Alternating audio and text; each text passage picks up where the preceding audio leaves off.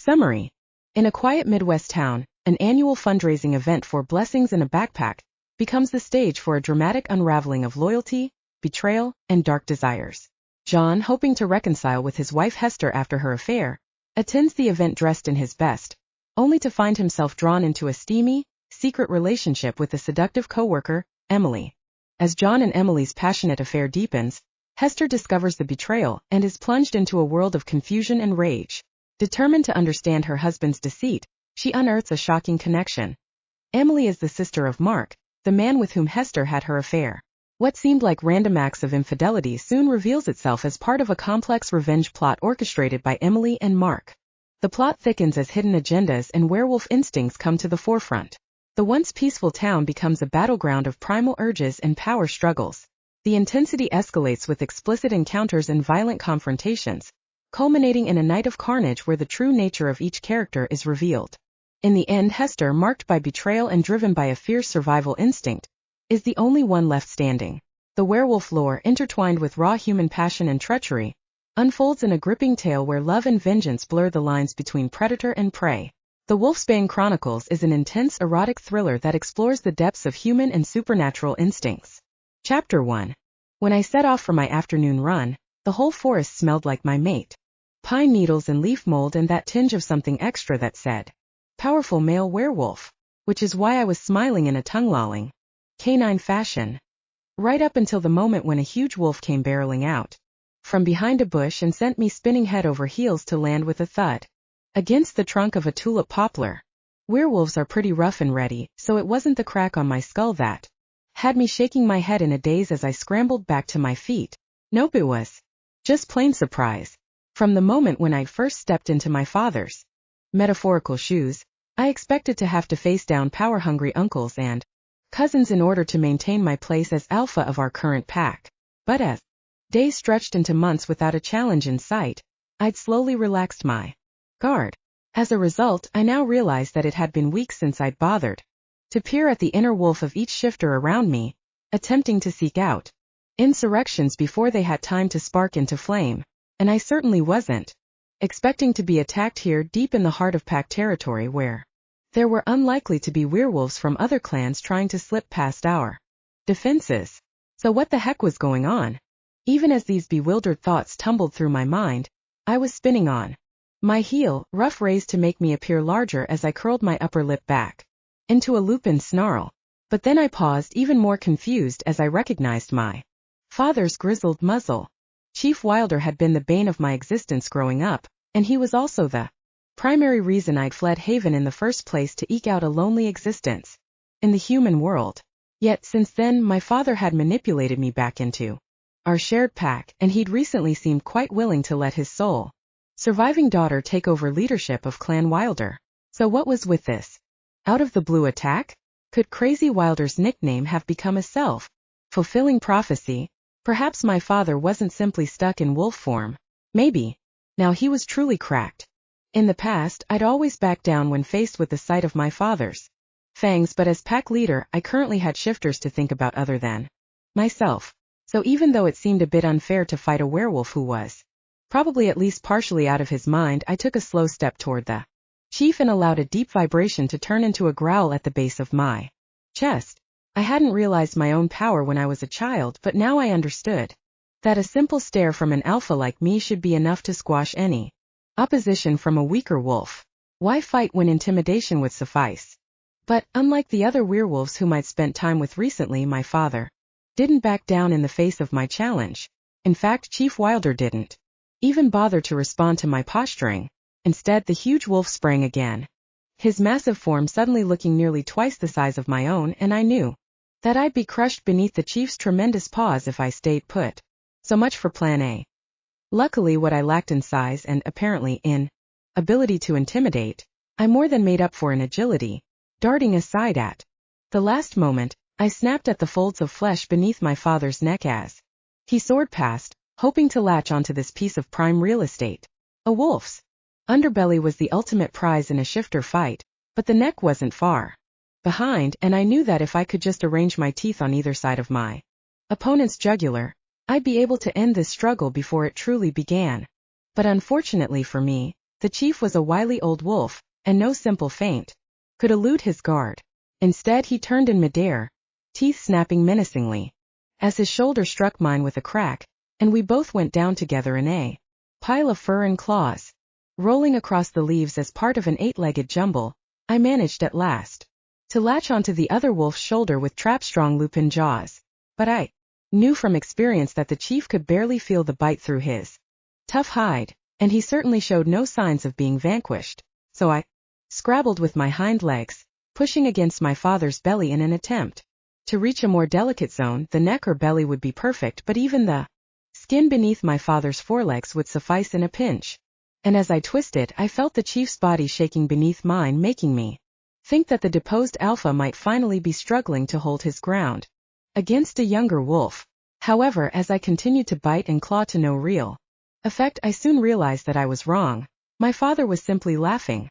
In fact, the chief was so confident of his own success that he was willing to give his daughter the opportunity to seek out a winning hold, waiting until I was forced to admit my own failure before ending the fight.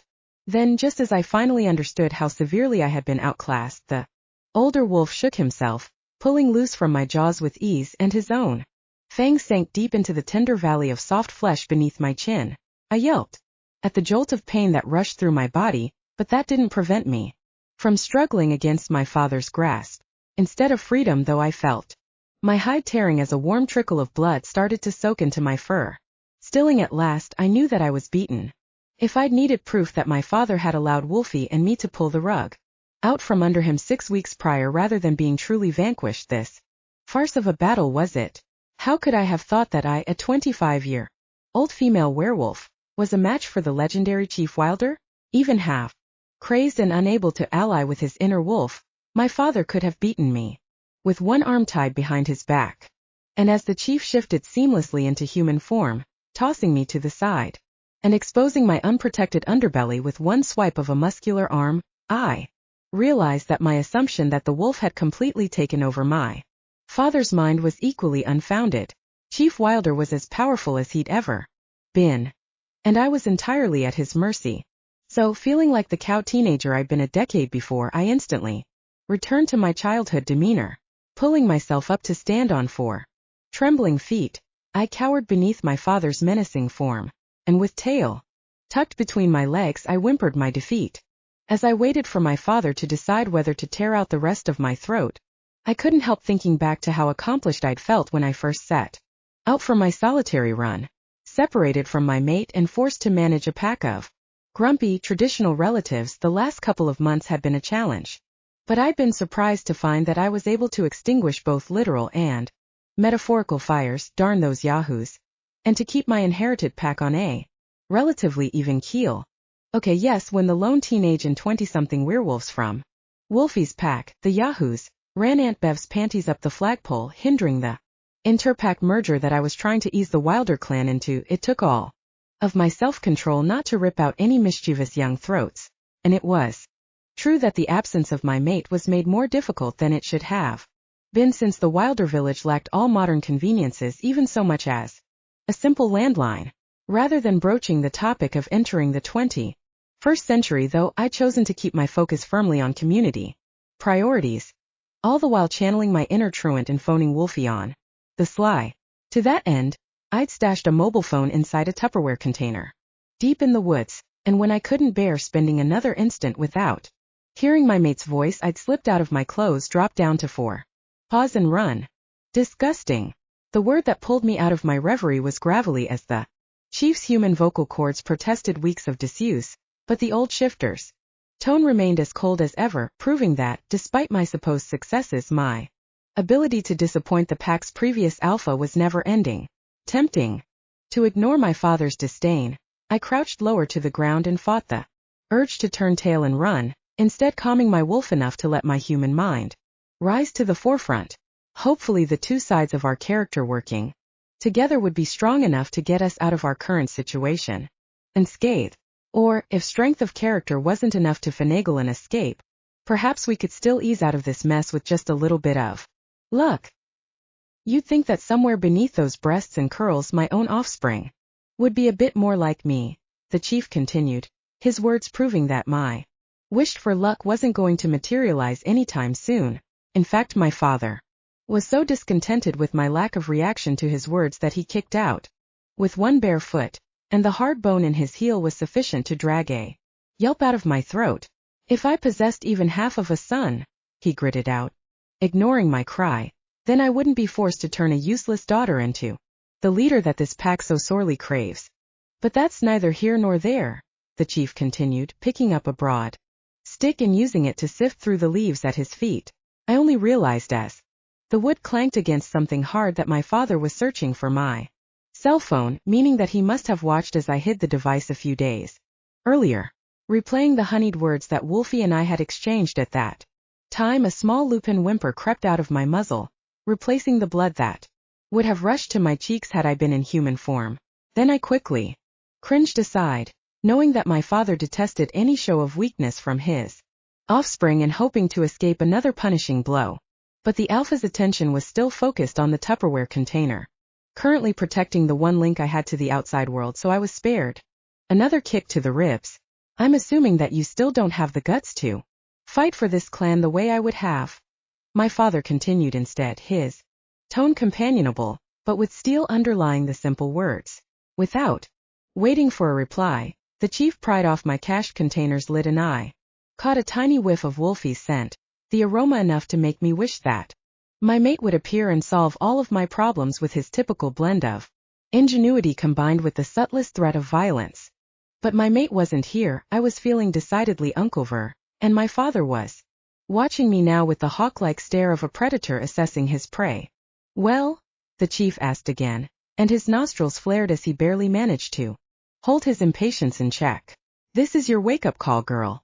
Are you or aren't you willing to face down the other pack leaders in wolf form to tear them apart if and when it becomes necessary, and to stand up as a true Wilder? Chief. In lieu of an answer, I cowered closer to the ground, and my father simply nodded as if my posture was reply enough.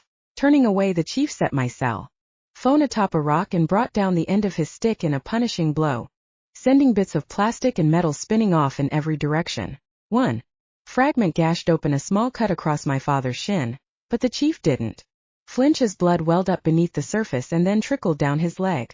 Instead, the shifter knelt to take my lupin cheeks in two strong hands. Then he forced my nose into the pile of debris the way a cat owner might punish a feline for shitting in the house. This will end, my father continued, his voice calm but cold. If I'd been able to, I would have rolled over onto my back then and exposed my belly in an immediate show of submission.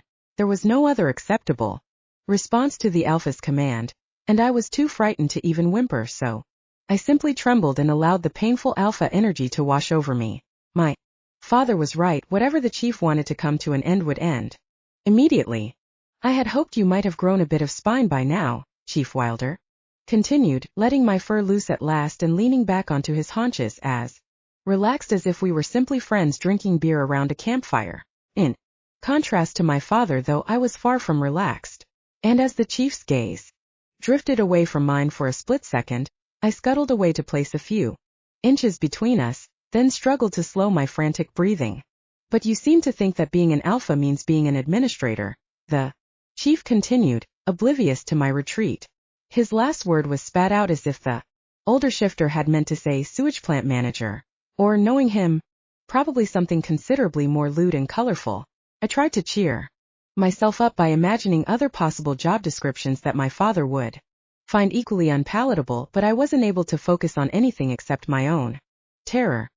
Not when the chief was clearly within a hair's breadth of ripping his own daughter to shreds so he could place someone more accomplished in charge of the Wilder clan. And yet, a satisfied smirk widened my father's mouth as he paused to consider my reaction before speaking again. You can't hide behind your boyfriend forever, the chief said at last.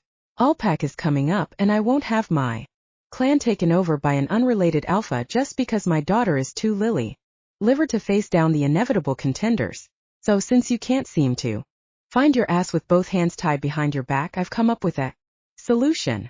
And as I emerged from my fright long enough to consider my father's words, I was ashamed to admit that my thoughts had been so fully occupied with keeping my uncles and cousins in line over the last few weeks that I hadn't spared a single thought for Alpac. The regional gathering of alphas met on every winter solstice to hash out rule changes and to smooth over disagreements, and, while intra-clan succession wasn't usually an issue at Allpack, my role as the first female alpha in living memory would definitely raise eyebrows. In fact, if I showed up without a plan, chances were good that I would go down beneath a pile of wolves on the first night, each alpha intent on becoming the new chief of Clan Wilder. Unfortunately, my father's troubled history with the other alphas definitely wouldn't help matters. The chief had held the greatest authority in our regional gathering for as long as I could remember, which should have given his daughter some credibility now that I stood in his place. But while most alphas built alliances based on marriage and on favors, my father instead opted to utilize trickery and intimidation to gain the upper hand. I could only imagine how thrilled those same alphas would be to take the manipulative bastard's offspring down now that they had the chance. Listen carefully, my father said, nudging my furry chest with his toe and returning my attention to the more immediate danger. Yes, I'd likely be torn apart at Allpack. But that was 3 weeks in the future, and my father looked inclined to save the other pack leaders the trouble of ripping out my jugular. So I obeyed my father's command, and I listened. You will cut off all ties with Wolf Young, my father gritted out. And you will play those stupid young alphas against each other until each one thinks that he'll marry into my place. Then, if you do your job capably enough, maybe I won't be forced to take control of this clan away from you. As he finished speaking, the chief's face abruptly contorted and I could see his wolf clawing back up through his human skin, a strangled howl breaking out of my father's hairless lips. And I shivered, knowing that while the chief might find it easy to vanquish me, the evidence of my own eyes proved that the once great Chief Wilder was no longer able to defeat his own wolf, which might feel like a relief right now while my father was stumbling away into the woods, his gait drunken as he fought against his lupin half, and lost. But the chief's weakness also meant that during the upcoming Allpack, the weight of protecting our familial clan would fall squarely onto my back alone, and my thin female shoulders hardly felt up to the challenge. Chapter 2. When I'd shifted to wolf form an hour earlier, I left my clothes in the pool house as a nod toward my stepmother Cricket's sense of propriety. But now I regretted that action as I neared the door on 2 bare human feet and smelled a strange alpha scent lingering along the stepping stones. I shouldn't have been surprised to pick up signs of a visiting alpha as I pattered up the walkway. After all, the outbuilding in question had always been my father's unofficial headquarters, the spot where other alphas came to plead their cases and to make deals with the all-powerful Chief Wilder. In fact, as a child I'd spent hours hiding behind the curtains listening to males posture and bargain while they played a competitive game of pool. So I wasn't entirely surprised by the current alpha's presence, but I was chagrined. Was this really how I would commence taking over the interpack relations portion of my new job? Completely naked with goosebumps covering my skin more from my father's verbal smackdown than from the cold? I didn't feel able to keep so much as a 5-year-old under control at the moment, and I definitely didn't want to spend the rest of this afternoon tiptoeing down the difficult path of striking deals with a visiting alpha. Instead, the mere notion of trying to be intimidating and coy all at once made my shoulders hunch and my steps falter. For a moment, I even considered heading over to the main house to dress in peace, but alphas never turned tail and ran, and as much as I thought that the other pack leaders' macho games of one-upmanship were annoying and childish, I was the one who had chosen to take my place in my father's world, which meant playing by the other alphas' rules. Plus, I would definitely prefer that this stranger's first impression of me came from the front, rather than having him catch a glimpse of my naked bum rounding the bend as I scampered out of sight. So I ignored my nerves, attempted to channel my father's arrogance, and strode into the pool house as if I owned the place, which I guess I did for the moment, and assuming that my father didn't opt to take it all back tomorrow. Greetings, I offered into the room's echoing silence. I'd managed to catch the visiting alpha off guard, so a tall broad back was all that met my eye. Taking advantage of the delay, I savored the visitor's scent, which was significantly stronger now that we were both present in the same room. Stronger. And oh so much like Wolfie's pine needles and leaf mold in that barely discernible hint of alpha male dominance. But, despite their similarities, I could never have confused my mate with the shifter standing in front of me, because underneath this alpha's primary aromas. I also picked up the barest hint of cold metal like a gun barrel being pressed up against the side of my brow, and the glimpse of the visitor's wolf that I caught beneath the man's skin made my own lupin half bare her teeth in a silent snarl. Sure, we're hunting, I warned my wolf, and she gave me that look that could have meant duh. How stupid do you think I am? Or perhaps, I thought with a shiver, my wolf is warning me not to hunt a hunter. All of these thoughts flitted through my mind in the time it took for the stranger to turn around, and I caught my breath when I was finally able to make out his countenance. The shifter could almost have been Wolfie's twin, although this man's face was objectively just the tiniest bit more handsome than my mate's due to the stranger's perfect regularity of feature. On the other hand, I noticed that my visitor's muscles were a trifle less pronounced than Wolfie's, a failing that the stranger made up for with words carefully calculated to prompt any young female werewolf to swoon. I was looking for Chief Wilder, the stranger said, striding forward to take my hand in his, rather than clasping our extremities into a shake, though the alpha lifted my fingers to brush the lightest kiss possible across the back of my knuckles, making me shiver at the contact. My involuntary tremor was actually caused by a sudden and intense burst of repulsion, but I was glad to see the stranger's lips curling up into a smirk as he incorrectly diagnosed my emotion as attraction. Better that this visitor think of me as a weak and easily flattered female than that we end up in a battle similar to the one I'd endured just half an hour earlier. The stranger paused to give my supposedly weak knees time to turn all the way to jelly, then he continued speaking. But no matter who I was originally looking for, I certainly appreciate the current beautiful company while I wait for your... He paused. Father. This was my opportunity to tell the visitor that I was the new Chief Wilder, and that he could discuss any business arrangements with me rather than waiting for my father's approval. I also wanted to step closer so the alpha could scent Wolfie's aroma on my skin, proving that I had been claimed by a much stronger werewolf than the one who had come into my pool house uninvited. Then I would have liked to have given the stranger a verbal slap for trespassing, finishing by sending the handsome but totally unattractive alpha on his way. But my father unfortunately was right. If I hoped to keep our clan under Wilder control during the upcoming all-pack without risking bloodshed, then I needed to build alliances with as many of the other pack leaders as possible. And since I would inevitably be the smallest wolf present at the gathering in the physical department, those alliances would have to be wrangled in a more roundabout fashion than by leveraging the simple physical intimidation that my father used to get his way, which meant batting my eyelashes and flirting and hoping that I could tempt the other alphas to think with a piece of anatomy other than their brains. Because, while I certainly had no plans to break my mate bond with Wolfie, regardless of how sticky all pack became, none of the other pack leaders needed to know that, now did they? So, ignoring the annoyance of my wolf, who would have vastly preferred biting the stranger's head off both literally and figuratively, I pursed my lips into a pout and said, Justin Young, you really don't remember me? I knew that I'd guessed the stranger's identity correctly when he tilted his head to one side, his gaze roaming slowly down the length of my body as he tried to place me within his own internal databanks.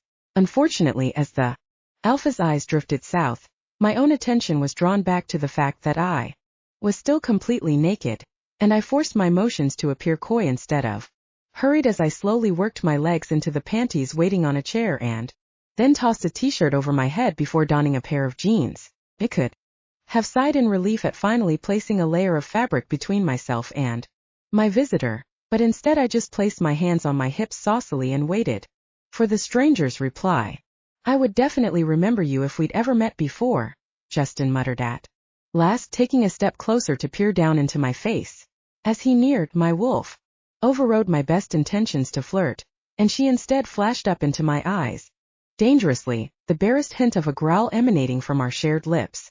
Luckily, Justin took our growl as a flirtation rather than as a challenge, and, raising his hand in mock surrender, the other alpha backed away and gave me the space to breathe once again. You were courting my sister at the last all-pack that I attended, I reminded the stranger, keeping my voice light with an effort. I'd suspected from the moment when I first smelled this visitor's scent that the man in front of me was a relative of my mate's, and now his reaction to the name Justin proved his status as my least favorite relative-in-law.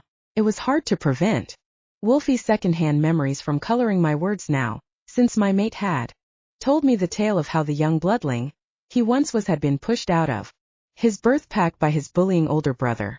My own memories of the alpha in front of me picked up a couple of years later when the same bully had led along my older sister during our all-pack gathering, then had broken her heart when he failed to contact the besotted teenager after the event ended.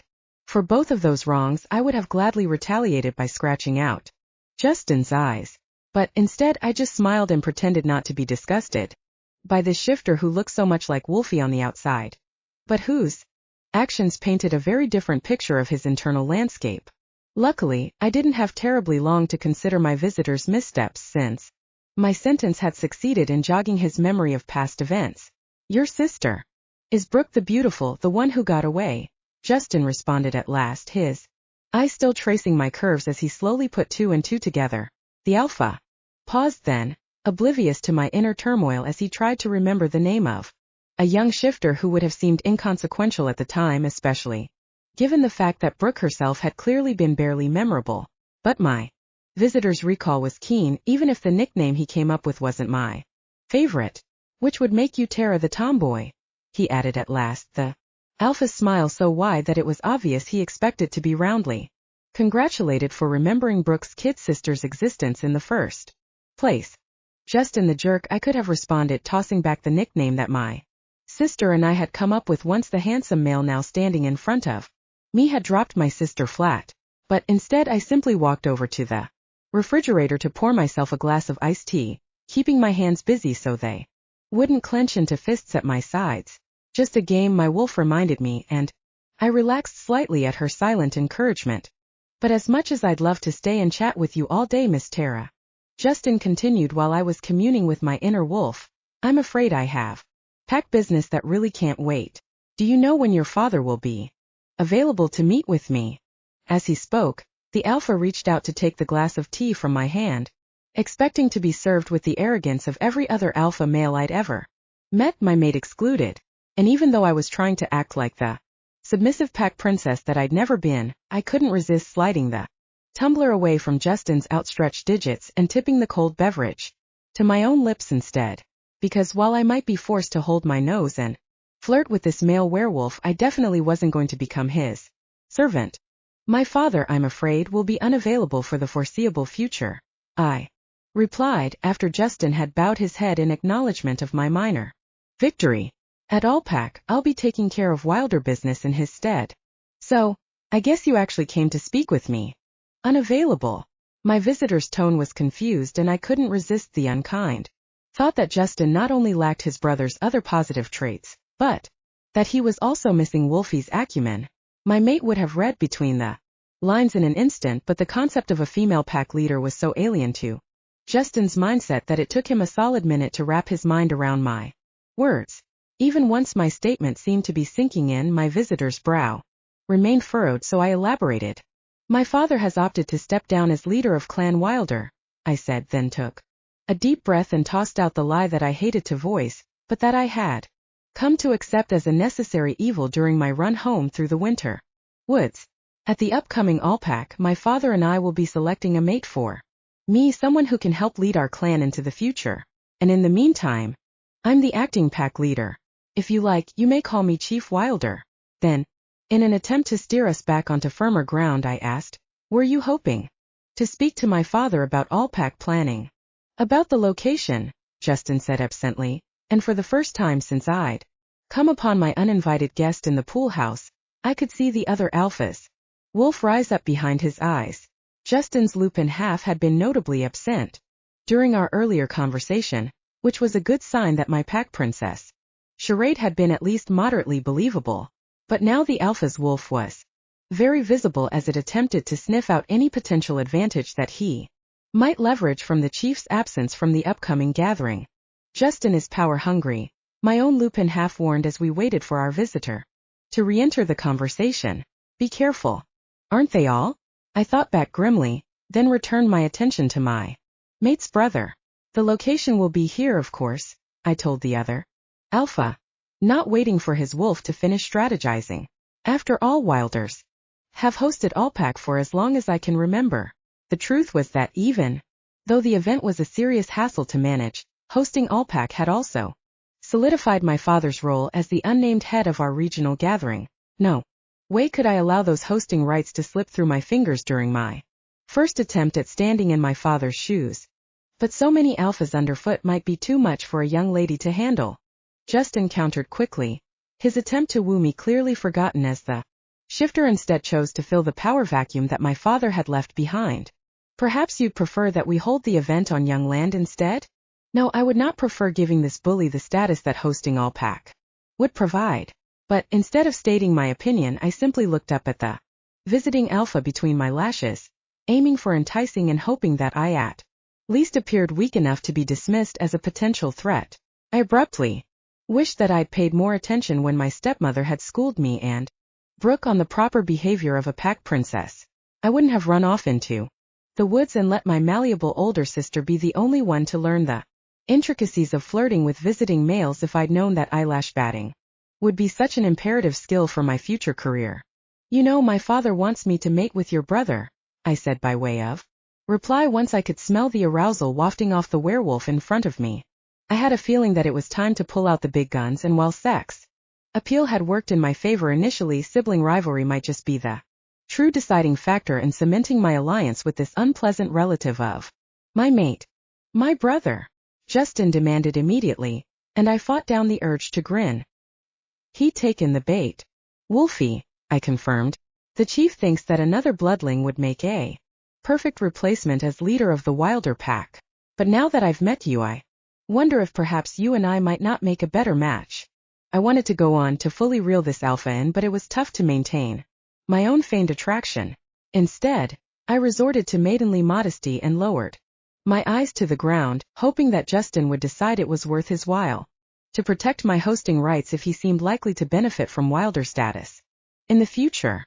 Plus, what red-blooded werewolf male could resist trying to upstage his little brother? And my visitor was sorely tempted, I could tell. But then Justin looked away from my downcast face and clenched his jaw. I'm already mated, he said gruffly. Then he reached down to raise my face with one finger beneath my chin. The gesture might even have seemed gentlemanly if my rampant wolf hadn't been able to discern that Justin's lupin half was snickering at my chagrin. Despite my best attempt at maintaining a poker face, my cheeks turned red from embarrassment as I realized that I'd made a fool of myself. Great job, Terra, I berated myself. Use your womanly wiles to gain the support of an alpha who isn't even available. AllPack had yet to begin, and here I was flailing about wildly, making enemies instead of allies. Chief Wilder would not be impressed. My mate and I are separating, though, Justin continued as he took in my blush. From Wolfie, the words would have been meant to cheer me up, but my mate's dark brother instead seemed to be musing largely to himself. She and I never were a good match. So perhaps. And as he spoke of casting off his current mate in favor of another woman, Justin's confidence sounded so very much like Wolfie's. So eerily familiar. And yet so much more malignant. I shivered, realizing that if I hadn't fled my home village as a teenager, I might easily have been forced to marry Justin in order to shore up my father's waning power. And while I was currently willing to feign consideration of this alpha's suit for the duration of a few short weeks, the idea of living with Justin for the rest of my life was unimaginable. But I had started down this path, so I would have to continue using every tool I had at my disposal if I wanted to achieve my goal. A goal that currently consisted of ensuring that our regional gathering continued to be held on Wilderland. So, when I was finally able to get words out through my suddenly tight throat, I asked, and the AllPack location? I'll consider it, Justin answered. Then, without a farewell, my mate's brother strode out the door and left me blissfully alone. Chapter 3. Pitiful, my father proclaimed, entering the pool house with twice the arrogance that I'd managed to muster in the face of the previously present alpha. If that's the best you can do, then we might as well roll over and let them tear our throats out now. I closed my eyes momentarily and took a deep breath, hoping to manage the stomach butterflies that had sprung up in response to today's back-to-back confrontations. Even when I was a teenager and totally under Chief Wilder's thumb, I'd usually managed to avoid speaking with my father more than once a day. Now, 2 dressing downs in one afternoon, with Wolfie's scary brother Smack dab in the middle was almost more than I could handle. Not that I would allow the chief to discern my weakness if I could help it. "Father, so good of you to drop by," I answered, sinking down onto the leather sofa that took up half of the entranceway, then doing my best to arrange my limbs so that I appeared relaxed. After all, it was better to sit down than to fall down, right? Then, continuing my show of nonchalance, I yawned widely, only to realize after the chief's eyes glinted that such a gesture was often a sign of confusion among canines.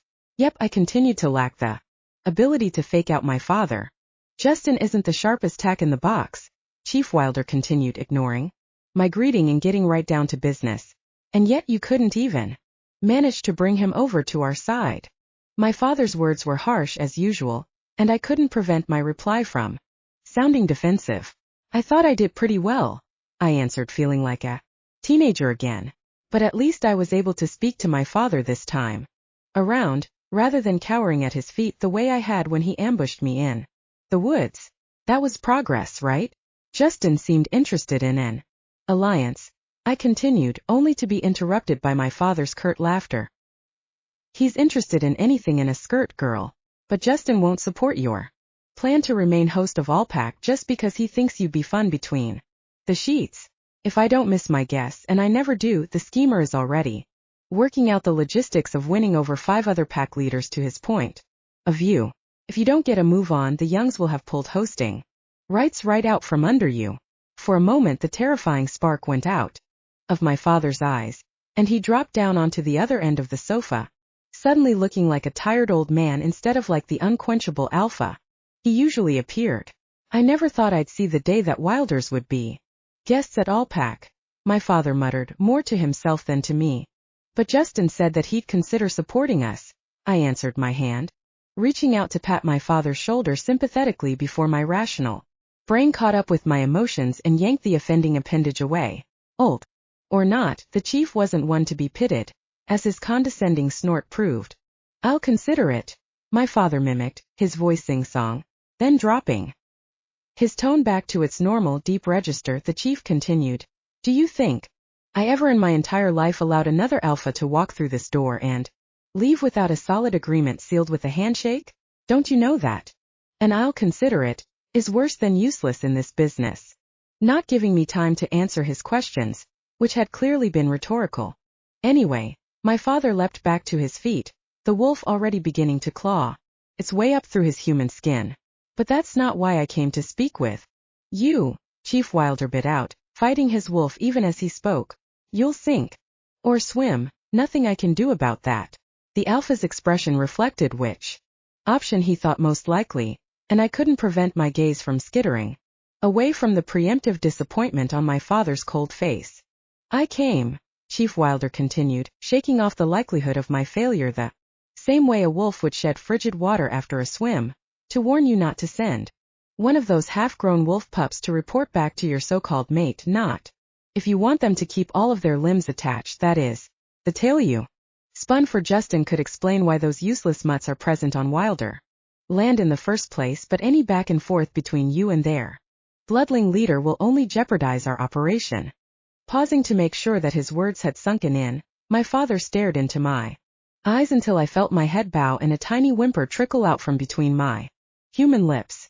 Then, his point made, the chief finished laying down the law. "There will be no contact between you and Wolf Young until Allpack is complete."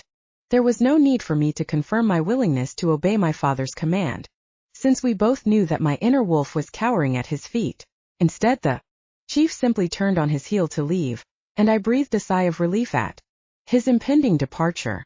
But my father wasn't quite done yet. Casting his final words back in my direction without the benefit of another glance, Chief Wilder warned, "I'll be watching. And, after my woodland defeat this afternoon, I had a feeling that I'd be swiveling to look back over my shoulder for a long time to come." I bent my head and submitted when my father growled, "But I had no intention of leaving Wolfie in the dark this time around. My mate's straightforward bloodling nature wouldn't be thrilled at the game I intended to play, but I knew that Wolfie would still support me in whatever manner he could, as long as my mate didn't catch me cuddling up to his brother with no warning beforehand, that was. So I would alert Wolfie now rather than allowing him to be blindsided. But how? I wasn't willing to risk the yahoos to my father's non-existent mercies, so even though I found all 4 of the youngsters gathered together in the sitting room of the main house when I entered, I just shot them a quick smile and clattered away up the stairs. Pack meeting in 10 minutes, I tossed back over my shoulder, knowing that the young werewolves would understand that I meant a conference between them and me alone, because even though I was acting as the current leader of the Wilder clan and had been living in Haven for nearly 2 months when I thought Pack Wolfie's band of misfits were the ones who came to mind, I might care enough about my relatives to bend over backwards in an effort to keep Clan Wilder together, but I didn't particularly. Like most of Haven's current residents, and the 4 yahoos watching me walk away were the only ones who I trusted to be my local accomplices, so I would fill those 4 and those 4 alone in on my current conundrum, and together we'd work on tracking down a workable solution.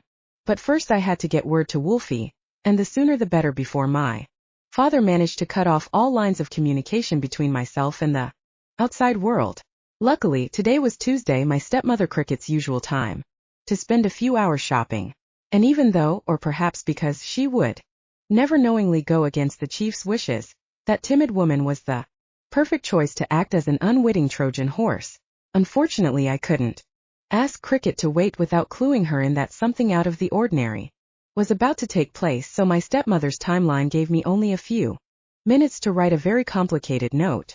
Wolfie, I began, pen scratching as quickly as I could move its tip across the back of a piece of junk mail. No time to explain. Father is back making crazy. Man. Terra. My stepmother's timid voice came from outside my closed door, right? On cue. I'm heading out. Do you want me to pick anything up for you while I'm in town? I won't be able to call or write. Don't worry. I love you and we are mates. Underlined these last 3 words so forcefully that I almost tore through the paper. Then I concluded, please play along. Finally, hurriedly folding my so-called explanation, I addressed an envelope to carry the missive to my mate. Just a minute, I called to Cricket, looking frantically through my desk drawer for a stamp. Nothing. I've got an overdue book if you don't mind running it by the library, I continued, speaking loudly so my stepmother could hear my voice as I sifted through badly organized supplies. I just have to dig the thing up. Of course, dear, Cricket replied, and I felt more than heard the doorknob turning as she entered my bedroom uninvited. I only had a second to decide whom to trust, my stepmother or an unknown library patron who would have no reason not to steal my money and toss my letter into the trash. The choice was clear. Taping a dollar bill to the outside of the envelope, I slipped the whole thing inside the back cover of the library book, then turned to face my stepmother with a calm smile on my face. Here it is, I said, handing over the text that had been sitting on my desk all along. The novel wasn't even overdue, and I was only halfway through the story, but true love requires sacrifices, right? Then I cocked my head, taking in my stepmother's rosy cheeks for the first time. She looked positively radiant, and I immediately guessed that the chief had dropped by in human form to talk with his wife, which meant that Cricket would be watching me now, reporting back to her husband about my every misstep. And while I was confident that the timid werewolf loved me in her own unique way, I didn't kid myself into thinking that she had ever gone against the chief's wishes in the past. I certainly wouldn't expect her to start now. Your father is able to shift again, Cricket exclaimed in response to my questioning glance, confirming my supposition about the cause of her exuberance. If my stepmother had been a more demonstrative woman, she would have enfolded me into a hug, and as it was, one veiny hand did rise to brush against my cheek. Isn't it wonderful? The woman added. My father's menacing presence certainly wasn't wonderful from my point of view, but I forced a smile onto my face. Cricket's enthusiasm had the benefit of preventing her from taking a single look at the book in her hands, so perhaps Wolfie would receive my letter after all, and that was wonderful. So that's the deal, I finished, meeting each youngster's gaze in turn.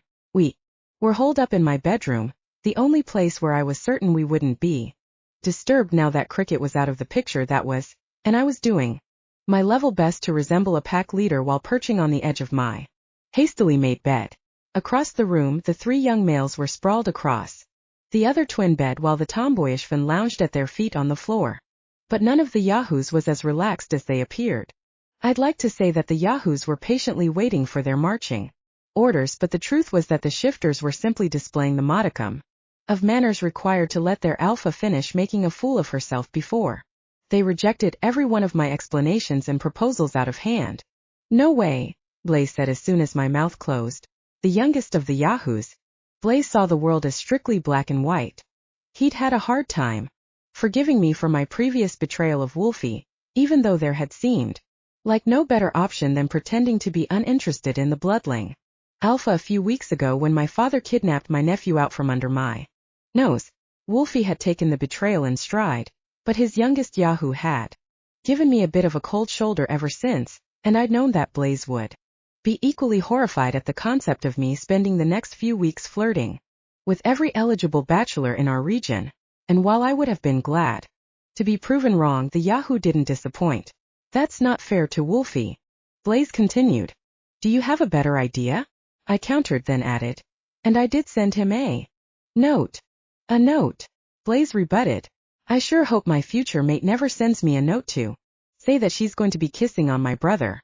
But not to worry, she loves me more. I blushed, Blaze's words remarkably close to the ones that had made up my 32nd letter to my lover, and while I hoped that my mate would be able to plumb the depths of his calmer temperament in order to read between the lines both of my note and my upcoming behavior, I was well aware that it would be a tough sell for Wolfie to watch me sniffing around other males. Definitely would have loved to come up with a better solution, but my father wasn't the only one pushing me toward this underhanded method of maintaining Clan Wilder's status. There simply didn't seem to be any other way to hold our pack together. Well, no other way except the obvious.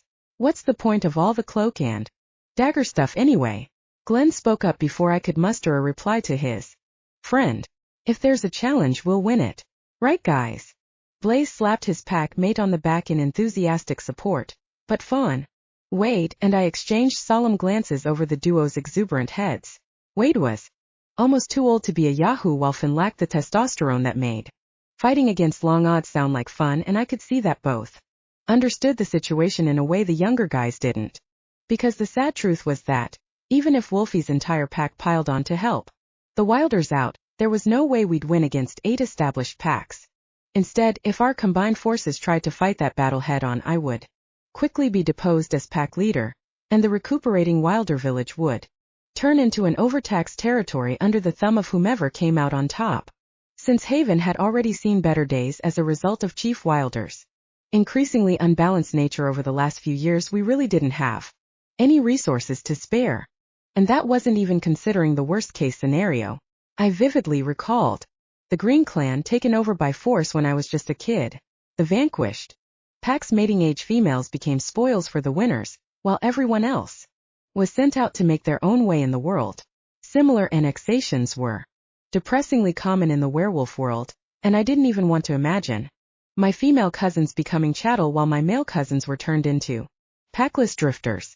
Not on our watch, my wolf replied silently, and I was glad to have a Lupin companion to bolster my waning courage. The support of the two level-headed Yahoos didn't hurt either. In fact, while I'd been reminiscing, Wade and Fawn were already bringing their cohorts into line.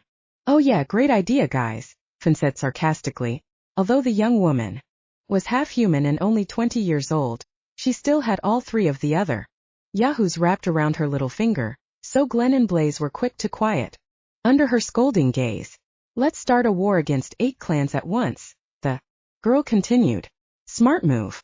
If Terra thought there was any other way to hold this pack together, she would have suggested it already, Wade added, throwing his quiet support in with me and Fawn as soon as the girl had finished. I shot them both a grateful glance, then waited to make sure that both Glenn's and Blaze's wolves submitted beneath their human skins. As soon as the 2 Yahoos' eyes flitted to the side, I went on, not needing to kick the shifters while they were down the way my father would have. Well, you'll be glad to know, I said, finally back on task, that we'll be starting our campaign with something a little less sleazy: tea parties. I have a good friend who I think might be able to help us. Chapter 4. No, dude, it's your turn to set the table, Glenn said, cracking a dish towel across Blaze's butt.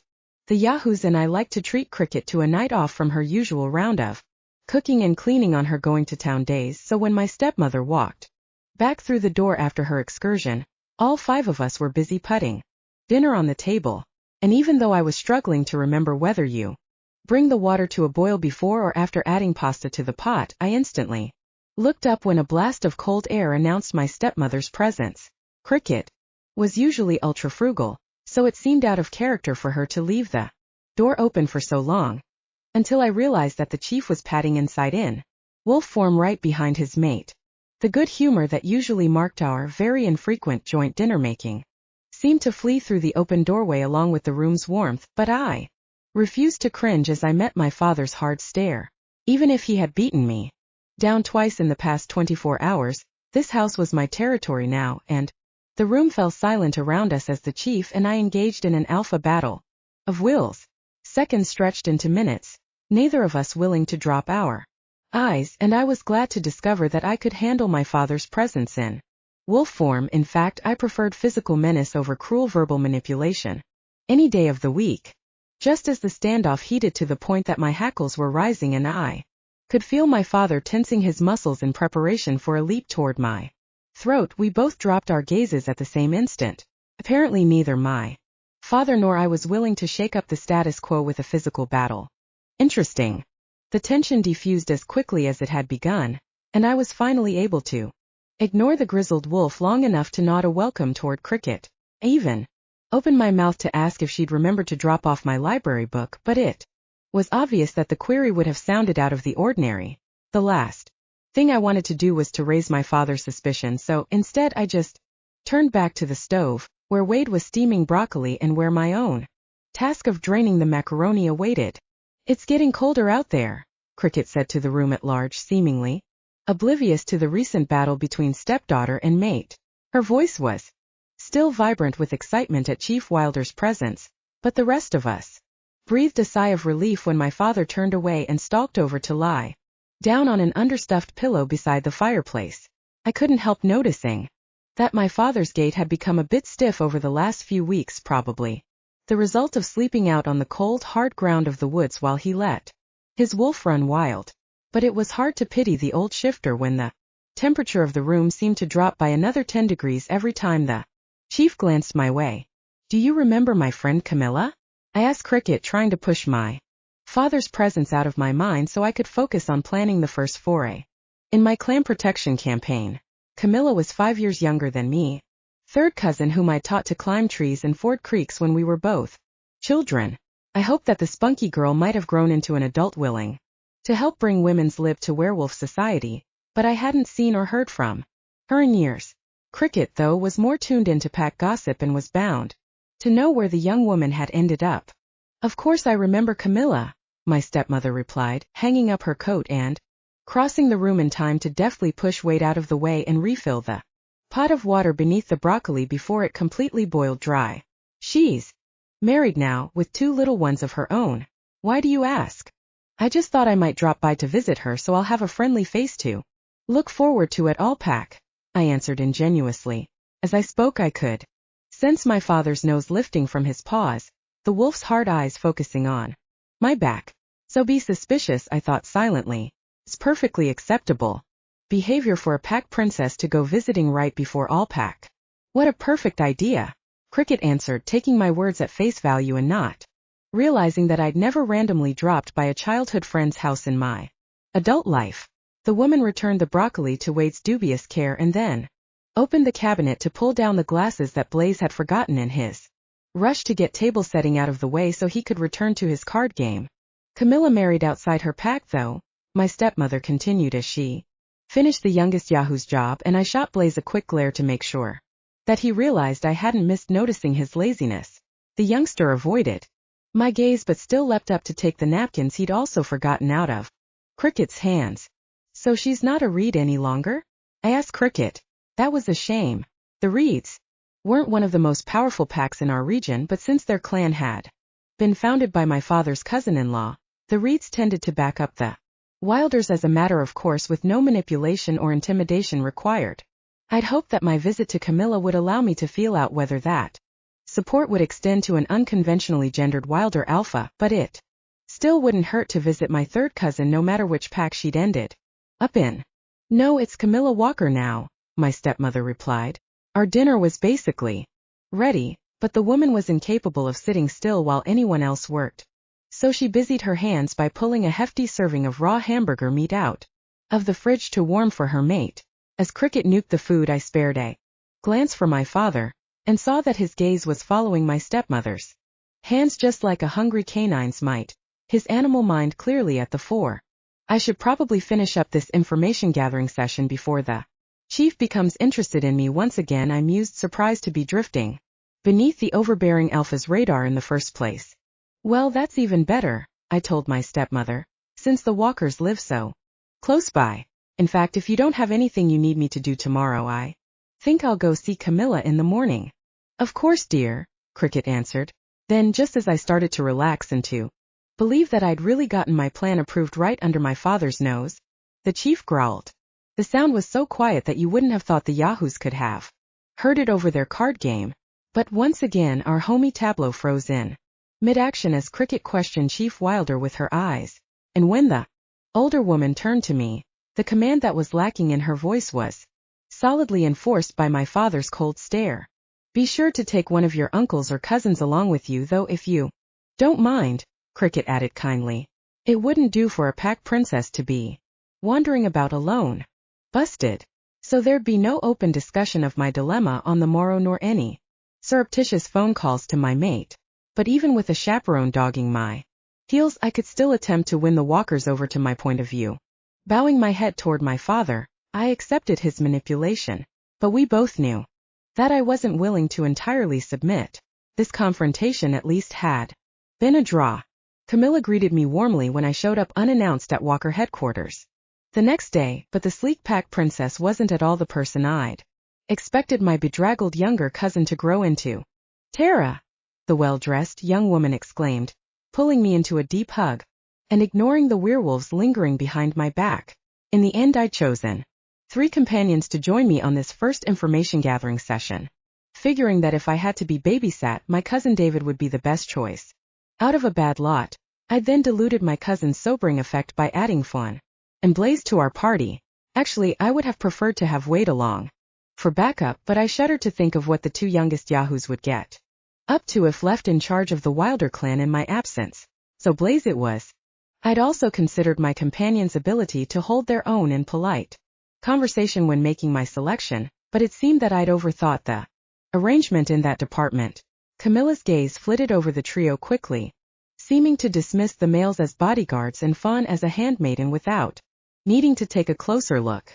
Come on in and have some cookies, Camilla said as she released me from the hug, and I almost thought the familiar words were emanating from my stepmother's mouth. When had my tomboy cousin turned so domestic? I'm sorry to show up out of the blue like this, I offered, realizing my lack of manners even though Camilla was too polite to point out my flawed behavior. I'd been unable to call ahead due to the Wilders' backward stance on technology, but the Walker clan was clearly of Wolfie's school of thought when came to modernity, and my third cousin probably would have expected a phone call to precede my visit. In fact, as we'd driven up to Camilla's home, I'd been surprised to realize that my cousin's new pack lived within a suburban, middle-class neighborhood, in which shifter residences were peppered between those of unrelated humans. Probably due to this proximity to non-werewolves, I hadn't seen a single shifter in wolf form as we passed by, which probably made living here feel a bit stifling to the inhabitants, but perhaps the contact with non-lupin humans also boded well for the Walkers' willingness to support a female pack leader. I could only hope that would be the case. My hostess wasn't fazed by the lack of advance notice, but as she welcomed me into her perfectly decorated home, I was a bit fazed by how fully my friend had embraced motherhood. I'm always glad to see you, Terra, my cousin said, turning on a kettle for tea at the same time that she fended off the reach of a sticky toddler who seemed inclined to take the whole plate of cookies away with him. The child was old enough to talk, and I counted backwards quickly, realizing that my cousin must have been mated and pregnant before she turned 17. How had the spunky youngster I'd once known learned to toe the party line so quickly? As Camilla and I made small talk, my companions faded into the background, evidently realizing before I did that Camilla wasn't going to invite them to sit down and partake of the offered snacks. I resolved to stop and buy my companions an ice cream cone apiece on the way home, and I felt especially sorry for David, who had harbored a bit of a crush on Camilla back in the day. To David's dismay, my little third cousin hadn't been interested in him then, and the grown-up version of Camilla definitely considered my companion beneath her notice now, because it turned out that Camilla hadn't just married any old walker, she'd netted herself the pack leader's oldest son Chad, who seemed poised to follow in his father's footsteps within the next decade or so, and Camilla was as in love with the idea of becoming a pack leader's mate as she was in love with Chad himself, whose awesomeness the young woman described in excruciating detail. But you aren't honestly telling me that you haven't found a mate yet? Camilla asked at last, her effusions finally petering out at the same time that our gossip about common acquaintances died down. My wolf whined silently, and I agreed with her. The current distance we were forced to maintain from our own mate felt even more painful in the face of my cousin's obvious marital bliss. Luckily, it looked like I might be saved from an extended discussion of my advanced age and spinsterhood when the infant on Camilla's lap began to cry, diverting my cousin's attention momentarily and prompting her to raise the baby to her shoulder and gently pat its back. But my reprieve was short. There's no one you have your eye on, the younger woman continued, raising her voice to speak over the child's cries, as if similar complaints were so frequent that she filtered the sound out unnoticed. This was my chance to take my cousin into my confidence, to tell her that Wolfie and I were mates, but that I was being forced to play the field in an effort to keep Wilders on top at the upcoming all-pack. During our trip here, I planned to do exactly that, figuring that the youthful Camilla I remembered would be glad to take part in any mischief, even if she didn't remember me as fondly as I remembered her. David would be a problem since he'd likely report back to my father, but I felt confident that I could wrap the chaperoning cousin around my finger during the ride home. But now, I wasn't even sure if I could count on Camilla to back up my stance as pack leader in the first place, let alone to ask her husband to do the same. And I definitely didn't feel comfortable spilling my guts to this 20-year-old Madonna over tea and cookies. So instead I evaded the young woman's gaze and gathered my thoughts, trying to decide how to respond. Even with her hands full of baby, my cousin saw right through my budding artifice and laughed. There is someone, she teased, and he must be almost as handsome as Chad from that look on your face. But what? His pack doesn't want you? Your father doesn't want him? Or is the lucky guy a young? Camilla had unintentionally brought up a sore point that I hadn't even taken into consideration during Wolfie's courtship 2 months prior. Now I remembered that, although 10 clans came together each year for all-pack, only 4 were heavy hitters. There was Chief Wilder, who scared everyone else into line, and the Walkers, whose pack Camilla had married into and who tended to garner nearly as much respect as the Wilders in a more mild-mannered sort of way. A third clan, the Bells, were so quiet that they were sometimes overlooked, but their leader was always listened to on the rare occasions when he did choose to speak. And then there were the Youngs.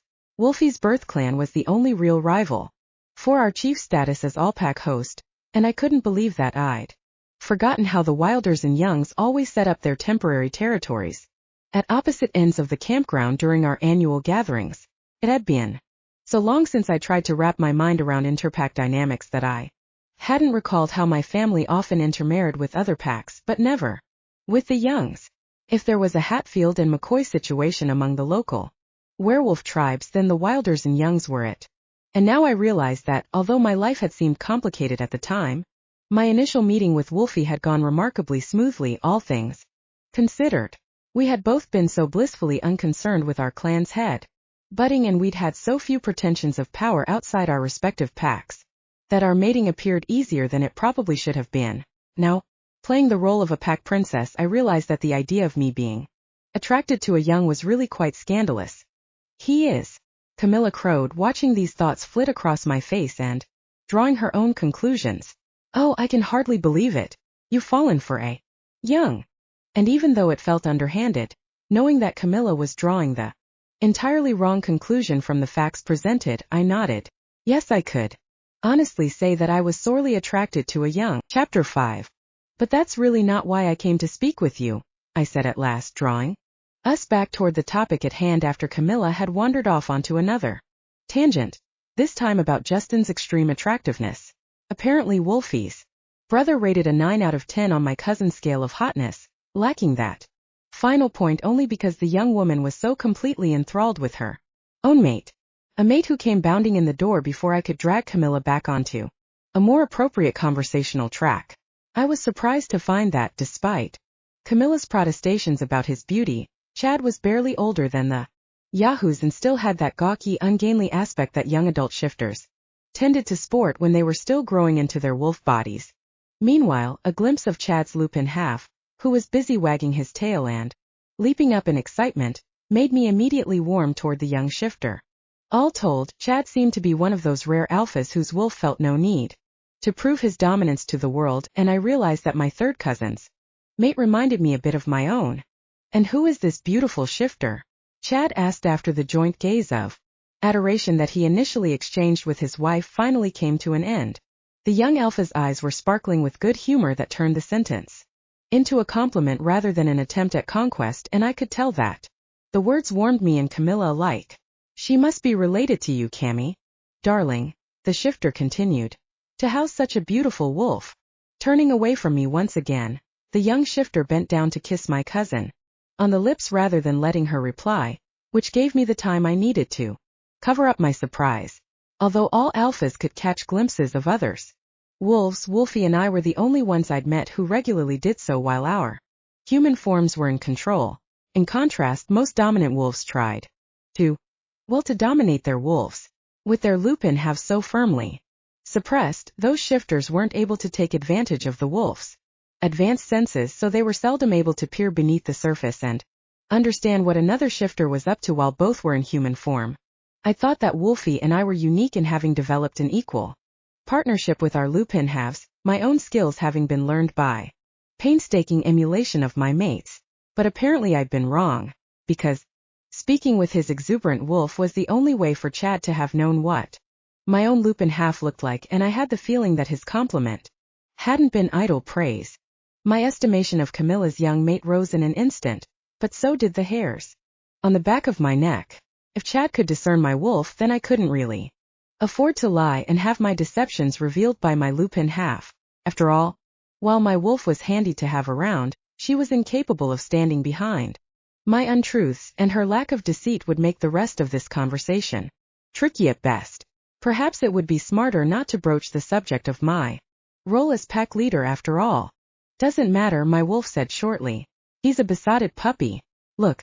At my wolf's command, I peered more closely at Chad and Camilla as they slowly broke out of their shared embrace, and as I did so, I could understand my wolf's point of view. The duo's lupin halves were so firmly focused on each other that it was a wonder Chad had been able to notice his visitor's wolf at all. Hopefully, the young alpha would be too busy casting puppy dog eyes at his mate during the rest of my short stay as well, and wouldn't notice that I wasn't quite on the up and up. But despite Chad's lack of focus, I still wanted to take my leave as quickly as possible just in case. And as I was mustering the words for a polite farewell, Chad settled down onto the arm of his mate's chair and speared me with a level gaze. So why did you come to speak with my mate? He asked.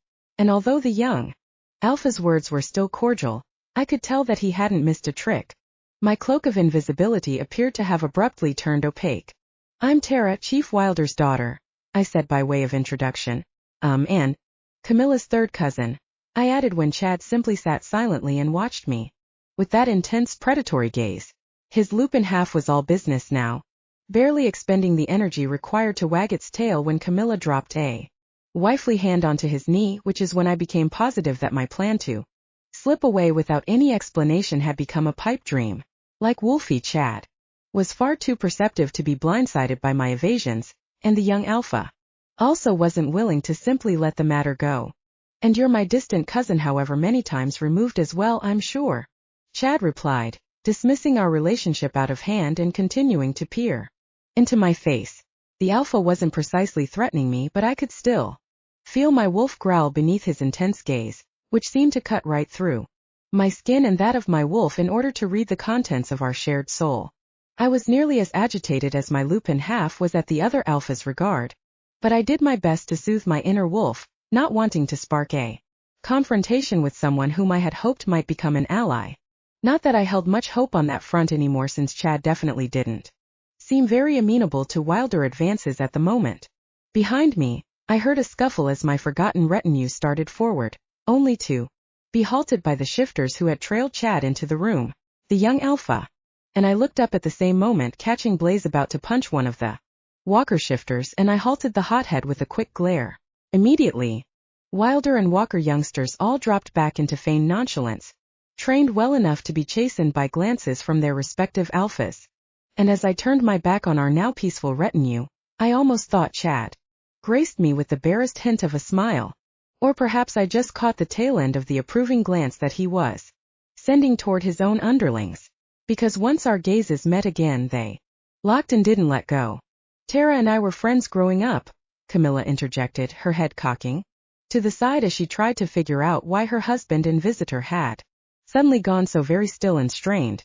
The sweet young shifter was too submissive to be able to tease out any clues from our wolves, but I could tell that she had picked up on, and was surprised by, the tension emanating from her usually easygoing husband. Terra just came by to catch up, the girl added, shooting worried glances between me and her mate as she tried to break the ice. Cammy, anyone would be lucky to catch up with you, Chad said almost absent-mindedly, not once taking his eyes off mine. If he'd been in wolf form, the young alpha would have been circling around in front of his mate, shielding her from potential danger, and I could tell that he wished Camilla was no longer in the room. But I suspect Terra is here with something else entirely on her mind, something pertaining to Allpack perhaps. Darn my easy blushes.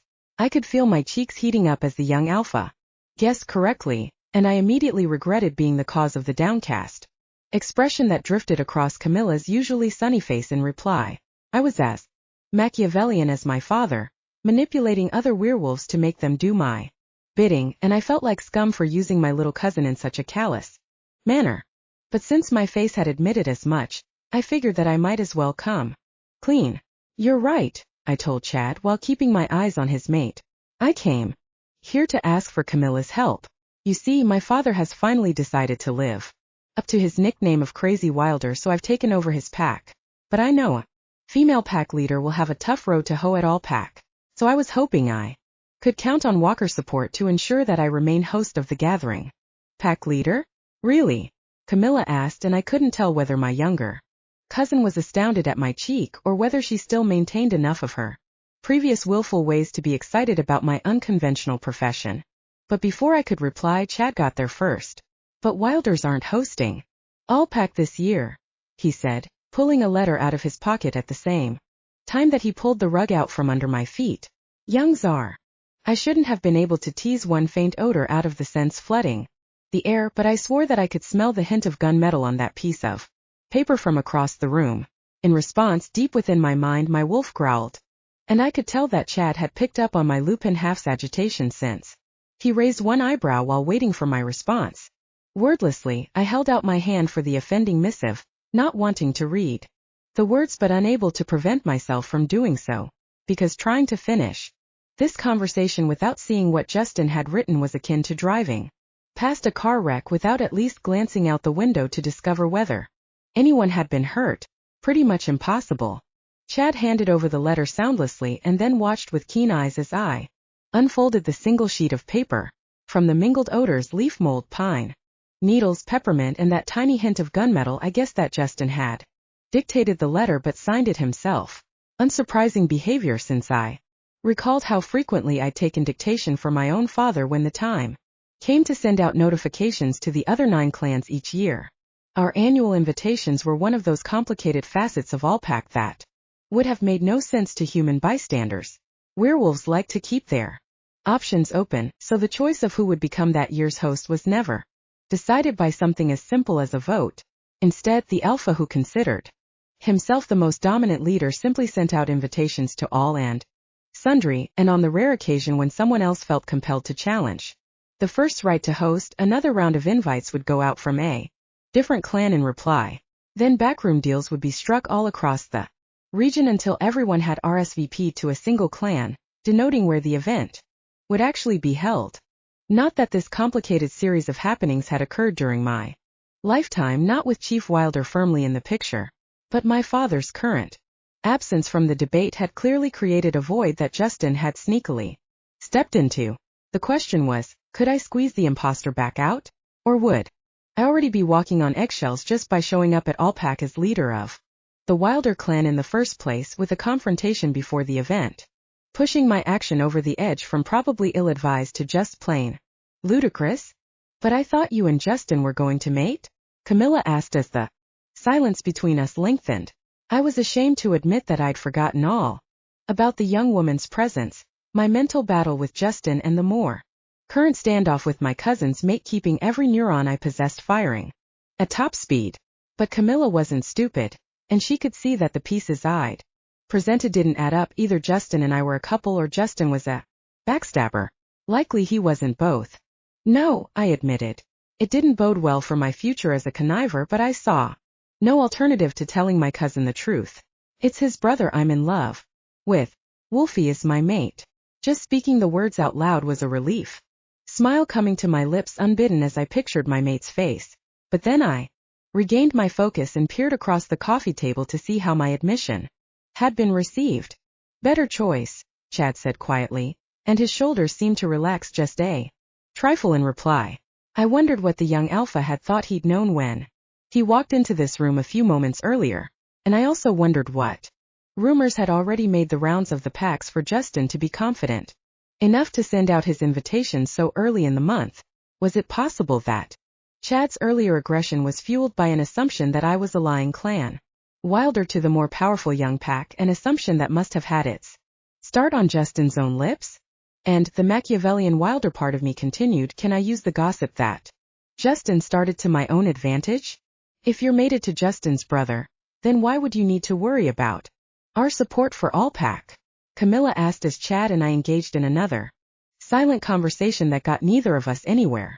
Wolfie's one of the most powerful alphas in our region, even if his pack is a little, well, unconventional. I finally started paying attention to my cousin again as her words sunk in. Camilla wasn't as much of a pack princess as I'd thought, apparently her quick mind quite capable of grasping the intricacies of the upcoming power struggles. And in a way the young woman was right. If Wolfie and I simply merged our packs together, then my mate definitely could hold off all comers. So why hadn't I taken advantage of being out from under my father's thumb today in order to pound on Wolfie's door and ask him to help me bolster the Wilder's waning power at Allpack? In a way I was making the situation more difficult than it had to be by following my father's mandate, but the truth was that I didn't want to surrender leadership of the clan that I'd been born into, even if the pack would be transferring into Wolfie's capable hands instead of into his brother's. My mate and I had chosen to keep our clans divided last fall in the interest of making the leadership transition a little less abrupt for my relatives, and even with a Wilder in charge it was still rough going bringing my straight-laced cousins and uncles into the 21st century, since the Yahoos and Wilder still mixed like oil and water. Even though they'd been sharing the same space for weeks, it seemed premature to merge our two packs before the time was right for everyone involved. So, even though I knew that Wolfie could protect my rights at Allpack, I didn't want him to. The act would have turned my mate into the real alpha of Clan Wilder, and would inevitably have resulted in a round of challenges from my less rational cousins. In the end, I was confident that Wolfie could tear each alpha pretender apart, but his success would only result in further polarizing Haven into opposing camps, a division from which my relatives might never return. As I struggled to explain this viewpoint to my cousin, Camilla's face became more confused, but her mate slowly cleared. At last Chad stopped me before I could walk down any more blind verbal alleys. Standing, the young alpha held out his hand, and I unconsciously rose to my feet to follow his lead. All right, Chad said, his wolf resting its head on front paws now that the decision had been made. The Wilders have my support. Chapter 6. So I won one and I lost one. Both walkers and reeds, as I later discovered. When one of Camilla's younger sisters came to call a few days later, were willing to support my bid to host Allpack. But Justin had sent out invitations before I thought to do so, and my gut said that I wouldn't be able to garner enough additional supporters during the next few weeks to reclaim Clan Wilder's former place in the regional arena. As a result, even though my father growled in protest, I decided to take a slower approach to my goal, ceding the field to Justin for the time being. I was confident that, as long as I was able to hold my own within the Wilder clan, my relatives and I would be able to claw our way back to the top of the werewolf social heap given enough time. So for now I'd stay focused on getting Haven's internal affairs in order. The chief clearly wanted to argue the point, but our pack's former leader had exhausted his ability to shift into human form during our 2 previous confrontations, and a lack of human words meant that he could no longer micromanage Wilder affairs. So even though my father's occasional loop-in presence was a damper on the Yahoo's good spirits, we all enjoyed a bit of breathing room during the weeks that followed. But I missed Wolfie. I hadn't realized how much strength I'd been drawing from our regular phone calls until they were taken away, and without that release, I instead ended up spending hours every day running through the woods in loop-in form just to maintain my own sanity. Everything was simpler when I donned fur, decisions narrowing down to simple branches in the physical trail, rather than consisting of treacherous choices about how to manage my uncles and what to do at the upcoming all-pack. It was a relief to submit to my wolf's simple mind, her loop-in brain uninterested in worries about what the future would hold when the present offered open woods and endless trails for our fleet feet. It also helped that I felt closer to my mate in wolf form, even though the 2 of us were hundreds of miles apart, with my father continuing to stand between us. I could remember running through woods much like these with the bloodling Alpha by my side, and if I closed my eyes now, I could almost hear Wolfie's paws thumping across leaves in tandem with my own. The memory made my loop-in and human brains unite in shared joy, and our daily runs made up, at least in small part, for the cold loneliness of our bed at night. So when I returned home from the woods 1 week before all-pack, my mind had stopped racing and my face was serene, until, that is, I smelled the faintest hint of leaf mold and pine needles intermingling with the aroma of stew bubbling away on the kitchen hob. Immediately my hand stilled on my shoelaces and I strained to determine whether the addition of gunmetal was also present within the barely discernible aroma. But rather than catching Justin's signature aroma, I instead realized that the air was filled with the cool odor of peppermint, and when I turned I found a female face instead of either of the sets of male features that I'd been expecting. The stranger was about Blaze's age, but she and the Yahoos shared no other traits in common. Instead of rowdy good spirits, this young shifter looked poised to flee, and a glance at her inner wolf confirmed the sentiment. Physically, my visitor reminded me more of my third cousin than of the Yahoos, since both women were sleek and polished, but there was none of Camilla's exuberance about this girl, and I couldn't help thinking that my visitor looked more cat than wolf. While I perused her form in silence, the peppermint-scented youngster clutched a book to her chest like a shield in an attempt to block out the terrifying world. And if I'd been feeling kind, I might have turned away then and given the girl space to build up her courage. But something about the stranger set my teeth on edge, so I just waited, and finally my guest unclasped her hands wordlessly and held out the text like an offering. Even as her arms stretched toward mine, I noticed that my visitor kept her gaze firmly anchored on the floor, her eyes never once meeting my own.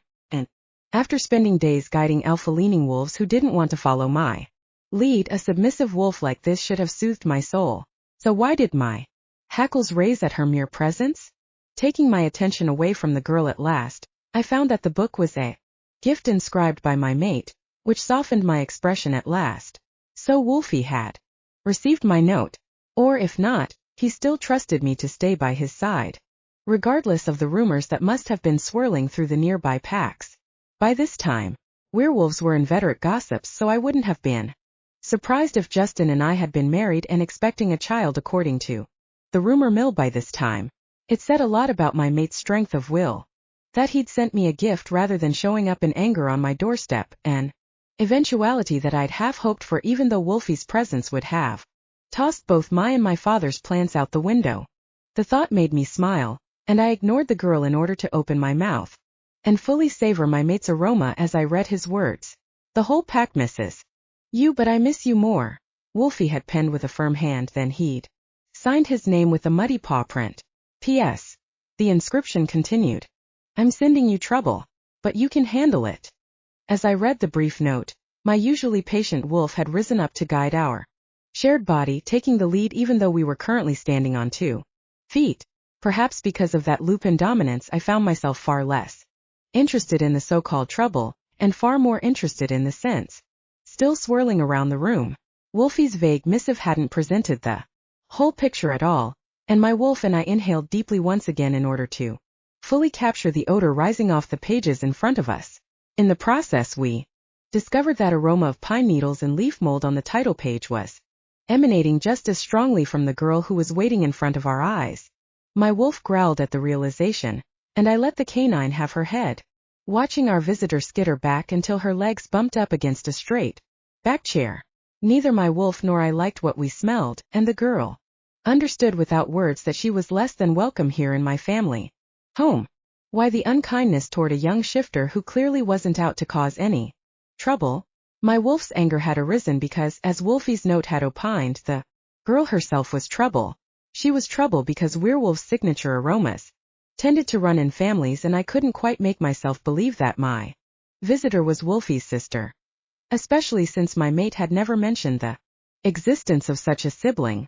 Instead, while the girl shared 2 of her 3 scents with my mate, she looked nothing like Wolfie young, which seemed to leave 2 possibilities for the source of the familiar aroma wafting from her form, neither of which made my wolf any happier. My visitor must be Wolfie's daughter, or his mate. As I ran my eyes across the girl's quivering form, I could hear the yahoos drift into the room and quieten as they came to the same conclusions I had. But then my human half peered more closely and saw something else. And my wolf settled down inside me with a tongue-lolling grin. Perhaps this girl wasn't that kind of trouble after all. Although her wolf was too submissive to discern mine, my visitor was perceptive even while two-legged, and I could see her slender shoulders relax just a hair as my lupin half calmed down. "I'm the trouble," the girl said, softly, still not quite meeting my eyes. Her feet were pointing toward the door, and I could tell that she was poised to flee, so I softened my stance at last and reached out to take her hands in mine. "Welcome, trouble," I greeted her. "I'm Terra." For a moment everyone in the room went stock still, the yahoos gaping in shock both at what they thought Wolfie had sent me and at my anticlimactic reaction to his surprise. I took advantage of the pause to glance over their heads to where Cricket was hovering in the doorway, and I sent the older woman a quick smile to stay any explanation she might have wanted to offer up. Of all the shifters present, my stepmother was the most likely to understand why we were smelling Wolfie's scent on this girl, and the older woman's tentative smile confirmed that fact. Chances were, Cricket even knew this young woman's name and pedigree, a name that I had yet to determine. So I turned my attention back to trouble, and raised one eyebrow in question. "I'm Sarah," the girl said at last, becoming more timid by the moment as the yahoo's scowls darkened further. My wolf could scent their anger from across the room, and when I heard mutters emanating from the young adults, I knew that Blaze, as usual, would be the first to break. "No way!" the youngest shifter exclaimed, striding forward and grabbing the girl's shoulders to spin her around. Sarah went limp in his grasp as if she were used to being manhandled, and I would have stepped in if I'd thought that Blaze had a single violent bone in his body. But instead of striking out at our guest, the yahoo just leaned down to sniff his way across the woman's body, sticking his nose deep within the folds of her baggy clothing. And as Blaze sleuthed, his anger turned into confusion. So I wasn't at all surprised when the young man's nose reached Sarah's midsection and stuck. "When are you due?" I asked. At the same moment the realization of the odor's source dawned upon Blaze, and I thought the room itself exhaled in relief. I was the only one who could see the tiny spark of life within our visitor's belly, but each of us could discern its scent, that woodland odor that had tricked us into drawing the wrong conclusion moments earlier emanated from the tiny wolf pup cradled inside Sarah's womb. "New Year's Day," Sarah murmured, her eyes still firmly focused on the ground, and I almost laughed at the way Blaze leapt back, as if being pregnant were a disease he just might catch from standing too close to the mother-to-be. "And who's the father?" demanded Fawn, asking the question that was clearly uppermost in all 4 of the yahoos' minds. "Justin," I thought with a smile. I was confident in my guess, even though I had a hard time believing that any alpha would be harsh enough to cast off a mate 8.5 months pregnant with his first child. Still, if my shameless flirting had been in any way responsible for Justin's decision, then I was glad that the mate in question had wound up on my doorstep. I wouldn't let Sarah fall through the cracks. But my smile faded fast when my visitor finally gathered up her courage and answered the Yahoo's question with a name I hadn't expected at all. Wolf Young, she said quietly, and then the room erupted into yells. None of us was pleased by the accusation, but to my surprise it was my mild-mannered stepmother who shifted into lupin form and lunged at the girl. I'd ever wondered whether Cricket really cared about me, or whether she simply put up with her mate's offspring for Chief Wilder's sake. The speed with which the older wolf barreled across the room would have proven the shifter's affection. Luckily for everyone concerned, though, Cricket's emotional transformation had resulted in a wolf tangled in human clothing, so she fell flat on her face mere inches from our visitor's shins rather than achieving her goal of tearing out the girl's throat. At the same moment, Blaze was lunging toward my stepmother in an unexpected show of chivalry. Stop, he commanded, thrusting bare human hands toward my stepmother's gaping lupin jaws. He told me to say that, but it's not true. Sarah's high voice rose above the melee, and I was glad to see that the girl's words had a calming effect on the combatants. Because while I could have shut the struggle down with one alpha bark Cricket and I didn't have that kind of relationship, and I hesitated to mark the older woman as an underling by forcing her to submit to my will. So it was a relief when my stepmother instead sidled away of her own volition, leaving Blaze to stand alone beside the self-proclaimed trouble. The girl who drew all of our eyes had ended up standing on a chair in her effort to escape, and she now towered above us, her baby bump very much in evidence now that her clothes had twisted to one side. I wanted to ask about the he who had commanded Sarah to lie about her baby's paternity, but the girl continued speaking without any prompting on my part. Justin said to tell his brother that Wolf was my baby's father, the girl said, her voice trembling as she edged further away from us, nearly tipping over the chair in her impulse to escape. And although everyone in the room was listening, the girl's face remained tilted toward mine. But your mate only laughed in my face when I told him, and said that anyone who truly knew him knew that his name was Wolfie, not Wolf. And when Wolfie sent me here, he said to tell his mate the exact same thing. The girl's eyes met mine for a split second before skittering away as her voice became quieter and more ashamed. I didn't want to, but Wolfie said that it was only fair given the rumors that he'd heard. Nearly too quiet to hear, Sarah finished. And then he said that his mate wouldn't believe me for an instant. But I had believed. For one split second I truly thought that Wolfie might be this baby's father. After all, when the child had been conceived, my mate and I hadn't even met, so what was to stop Wolfie from finding a beautiful young shifter like Sarah attractive? He might not have even known that she was pregnant when he left, so having an unwed mother turn up on his doorstep 8 months later wouldn't discredit Wolfie as a gentleman, not if he did the right thing and stepped up to be her mate after finding out about his impending child. That was. Justin had clearly felt the same way I had, coldly setting up his wife as a spy to be inserted into his brother's pack. And his gamble would have worked on most single male alphas, since werewolf society expected those hotheads to run a bit wild in their youth.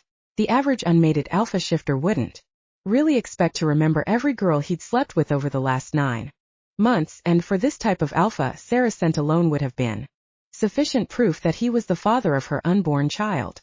But, of course, Wolfie wasn't that kind of alpha. I should have known my mate far too well to think that he would use a girl like Sarah for simple physical pleasure, then drop her without another word, and I was ashamed of my own gullibility. Even worse, I knew that my inability to see through what Wolfie had clearly considered a joke boded ill for my future career as a conniving pack princess.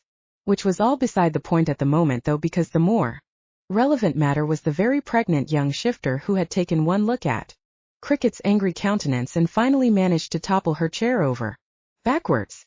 The girl's arms pinwheeled as she tried to regain her balance, and everyone except my stepmother sprang forward in an attempt to break her fall. But we were all too late, because Blaze had swooped the girl into his arms and was carrying her up the stairs toward my bedroom without permission from me or from anyone else in the room.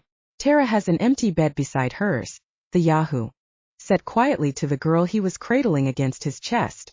And you need to lie down. And weren't interesting times growing more interesting by the moment? Chapter 7. When I finally calmed the other yahoos sufficiently to follow Blaze up the stairs, I found the youngster holding Sarah's hand as she lay curled into a ball on my spare bed. A few minutes of quiet should have relaxed our visitor.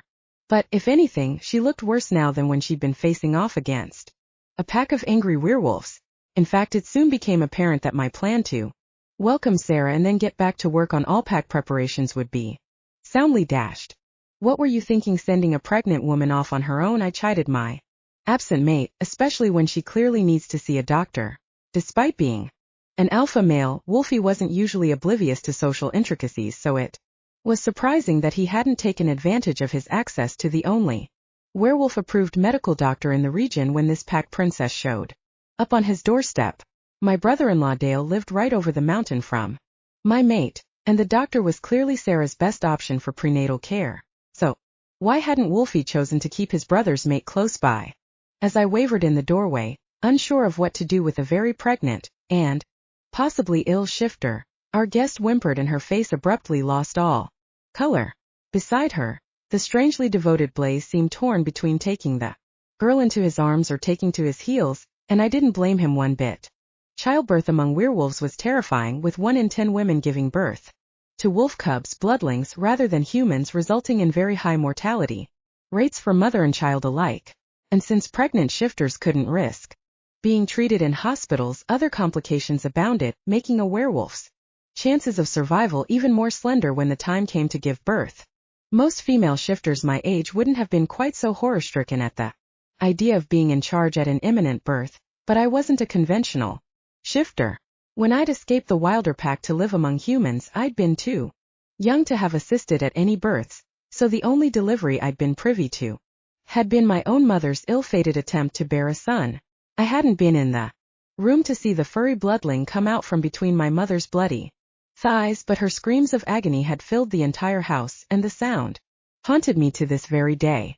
And since I'd never set eyes on my mother's smiling face after she disappeared into that delivery room, who would blame me for wanting to run as fast as I could in the other direction when our guest cupped her swollen belly and whimpered with pain? Unfortunately, unlike Blaze, I was supposedly in charge around here, so it seemed that I would soon fill those gaps in my education. Do you think you're experiencing contractions? I said at last when Sarah continued to emit quiet, wolf-like whines, her head now turned toward the wall. I didn't really know how to tell if her child's arrival was imminent, but surely the teenager would be aware of what was going on within her own body. Or at least I hoped so. Sarah didn't pretend to misunderstand, but to my surprise the girl shook her head adamantly.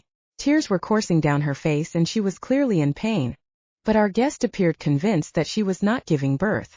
And while I was able to stand up to angry werewolves twice my size when it came to illness, I was a pure coward. So, with a quick explanation to the two young shifters curled atop the bed, I backed out of the room and ran for reinforcements. My stepmother would know what to do. No, I'd never heard Cricket speak so sternly, not even when Brooke and I had snuck out of the house one night to tag along on an illicit hunt planned by our male cousins, all of us coming home naked in the back of a patrol car in the early hours of the next morning. Even in times of stress, my stepmother had always been calm and collected, full of caring despite not being entirely keen on physical displays of affection. So I'd assumed she'd be glad to help our guests feel more comfortable. But you know what they say about assume. That girl is not staying under my roof, Cricket continued, and I was glad that none of the yahoos had followed me into the kitchen in order to watch my dressing down, because my usually gentle stepmother now had steel in her voice, and she spat out words as if they were unripe persimmon pulp, so bitter that the flesh made her mouth pucker in distaste. She's a manipulator, my stepmother proclaimed, and I don't want that kind of malice in my house. In fact, I'm surprised you're letting that bitch stay in our village. Cricket, I started, not sure how to break through the rigid posture that had engulfed my stepmother's wolf, because as I peered through her human skin I could hardly believe my eyes. Cricket's lupin half actually appeared to be growling. If that wasn't out of character, I didn't know what was. Still, I had to at least try to appeal to my stepmother's rational side, so I continued. Sarah needs our help. What she needs is a swift kick in the pants. Cricket replied, speaking over me in yet another uncharacteristic display of temper. Two unrelated female shifters sharing a house was often a recipe for disaster, but the two of us had been managing quite well up until this point, since we were both very careful not to step on each other's toes. As the Wilders' pack leader, my word was technically law, but this was Cricket's home and she was my father's mate, so I was used to letting the older woman have her way. And over the last few weeks, peace had been maintained largely because Cricket was so malleable. As long as the yahoos and I didn't track too much mud over her clean floors, my stepmother appeared to be quite happy to cook and clean for any number of guests. And maybe that was the problem. Perhaps I'd pushed things too far by turning the older woman into an unpaid housekeeper for myself and four rather slovenly yahoos. No wonder Cricket had finally cracked. We need to pitch in more around here, don't we? I asked, hoping that I'd found the root of my stepmother's displeasure. Maybe you're sick of having the guys camp out on your couches? Or of the way they like to leave the toilet seat up and to drop their wet towels on the bathroom floor. I didn't blame my stepmother one bit. If that was the problem, I was growing tired of living with three young males as well. And luckily, the yahoos in question tended to obey direct orders, so it should be relatively easy to get the household back onto a more even keel. So Cricket's anger should have been easy to diffuse, if the yahoos had indeed been the problem, that is. But apparently they were not. No, my stepmother contradicted, squashing that line of questioning with one curt word. I enjoy having a full house and don't have a problem with any of those kids. But I have to put my foot down when you tell me to house a snake under my roof. Then the same timid woman who had frequently asked, rather than told, her stepchildren to use their inside voices spun on her heel without further explanation and stormed out of the house, slamming the door behind her. As the crash reverberated through my bones, I stood with my mouth gaping open and tried to gather my splintered thoughts before the yahoos could come to investigate. Figuring out what bee had gotten into Cricket's bonnet would have been nice, but the more pressing issue was, how could I handle Sarah without my stepmother's usual motherly advice? Taking a deep breath, I looked around the kitchen and decided to start with a mug of herbal tea, to which I would add plenty of honey to take the edge off any lingering shock. Then I'd see about moving Sarah into one of my cousins' houses, making plans to drive the girl to my brother-in-law if and when her condition made proper medical care necessary. So I guessed I could handle a terrifying pregnant woman after all. But it sure would have been easier if I'd had Cricket's help to fall back on. Any guest of yours is welcome here, my Aunt Bev said kindly as a cluster of young werewolves showed up on her doorstep an hour later. After sipping her tea, Sarah had seemed well enough to walk, and since I wanted to avoid another confrontation with my stepmother, I transferred our guests' housing to the top of my priority list. Cricket's house was now out of the question, so Bev's domicile seemed like the best solution to my newest problem.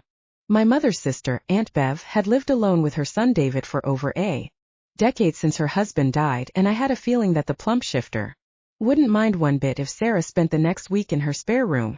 The older woman was my favorite aunt, a cheery, good-natured soul who acted as unofficial haven midwife from time to time, and her son David could be counted on to treat Sarah fairly as well. Between them, mother and son should be able to keep both Sarah and her baby healthy, while also protecting the duo from any malicious acts on the part of more hidebound villagers. All things considered, I felt comfortable leaving Wolfie's gift in their care.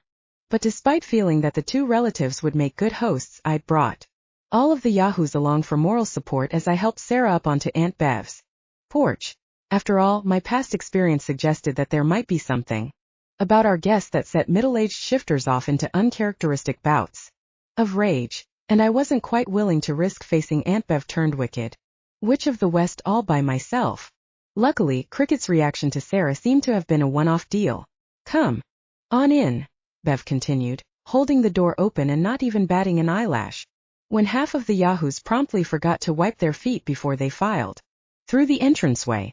Our hostess left us milling about in the living room for a moment, then returned with a blanket to drape around our pregnant visitor and a stool upon which the girl could set her feet. When are you due, dear? Bev continued, and soon drew out the same story that Sarah had regaled us with previously, but this time told more simply and with less dramatic impact since Bev didn't know Wolfie well enough to be protective of my mate.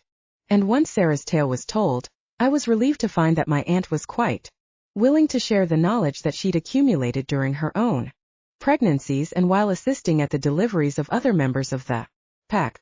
Clearly, Sarah's medical issues would be easily diagnosed on my aunt's watch. But the older woman's face grew grave as Sarah haltingly concluded her explanation of the pain in her belly, a pain that had grown so severe at its peak that the girl thought she was being clawed apart from the inside out. But I feel okay now, Sarah finished, one hand drifting down to hover over her enlarged stomach. I could tell that our guest would just as soon have let the past be forgotten in order to focus on hoping for a brighter future, but Bev had other ideas. Well, we'll just take a look, why don't we?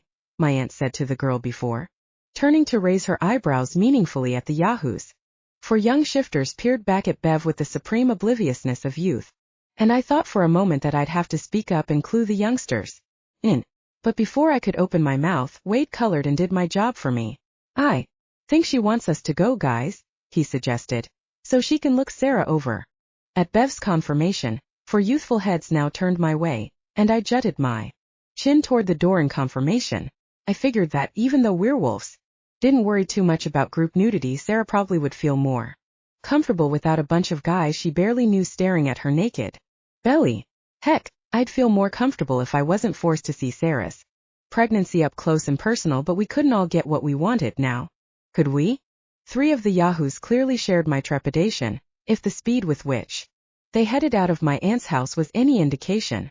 But Blaze hung back, unwilling to abandon the girl whom he'd rescued from my suddenly violent stepmother earlier that afternoon. Do you want me to stay? The yahoo asked, looking only at our guest rather than seeking permission from either his alpha or from the older woman whom he should by rights have respected. The action was my first indication that Blaze's crush was going to cause trouble, but I was more interested in ensuring Sarah's comfort at the moment, so I let the girl answer on her own. No, that's okay, Sarah said timidly, her eyes fixed firmly on the floor. And since none of us could really tell from the girl's expressionless face whether she wanted Blaze to stay or go, I figured that decision was up to me. So I widened my eyes and lowered my chin meaningfully. And for a moment I thought Blaze might refuse my unspoken order. The yahoo glowered right back at me, and I began to count the seconds, hoping this wouldn't turn into a scenario where I would finally have to rebuke a member of Wolfie's pack. 5 seconds, 10, 15. And then, to my relief, Blaze dropped his eyes from mine, turned on his heel, and strode out of the room after his friends.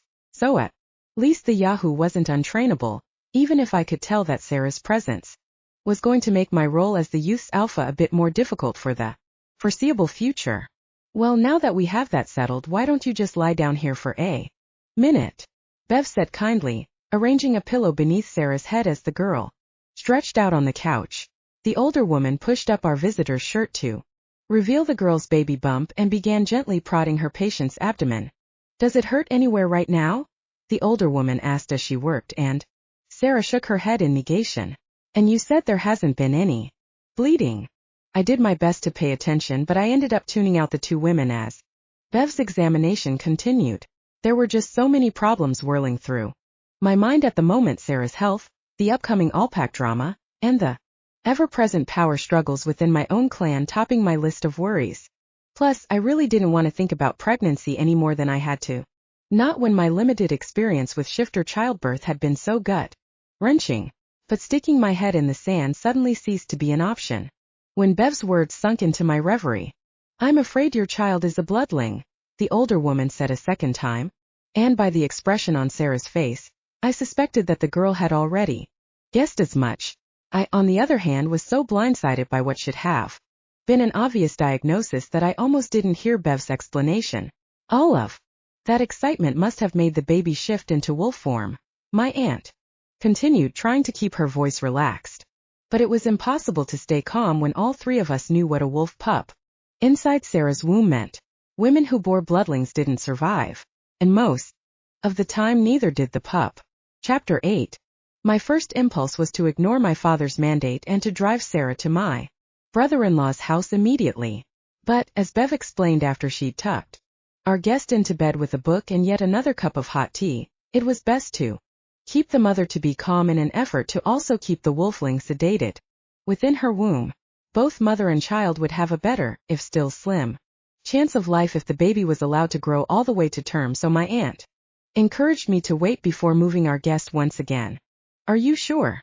I whispered, hoping that Sarah wasn't able to hear us through the two closed doors that separated my aunt and me from the object of our conversation. Wouldn't it be better to just go for a C-section and take the baby out?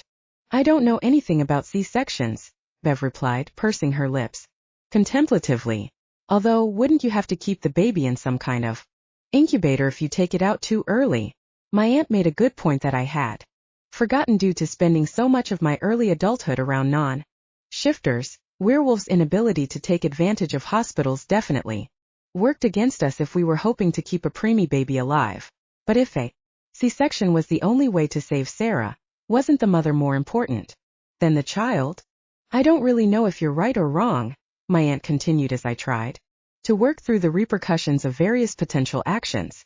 But I do know that, of the 5 women who bore bloodlings on my watch, the only one who survived was kept calm and comfortable until the baby was ready to come out on its own. And even though the other women died, they were fine until the day of birth. Bev's words carried more weight than mine in this department due to her vastly superior experience, so I conceded the point. All right, I agreed, but I silently resolved to get in touch with my brother-in-law in the near future. Anyway, Dale had to be exempt from my father's restrictions against contacting my mate. After all, the man was wholly human and not technically a part of any shifter pack. Plus, I would completely ignore my father's wishes if necessary in the interest of keeping Sarah and her baby alive. So I agreed with my aunt's conventional wisdom and left our guest in Bev's capable hands. But I couldn't stop thinking about my own little brother, whom my father had drowned in the duck pond over a decade before leaving me without both mother and sibling alike. And I resolved then and there that, if I had anything to say about it, Sarah's family would never share the same loss that my family had lived through. Not on my watch. I wanted to make Sarah my top priority, but Allpack was now breathing down all of our necks. So after writing a letter to Dale begging him to make a house call, I started dealing with the looming issue of which pack mates to invite to the gathering and which ones to leave behind. My father had always made his selections look easy and obvious, but now that the choice had fallen into my own hands, I realized that every iteration was fraught with problems, both inside and outside our pack. Plus, the more I obsessed over whom to bring, the more it seemed that there was no single right answer. Just lots of wrong ones. The female component of our contingent was the easy part of my decision. Before I became pack leader, the only women who attended Allpack had been pack princesses, eligible girls of good breeding who went to the gathering in search of a mate. Each of these debutantes was traditionally trailed by an honor guard of 2 or 3 male shifters, and the princess and her entourage stayed at the gathering just long enough to enjoy the first 2 days of dancing and feasting before being spirited away back to her home clan. This year, though, there were no Haven Pack princesses to present since Wolfie had taken on the responsibility of managing my young relatives, giving me his yahoos in exchange. On the other hand, the male half of my invitation list was much more fraught with drama. Shifters considered it a great honor to be chosen to accompany the pack leader to our annual gathering, so all of my uncles and male cousins hoped to be selected. But I couldn't bring everyone because my father's honor guard had traditionally been made up of only a handful of men. The chief had used the laxness of his security as a backhanded method of asserting his own superiority over other pack leaders, the paucity of Wilder attendants saying, "I am strong. I need no help to knock you down." And the plan had worked perfectly, with no one inside or outside of his pack challenging Chief Wilder. Until Wolfie and I came along to depose my father a few weeks ago. Unfortunately, the same precedent meant that, if I increased the ranks of the Wilder contingent at Allpack this year, then my actions would make me appear weak. An image I could ill afford since my sex already counted as one strike against me. On the other hand, if I brought too few guards, I might, in fact, be vanquished during one of the late-night skirmishes that were such a popular method of shaking up the power structure during Allpack. So it was a juggling act. Should I try to assert my dominance by minimizing my guard, or should I protect myself from attackers with the help of a slew of bulging biceps? In the end, I decided to gamble and follow my father's lead, choosing only 5 attendants just as the chief had done before me, and rather than submerging our pack in a bloodbath by dint of expressing favoritism, I also continued my father's tradition of letting the attendants choose themselves through their actions during a midnight hunt. The first 5 shifters to taste wild blood would attend all pack, while the losers would stay home with only their own lack of skill to blame for the exclusion. In the end, the only untraditional part of this night was a female wilder leading the pack instead of my father. Well, that, and the presence of the Yahoo fawn's naked breasts reflecting the light of the moon as the intrepid young woman stripped down right alongside the guys. "Look at those hooters," one of my cousins stage whispered, and I heard Wade growl as my other relatives snickered in response. The Yahoos and I all knew that my cousin's words were malicious, since even the most hidebound wilders should have been used to shifting alongside women, meaning that my relatives weren't just displaying typical testosterone overload in the face of naked female anatomy. Instead, the relative in question was making a point about where he did and did not want the gentler sex to intersect with his own life. According to Cousin Drew, a woman's place was barefoot and pregnant in the kitchen. But even though I wanted to support fun, I placed a hidden hand on Wade's arm, rather than giving him his head. Like my choice of attendants, managing my reaction to Drew's malice was like walking on a tightrope.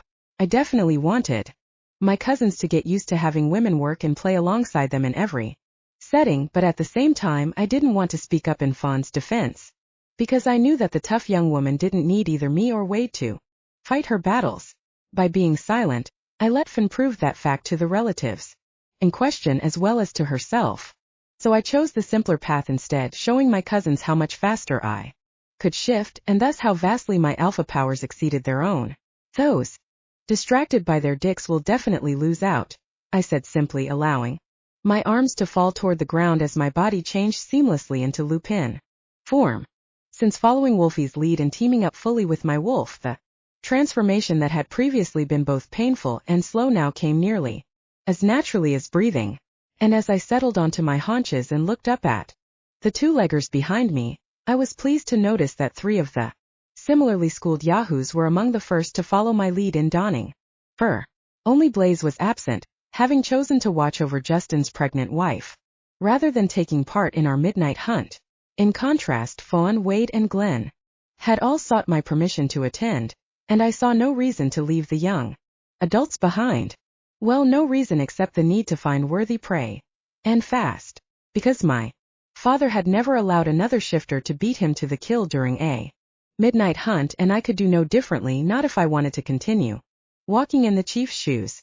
So, rather than giving in to the impulse to bond with my companions by sidling up and rubbing shoulder to shoulder against their fur, I instead sniffed at the air and then took off at a lope into the hills. Our hunt had begun 50 miles distant from our village, up a winding mountain road where human residences were few and far between, and now it was time to take advantage of that seclusion by finding an animal that would be fitting prey for a pack of werewolves. As I raised my snout toward the sky, scents came flooding into my nostrils. Could smell my pack mates, of course, but my wolf soon picked out other aromas as well. Field mice and rabbits, those would have been an easy way to taste first blood, but I would also have become the laughingstock of the pack even as I enjoyed the animal's sweet flesh. Not much further away I picked out a deer trail, and I knew that some of my younger cousins would likely head in that direction, hoping that the ungulate at least possessed antlers to give their meal a hint of status. Deer were one of the tastier prey animals to be found in these woods, but no one who slaughtered a mere buck would be attending Allpack next week. There, the tiny thread of an aroma came spiraling down toward me from high in the craggy peaks of the mountain above. A cat larger than my most massive uncle, with claws as long as my human fingers and teeth as sharp as knives. The human part of me, which had worked as a naturalist for years and had protected various parks' flora and fauna from unruly campers, warned that mountain lions were rare and should be left alone. But my wolf knew that only capturing the most daunting prey would serve to cement my own place as leader of the Wilder clan. So we shot one last glance back toward the relatives who were still twisting their way into lupin form, and we ran. By the time the mountain lion's trail began to freshen, I'd already heard the first howls of victory emanating from the woodland below. So my youngest cousins had caught their deer and would soon be feasting, making their group the first to shed blood during our shared hunt. But that was only a technicality, because everyone knew that the all-pack attendees would be chosen from the ranks of the shifters fanned out at my back, each of whom was now picking his way across the boulder field that lay between us and the feline's lair. We'd lost a few members during our wild run, either due to injury or exhaustion, and I hoped that our lowered numbers would simplify the upcoming kill.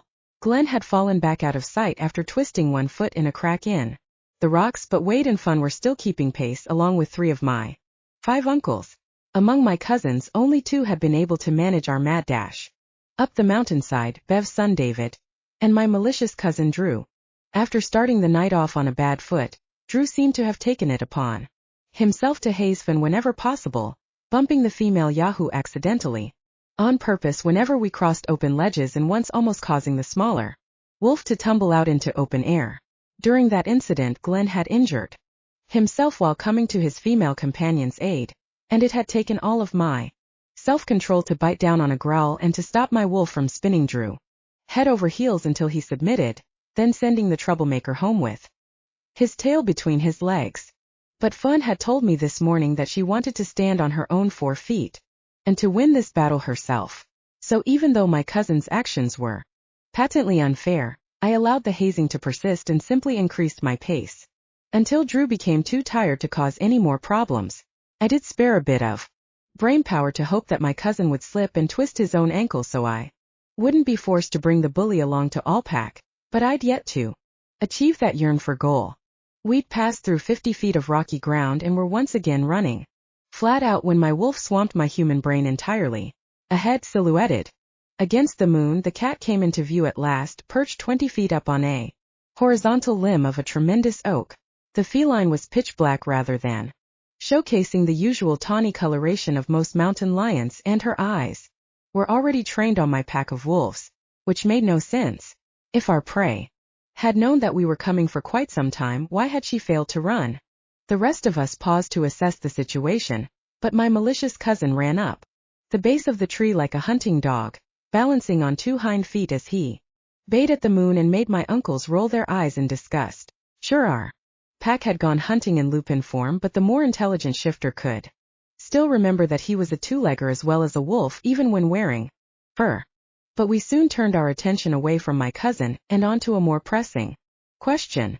Which shifter would take on human form and brave the cat's claws on tender, furless skin in order to scare the mountain lion out of the tree?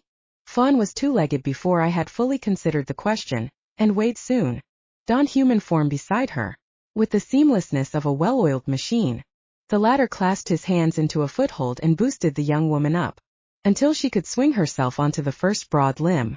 And then 3 things happened all at once. Chapter 9. The first occurrence of 3 was initiated by my Uncle Hawk's shout from behind our grouping. "There are cubs!" the shifter called, causing every head to turn in his direction.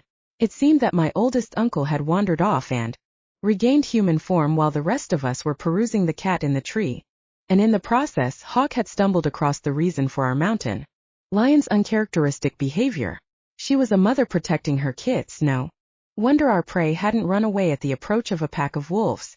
I spared a moment to be grateful that Hawk had been the one to discover the mountain lion's lair, because Drew would have simply grabbed each kitten in his lupin jaws and shaken his head until the kit's delicate back splintered. Although not as high-value prey as their mother, the baby mountain lions were predators just like us and might have counted as a ticket to all pack. Murdering kittens wouldn't have garnered very high status within our pack, but the act might have been sufficient to gain entrance into the upcoming gathering back when my father was in charge. So a shifter like Drew would have gladly taken on defenseless prey for the chance to move up in our social hierarchy. But as I met Hawk's eyes across the clearing, I could tell that my uncle and I were of one mind regarding baby mountain lions. The initial adjective trumped the noun. In fact, I now regretted leading the hunt toward this cat in the first place, since our prey's kits would surely die without their mother's protection, which made me wonder whether it would be possible to deter my pack from taking down the mother mountain lion without losing face in the process. I suspected not, but resolved to try anyway. even as my wolf and I began scheming how to let our prey go. An even bigger revelation walked out of the woods toward us.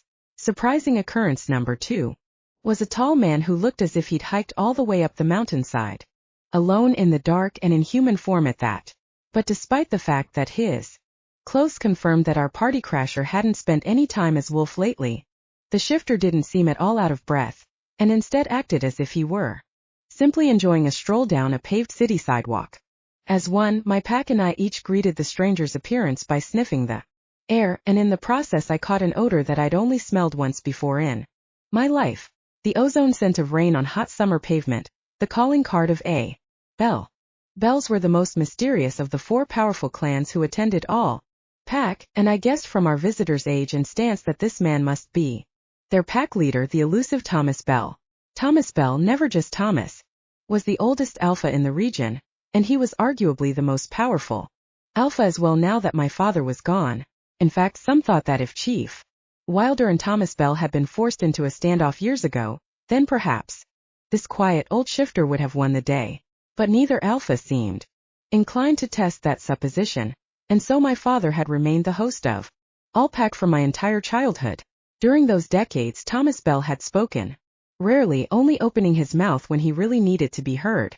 So despite his power, the pack leader rarely came to mind. If flying under the radar was his usual MO, then why had the Bell Patriarch hunted us down now, during a tradition that only had meaning for other members of the Wilder pack? As these thoughts flowed through my mind, the remaining wolves in my entourage were circling around to stand between me and the other alpha. But, although I appreciated their concern, I didn't find Thomas Bell particularly menacing. My father would have been livid at having his midnight hunt invaded by an outsider, but I was instead fueled by curiosity as I nudged aside 2 uncles, a cousin, and a yahoo so I could shift into human format, the front of my own pack. But before either Thomas Bell or I could speak, the third surprise came, soaring down out of the air to land amid our entourage of wolves and humans. The mountain lion had grown weary of waiting for us to leave her kits alone, and she'd decided to join in the fray. The cat touched down in the empty bit of space between me and Thomas Bell, and my eyes locked with the felines even as the other members of my pack surged forward to come to my aid. Our prey's muscles were taut, but something told me she was poised to leap away and return to her lair rather than choosing to attack this mixture of wolves and humans who had invaded her home turf. So, after sparing a quick glance to ensure that Uncle Hawk was out of harm's way, I barked out a command. Let her go. I was surprised at the timbre of my own words since they had the same commanding ring that had come so often from my father's lips, but that I had so seldom been called upon to use myself.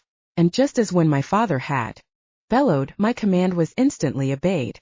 Behind me my relatives all froze in place, one uncle even stumbling in his haste to halt an impending leap for the cat's throat. In that instant of quiet the mountain lion crouched and sprang again, this time soaring over Thomas Bell's head and disappearing into the darkness. I'd done it. I'd saved both the cat and her kits, and I felt my face relax into the first smile of the night. But my pleasure was short-lived. Fucking shit, Drew roared as soon as his muscles and vocal cords had thawed from the effects of my alpha command. My cousin's fists were clenched and I could tell that the pent-up adrenaline from the night's events was catching up to him fast. Unfortunately, while the aftermath of our drama had left me shaky, Drew seemed to prefer venting his frustration in the form of anger. The chief would never have let our prey escape like that, the young shifter bit out. My cousin was right. Chief Wilder would have gladly torn the mother mountain lion into 100 chunks of bloody meat and fur. Then he would have taunted the kittens until they perished as well. Our midnight hunt had traditionally been a time to let our deepest, darkest predatory urges come out to play, and I'd known even as I commanded mercy that the Wilders would resent my taming of their tradition. This is what we get when a woman leads our pack, my 2 oldest uncles were clearly thinking, and while I couldn't quite tell whether Stony-Faced David and the milder Hawk were also members of the Terrasux Alpha camp, I could tell that I needed to find a way to bring my relatives into line fast. But I also had other issues to contend with that were equally pressing. I shot a glance toward the visiting Alpha, whose face was just as expressionless as David's, and my shoulders drooped a little. Yes, letting the cat go was objectively the right thing to do, but my act of mercy definitely hadn't helped garner any much-needed support from the all-powerful bells. I should have known better than to have taken my attention away from Drew, though, as a gasp from behind me proved, leaving my back exposed to the more powerful alpha, I whirled and found the worst image of the entire hunt seared into my eyeballs. I could only guess that Finn must have slipped down from her perch on the tree during the recent commotion, and now that our prey was gone, Drew had opted to take out his aggressions on our party's physically weakest member. Dropping back into wolf form, he should be exhausted after so many transformations in fast succession, I thought inanely. My unpleasant cousin lunged at the female Yahoo and caught her upper arm in his strong jaws, and just as I turned at the sound of Fawn's gasp, Drew bit down hard, the crack of breaking bone ringing loudly across the clearing. My father would have halted the current craziness with one short bark, much like the one I'd used to allow the mountain lion to escape. Heck, no one would have even considered fighting while the chief was around in the first place. But instead of speaking, I stood frozen, two dueling sensations turning my legs to jelly and staying the words before they could leave my throat. First came the realization that I could feel Fawn's pain whirling through my own body, another surprising side effect of being pack leader. The physical agony was intense, but more punishing was the realization that my own wolf refused to put her power behind our shared voice. Not our pack, the canine growled, turning her back on the scene of carnage in front of us, and I could see her point, not being particularly keen on accepting Drew as part of my family at the moment either. But couldn't my wolf also see that if I opened my mouth without her consent, the alpha command that had so easily rolled forth earlier would be absent from my tone? And if we failed to command Drew to halt, then the young woman who had become one of my closest friends would continue to writhe in agony. To make matters worse, werewolves can't stand a power vacuum. The instant Drew sprang, every eye turned in my direction, but when I seemed either unable or unwilling to respond, my packmates quickly took matters into their own hands. Wade didn't even bother to shift back into lupin form before wrapping his powerful arms around my cousin's furry throat, and to my profound relief, David sprang forward on four paws to help the Yahoos as well. But it wasn't a simple matter of 2 against 1. Hawk was still on the other side of the clearing, but my 2 older uncles saw no reason not to take a stand, and to my chagrin, they clearly sided with Fawn's opponents. Luckily, my tongue unfroze before the last 2 shifters could join in the fray, and my wolf's grudging support of my tardy command at last halted the carnage. But the damage had been done. Fawn's arm dangled at a sickening angle from her shoulder, and the battle lines within my pack had been clearly drawn. Finally, adding insult to injury, Thomas Bell took one last look back at our fraying pack, then shook his head and strode away into the tree line without speaking a single word. I wish I could say that what I did next was spurred by passionate temper, but I'm afraid that, in the aftermath of Fawn's injury, I was as cold and hard of an alpha as ever my father had been. Everyone knew that Drew had to be punished, and if I wanted to even pretend that I was this pack's leader, I was the one who would have to carry out that punishment. Plus, to make matters worse, werewolves believed in an eye for an eye justice, or in this case an arm for an arm. So even though I had hoped to end this night without more bloodshed, my teeth were the ones next responsible for puncturing skin. Shift, I commanded my unruly cousin, and the single word was as hard as flint, backed by wolf and human alike. Drew fell to the ground as his body reformed itself into a human against his conscious volition, and when the shifter rose to his knees at last, his chest was heaving from the effort of fighting against a forced shift. For those who weren't as fully in tune with their wolf as I was, our transformations were always slightly painful, and I imagined the discomfort was much worse if you were made to change forms against your will. But that was just the start of the agony I planned to inflict upon my cousin.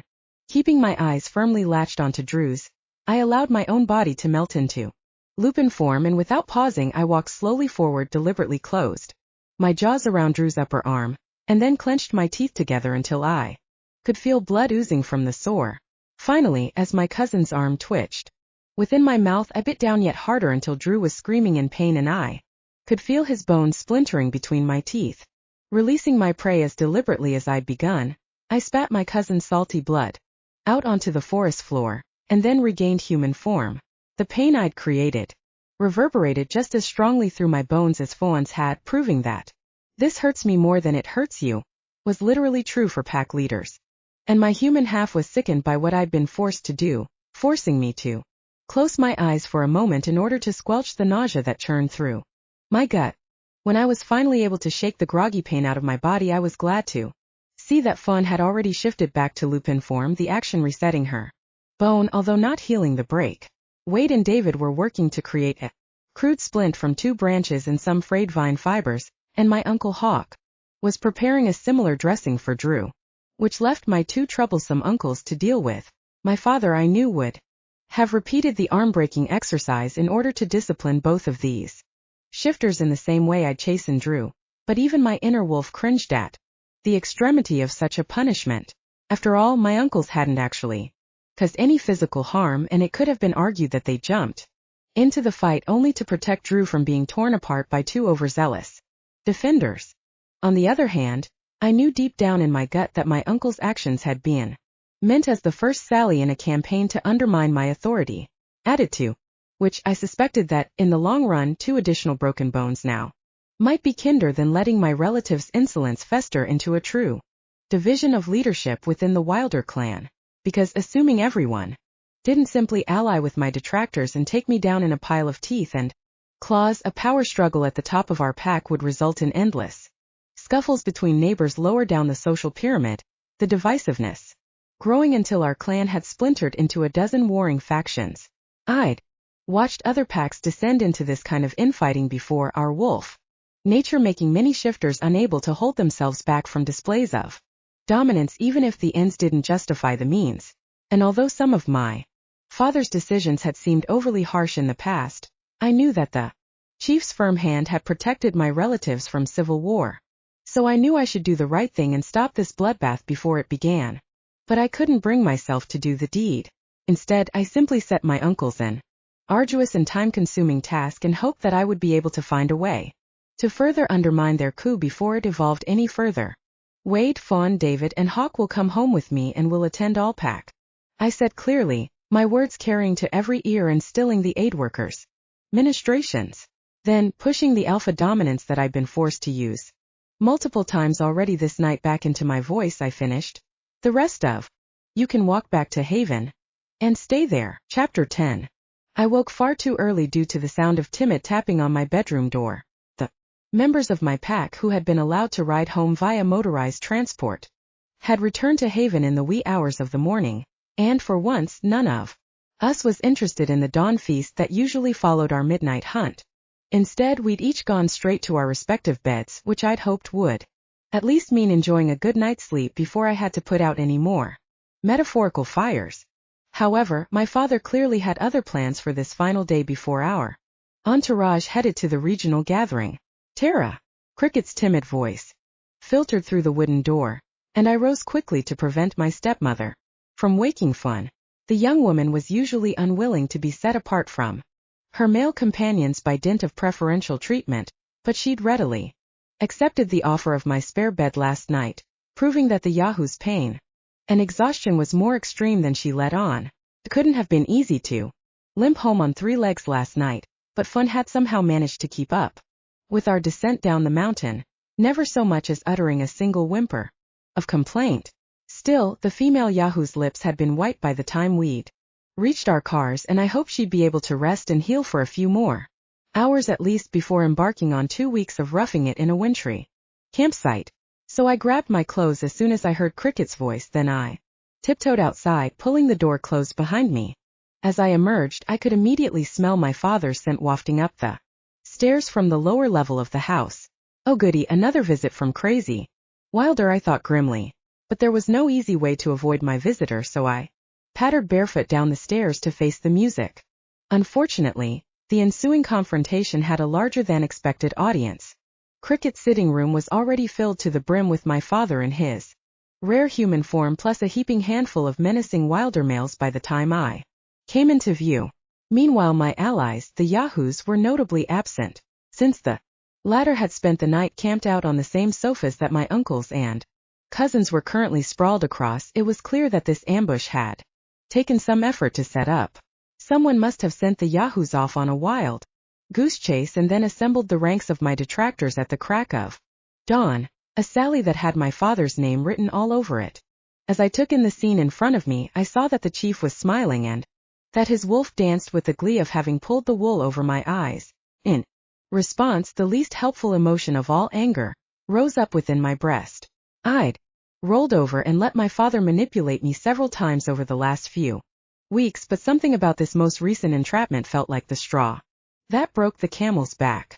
Perhaps my ire was raised because my father was working against his own best interests now by berating me in front of the pack that I was so tenuously heading up. The chief would undermine my authority and make his entire scheme pointless, which in turn made my teeth grind in frustration. Why couldn't Crazy Wilder have simply left me alone and remained alpha himself if he so badly wanted to head up the Wilder pack? So I didn't even take the time to fully waken my wolf, and I certainly didn't bow down beneath the chief's cold stare the way I would have in the past. Instead, I stopped midway down the steps from which vantage point I towered above the room's inhabitants despite my smaller stature, and I let loose every grievance that had built up within my mind over the last few weeks.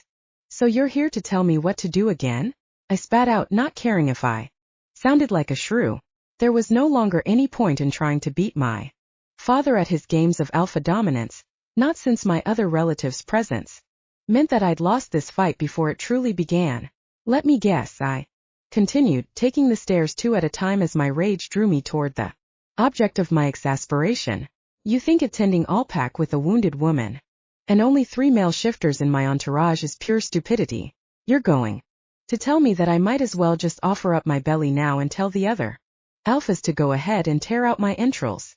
By this point I had reached solid ground where everyone towered above my head, my father most of all, but I didn't care if I was physically outclassed. And if I could easily be dominated by my father's superior mental abilities. Was fed up with working so hard only to have the chief tell me over and over again that I'd misstepped, and if I was going to go down it would be a blaze of glory. The frustrating truth was that I'd thrown everything I had into pulling the Wilder clan back together over the last couple of months, and I was no longer willing for my father to tell me that my best wasn't good enough. I'd woken early and gone to bed late, had avoided contacting my own mate, and had even broken Drew's bones between my teeth despite never wanting to see another drop of blood in my entire life. All of this to mop up the disaster that my father had left behind. And the chief thought that, despite all of my pain and suffering, it was a good idea to berate me in front of the very people whom he wanted me to lead? So I spoke my mind at last, all the while waiting for the other shoe to drop.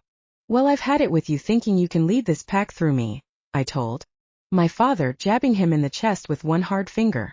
If you're so sure that you can do a better job, then challenge me and see what happens.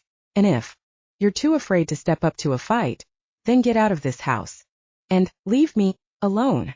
My last words descended into a tone of quiet menace that I knew I couldn't physically back up, but I really didn't care at that point. I was done with being the chief's puppet, and if my father wanted to take this pack away from me, then I would cheer and kiss the old shifter on both cheeks in gratitude.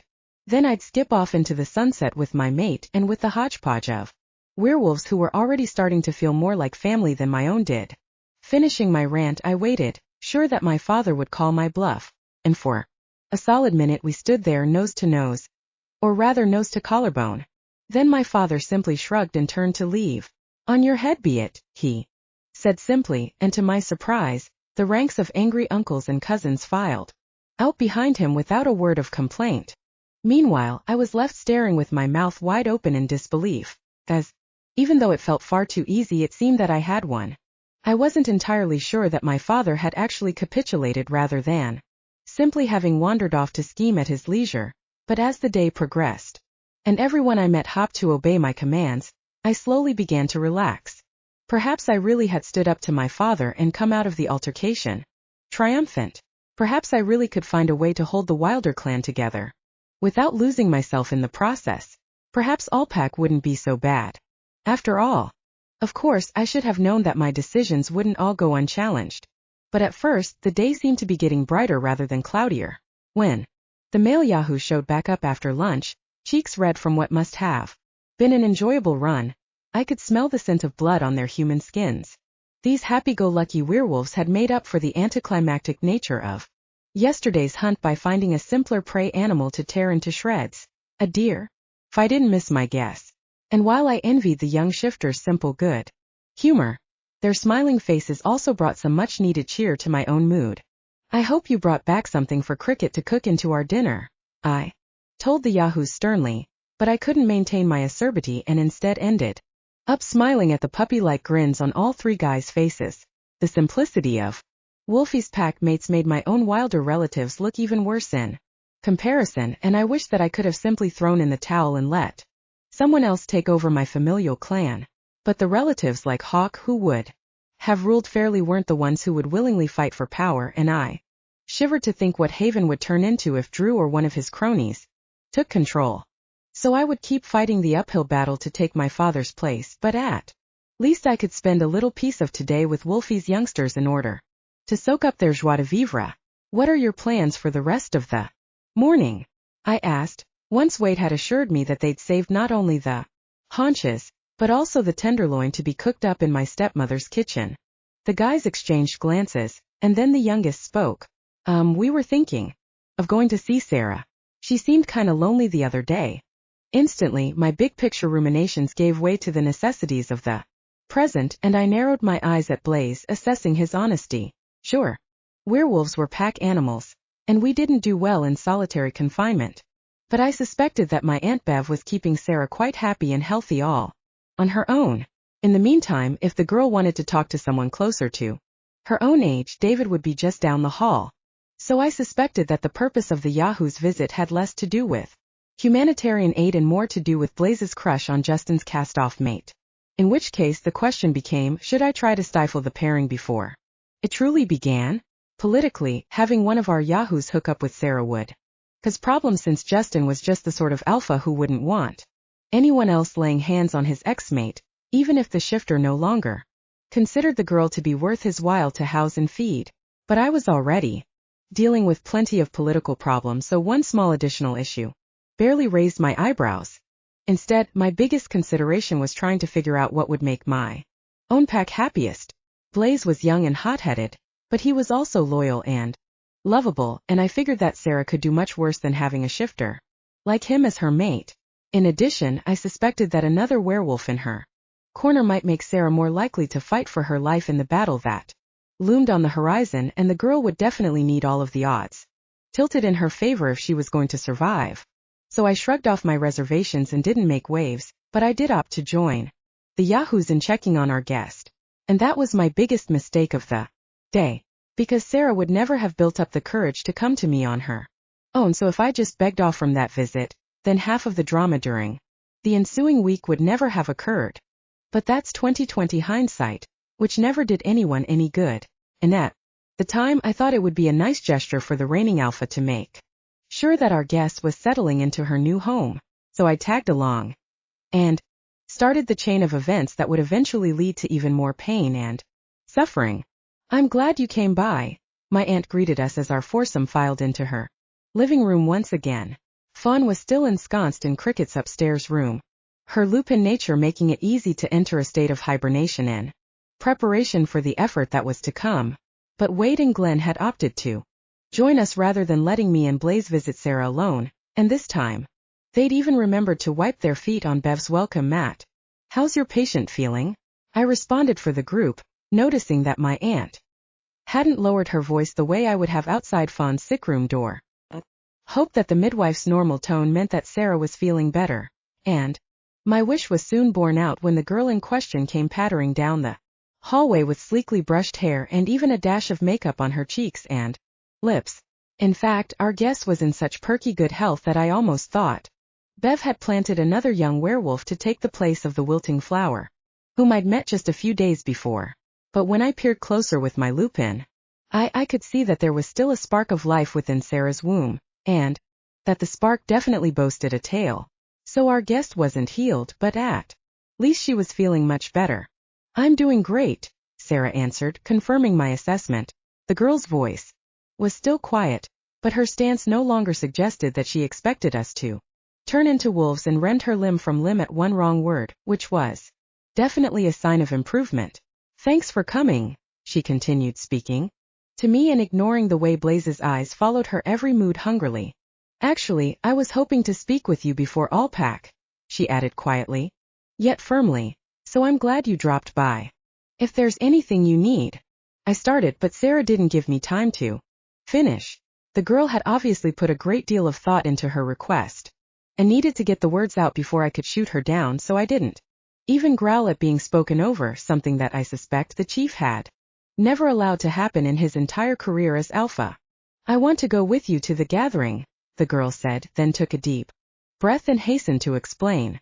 I know there's a good chance that my baby and I won't survive childbirth, but if we do, we'll need somewhere to go, a family to become a part of. So I want to attend all pack as a pack princess. A pack princess, an eligible young girl seeking a mate. And you thought the female selection for all pack would be the easy part, my wolf snickered, silently tossing my own words back in my face. My wolf was right. I had thought that the lack of pack princesses in the Wilder clan would make my life easier, and to be honest, I still felt like there were no eligible young women whom we should bring with us, as, while I hated to tell this girl no, Sarah's idea was misguided on so many levels. First, there was her health. Bev had told me that Sarah needed to stay calm until the baby was born, and our regional gathering never lacked for stimulation. Then there was the issue of Justin, who would have to become my ally no matter what kind of concessions it took to win his aid, especially now that Thomas Bell had written me off as a viable alpha. And while I'd been willing to put up with the political repercussions of Sarah choosing Blaze as her new mate, I had also been hoping to put that drama off until next year, when my hold over the Wilder clan would be a little more sturdy and less likely to crack into a million tiny pieces. On the other hand, Wolfie had given Sarah into my care, and I didn't want to let my mate down. I hope you know that you have a place with us for as long as you want it, I told the girl, trying to make her feel more secure in our pack. Perhaps I could ease whatever crazy whim made the girl think that going to all pack 9 months pregnant made sense. But Sarah simply looked away as I spoke, her wolf seeming to droop beneath her skin as girl and Lupin alike succumbed to disappointment. I glanced at Bev in search of support, but my aunt simply shrugged her shoulders, as torn as I was about whether to let the girl have her head. There's no real reason why she can't go, the midwife confirmed eventually. It would be better for Sarah not to be upset, but she doesn't absolutely have to be on bed rest. As I weighed our guests' wishes and needs, Blaze spoke up. I'd be glad to be part of your honor guard, the Yahoo said, his voice drawing our guests' eyes. At last, the object of Blaze's attention smiled prettily in response, and the Yahoo's cheeks turned bright red at her regard. You and David both, the girl agreed. I'd like that. And I was so sick of being the bad guy that, even though I knew Sarah would be better off if she remained here in Haven, I agreed. And so I made a decision that I would soon come to regret. Chapter 11. Don't play your cards too soon.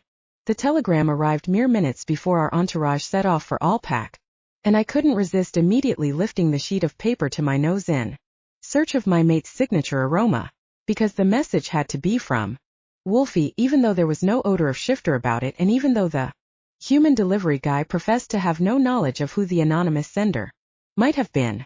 I grinned to think of my tech-savvy partner working the system to bypass both the chief's restrictions and his brother's nosy interest, all the while managing to get his words in front of my greedy eyes, exactly when I needed him to contact me the most. Just 3 hours until I see the handsome shifter himself. That thought was enough to put a faint replica of the chief's bite into my voice as I hurried along the shifters who were currently loading our camping equipment into the convoy of cars. The sooner we left Haven, the sooner we'd reach Justin's territory, and the sooner I could enjoy a long-awaited reunion with my mate. Unfortunately, that reunion would have to be put off just a little longer, because I realized that a fist fight was poised to break out between the young shifters under my care. 7 of us would be traveling from Haven this morning, and the relatively small number of travelers should have made it easy to divide the participants up into 3 partially loaded cars. Or so I'd thought. Instead, both Blaze and David turned out to be adamantly opposed to our pack princess riding in the other's vehicle, and the male shifters' repeated attempts at halting the girl in question from taking a seat in either car meant that Sarah was now starting to sway from exhaustion. Worse, the contestants' voices were growing more heated with every exchange, and I could tell that my opportunity to intervene had nearly passed. Are you Sure you're even old enough to drive? David was asking the youngest Yahoo. When I finally pulled my nose out of Wolfie's telegram, my relative's taunt was particularly maddening because of its lack of heat, and, while I wouldn't have wanted to be a passenger in a car driven by Blaze either, my cousin wasn't being entirely fair when he made it sound as if the youngest Yahoo's voice hadn't yet broken. Maybe Sarah doesn't want to ride with a Wilder who'd like to regress to the days before women had the right to vote, Blaze rebutted. I rolled my eyes, thinking that the Yahoo's words would have carried more weight if David wasn't one of my more open-minded relatives. But I still saw my cousin clench his jaw. In anger, the verbal blows were apparently finding their mark on both sides. Hey, how come nobody's fighting over the opportunity to ride with me? Fun spoke up, trying to interject a bit of humor into the occasion. But the males ignored her voice of reason and continued to glare at each other. Both shifters were obviously waiting for their opponent to back down, but the combatants seemed pretty evenly matched, which was a recipe for the verbal altercation turning into a physical fight. My leadership style was generally pretty hands-off, but the person most likely to defuse this drama, Sarah, seemed either unable or unwilling to elucidate which shifter she had her eye on. In fact, based on the girl's complete lack of eye contact at the moment, I couldn't be sure that she actually liked either of the males in the first place. Instead, our guest seemed content to allow the males to duke out ownership of her body while she sagged against the hood of my car, all effort going into standing upright. And while I was still considering the best way to get out of this altercation without slapping both young men down, Blaze took a step forward, his arm raised and his hand clenched into a fist, proving that I couldn't put off my own decision any longer. Sarah will ride with me, I interjected quickly. Sarah, and, scanning the waiting faces, I settled upon the female Yahoo as the odd woman out, and phone. And so I lost the opportunity to bond with my new pack during the ride to all pack. But at least the schism between Yahoos and Wilders didn't grow any wider that afternoon, and no blood was shed on my watch. The Young's campground was a bit smaller than the field my father had always earmarked for all pack participants, and the ground was rougher, but the same heady mixture of excitement and danger filled the air. My party had arrived just after sunset, when bonfires were being lit around the dance floor while meat sizzled on spits, and the lack of light should have made it harder to find our potential allies. But, even though the gathering had been transported to an entirely different state, every clan had still opted to set up camp in the exact same configuration as in years past. I could smell the small bell contingent nearly hidden beneath the trees and could make out Camilla's new clan right in the thick of the action. Scattered around those superpowers were several smaller packs, generally located closest to the clans that they allied, with most often the lesser alphas seeking protection from the stronger pack leaders in their midst. Finally, my eye picked out the host of the gathering, Justin Young, whose entourage was parked off to one side. It was traditional for the hosting alpha to camp alongside his guests, even though he and his honor guard would possess houses with real beds nearby, so I wasn't surprised to smell pine needles, leaf mold, and gunmetal as soon as I stepped out of my car. The only really unexpected part was that the Youngs hadn't plopped down right in the middle of the field, asserting their dominance over the other packs through pride of place. Perhaps that omission was a sign that Justin wasn't quite as confident in his coup as he wanted to appear. No matter how I analyzed Justin's camping location, though, the more relevant site was a 1,000-square-foot patch of empty ground waiting for the Wilders. At the opposite end of the field from Justin's encampment, like satellites orbiting a planet, the Griffins and Reeds had plunked themselves down beside the spot that would belong to their strongest ally, and I felt a bit bad about leaving our affiliated clans in the lurch. But if I wanted to play this new hand of cards a few at a time as Wolfie had suggested, then I couldn't just slide into the niche that my father had left behind. Instead, I needed more allies beyond these two small clans who were always quick to follow where the Wilders led. And the obvious way to showcase my hypothetical strong backers was through proximity. So, instead of setting up camp in our traditionally designated spot, I abandoned my companions by our cars and strode alone through the thick of the action to the edge of Justin's campfire. With so many alphas concentrated in such a small space, all pack managed to prevent bloodshed by dint of ceding each patch of earth to the clan in question as their temporary but unilateral territory. so I had to zig and zag to avoid trespassing on Grey Price and Cooper Land as I approached my destination. But once I'd arrived, I didn't wait to be acknowledged and instead walked right into the glow surrounding the campfire.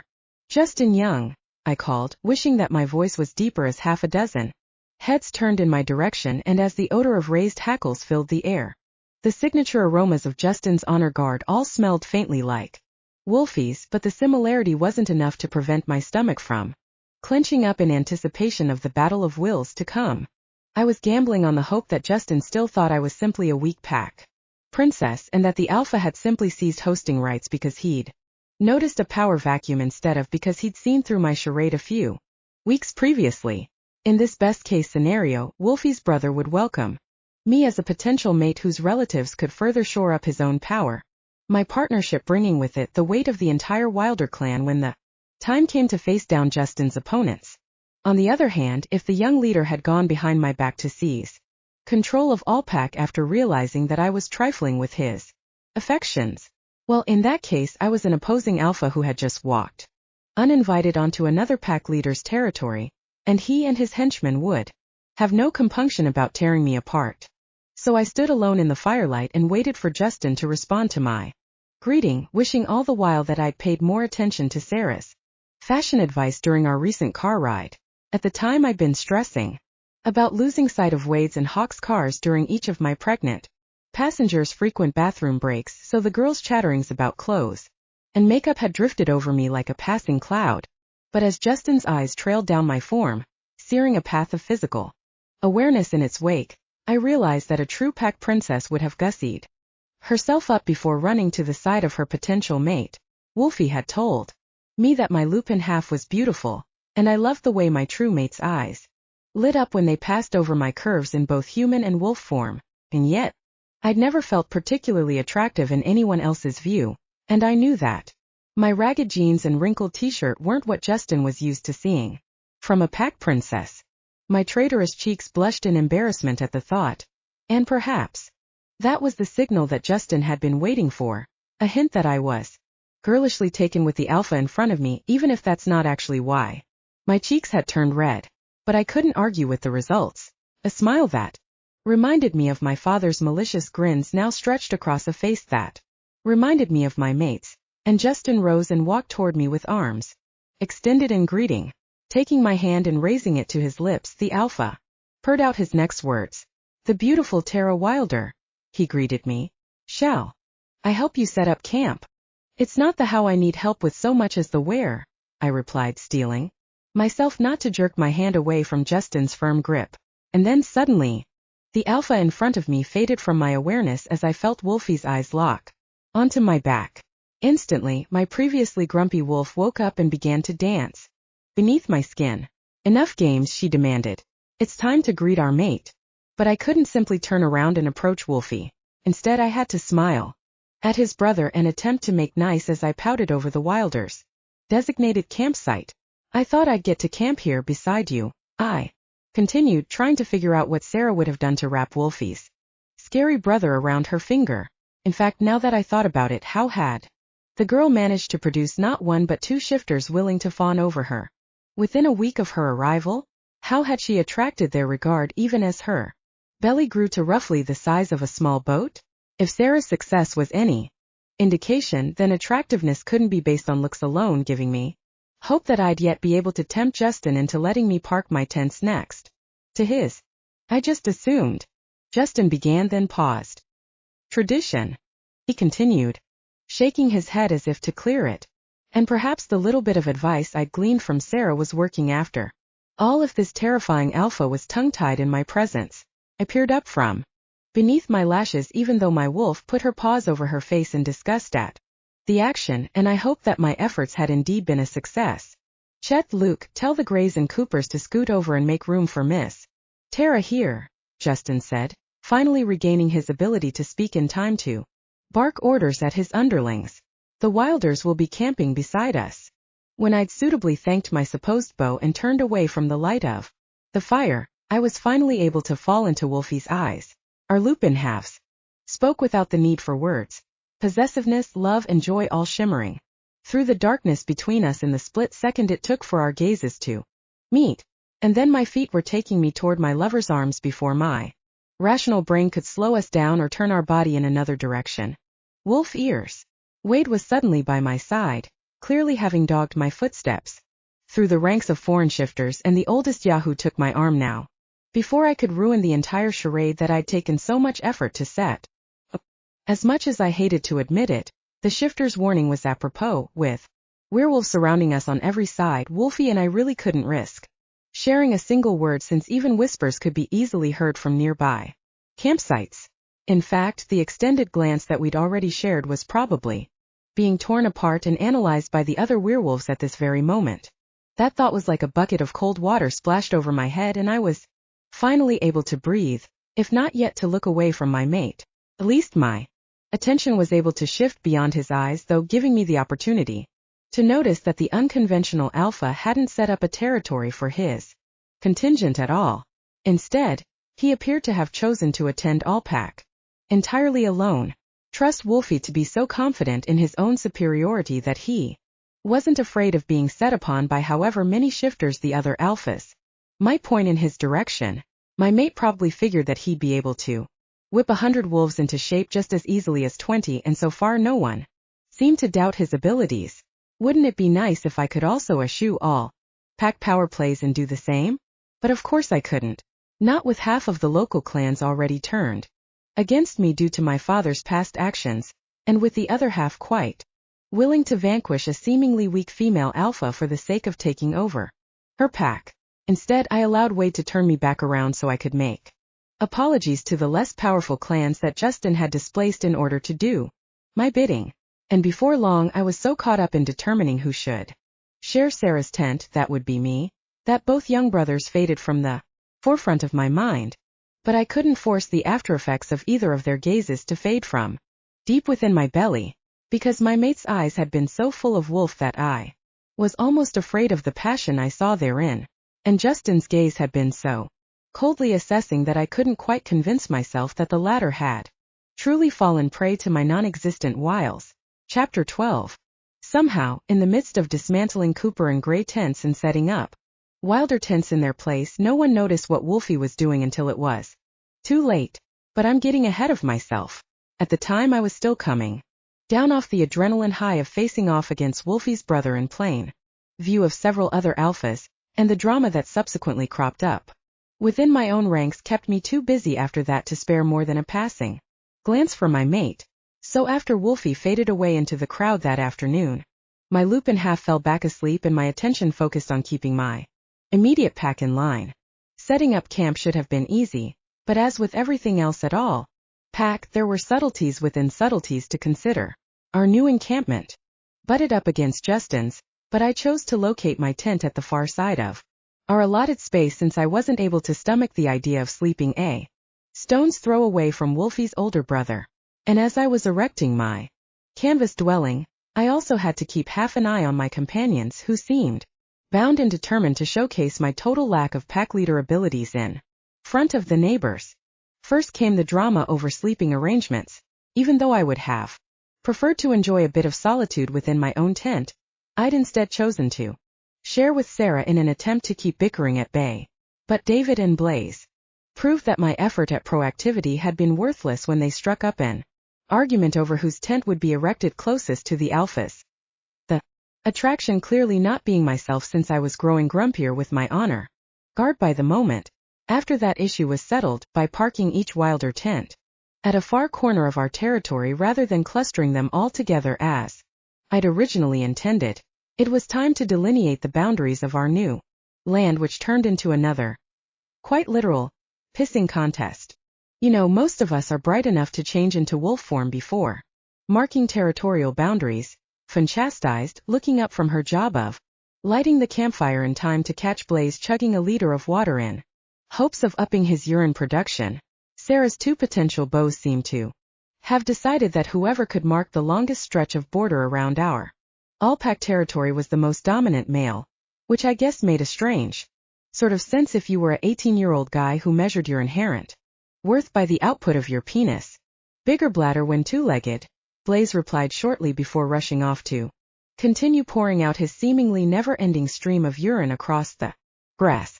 As her friend left, Fawn and I exchanged a commiserating glance, and I could tell that we were both equally exasperated by the youngest Yahoo's childish behavior.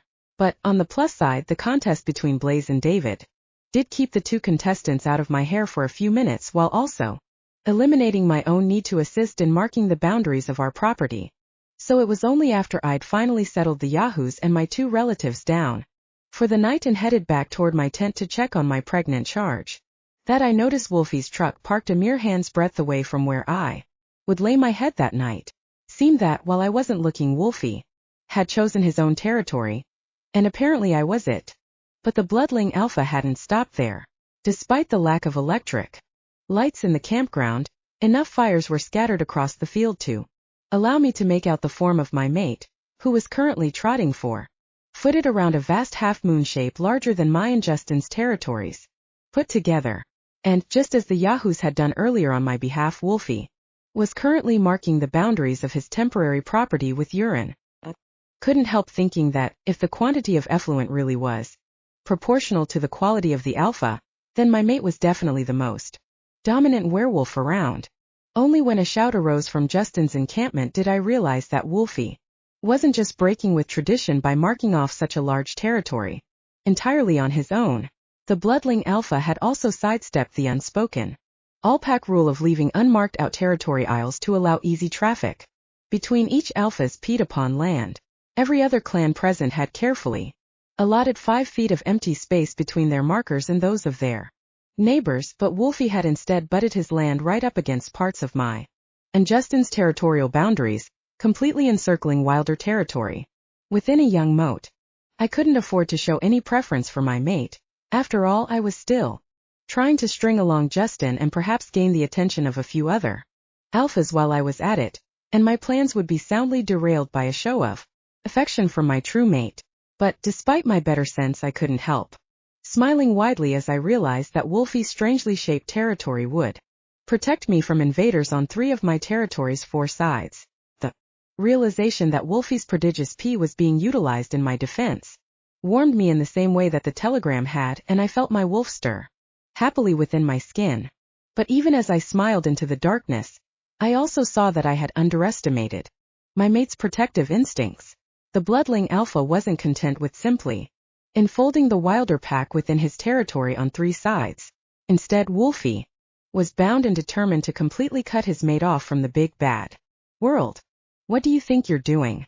Justin's angry voice rolled across the campground, and I wasn't the only one that caught Wolfie walking right up to his brother's boundary line, then raising a leg to pee. Like good shifters, Blaze and David had provided an out-territory aisle between our territory and that of the older Young's clan, and now Wolfie was taking advantage of that no-man's land to sprinkle urine directly on top of his brother's marker. In essence, my mate was killing 2 birds with 1 stone. All at once, he taunted his brother and also completed my protective circle, blocking off Justin's access to the Wilder camp along our shared boundary. The bloodling alpha had nearly completed his line of urine by the time his brother started toward him at a run, and I could almost feel Wolfie's amusement when, despite his haste, Justin paused before jumping over the double young territorial marker. The older alpha's vacillation was unconscious admission that Justin was afraid to cross his little brother's line, and I knew that every nearby werewolf would be marking that omission down in their mental tally book, ceding the first point to my mate. Meanwhile, when Justin continued down the territorial line to cross over in a spot where only his own pack's urine had soaked into the ground, the achievement of his destination didn't make up for the face that Justin had lost in the process. But my mate's brother was well aware of the impression he was making, and he quickly strove to regain the lead with both tone and posture. "That's far enough," Justin said at last, standing firm and tall above his brother's lupin form. The older alpha might have been afraid to cross his brother's line, but he had clearly dredged up enough courage to attempt to prevent Wolfie from completely cutting the elder Young's pack off from potential contact with my territory, and Wolfie's refusal to take human form did act a bit in Justin's favor, making my mate appear weaker in contrast. Behind the older alpha, I could see several of Justin's underlings rush forward to back up their alpha, while another dashed off in the other direction, presumably heading toward their main village in search of reinforcements. I was surprised that Justin didn't call after his lackeys to prevent the latter action, since that was another sure way to lose face for the host to be forced to expand his honor guard beyond what other pack leaders had been allotted in order to keep the peace was proof that he wasn't the strongest alpha present after all. Is the messenger acting without his alpha's permission? I wondered. Or is Justin so unsure of his success that he's willing to risk lowered status in an effort to protect his own skin? But as the rest of the audience and I mulled over Justin's actions, Wolfie ignored all of the commotion.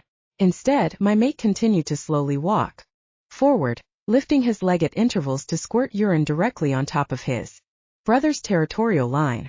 And with each splash, Justin's face turned redder and his jaw clenched tighter. I almost expected my mate to continue walking and peeing even after he reached his brother, simply dribbling urine right over the other alpha's foot as Wolfie continued his unhurried effort to completely enclose the Wilder pack within his own territory. And at that point, would Justin explode? Or implode? As much as I would have liked to wait and see what happened, though, I really couldn't allow either reaction. Not that Wolfie's behavior and his brother's chagrin didn't make my wolf dance in glee, and my human side relax just the barest smidgen upon realizing that my insufficient honor guard and I wouldn't be standing up to all of the other packs entirely alone. Yes, I'll admit that. The thought of being entirely enclosed within Wolfie's territory sounded like a day at the spa and a hunk of gooey chocolate cake all rolled into one. The only thing better would be if my mate similarly encircled me within his arms. But Wolfie himself had warned me not to play all of my cards at one time, and my mate bond with the younger alpha was definitely a trump card that was better kept hidden at this time. Plus, from a purely utilitarian perspective, if Wolfie completed his circle of P, then my pack and I would be forced to ask the other alpha for permission every time we entered or left our encampment, which could get tricky and annoying and would definitely make us look bad in front of the other clans. So I headed toward my mate at last, albeit more slowly than his brother had made his similar journey, and I was sure to kick the tent that Wade and Blaze shared on my way to the boundary line. Wah! Blaze's voice called out groggily, but the older Yahoo was up and by my side, if clad only in boxers, before I'd taken 2 more steps. By the time my guard and I reached the sibling standoff, a cluster of interested shifters from other packs had also made an appearance, ensuring that word of this event would reach all corners of the all-pack campground within the hour. But I ignored my audience just as Wolfie had and strode quickly down the out-territory aisle to stand between the other 2 pack leaders. Finally, without looking at either young alpha, I turned to Wade and pretended to berate the one member of my contingent who had yet to cause any problems at all. You neglected to mark a path here, I said, putting the alpha command into my voice for the sake of the bystanders, even though Wade needed no impetus to follow my lead. I expect several visitors tomorrow, so our site should be accessible to all and sundry. Sorry about that, boss, Wade replied, his wolf crouching down within his human form and its ears submissively lowering at my tone of voice. But I had it feeling the Yahoo understood that we were just play acting as he continued. Where exactly do you want the path? If you guys don't mind, I said primly, finally meeting the eyes of each young alpha in turn and gracing both with the same half-smile. Justin was too surprised by my presence to do anything except back up into his own territory. But Wolfie just plopped down onto his lupin butt and allowed his tongue to loll out of the side of his mouth. Yes, Wolfie, I know you think this is great fun, I wanted to say.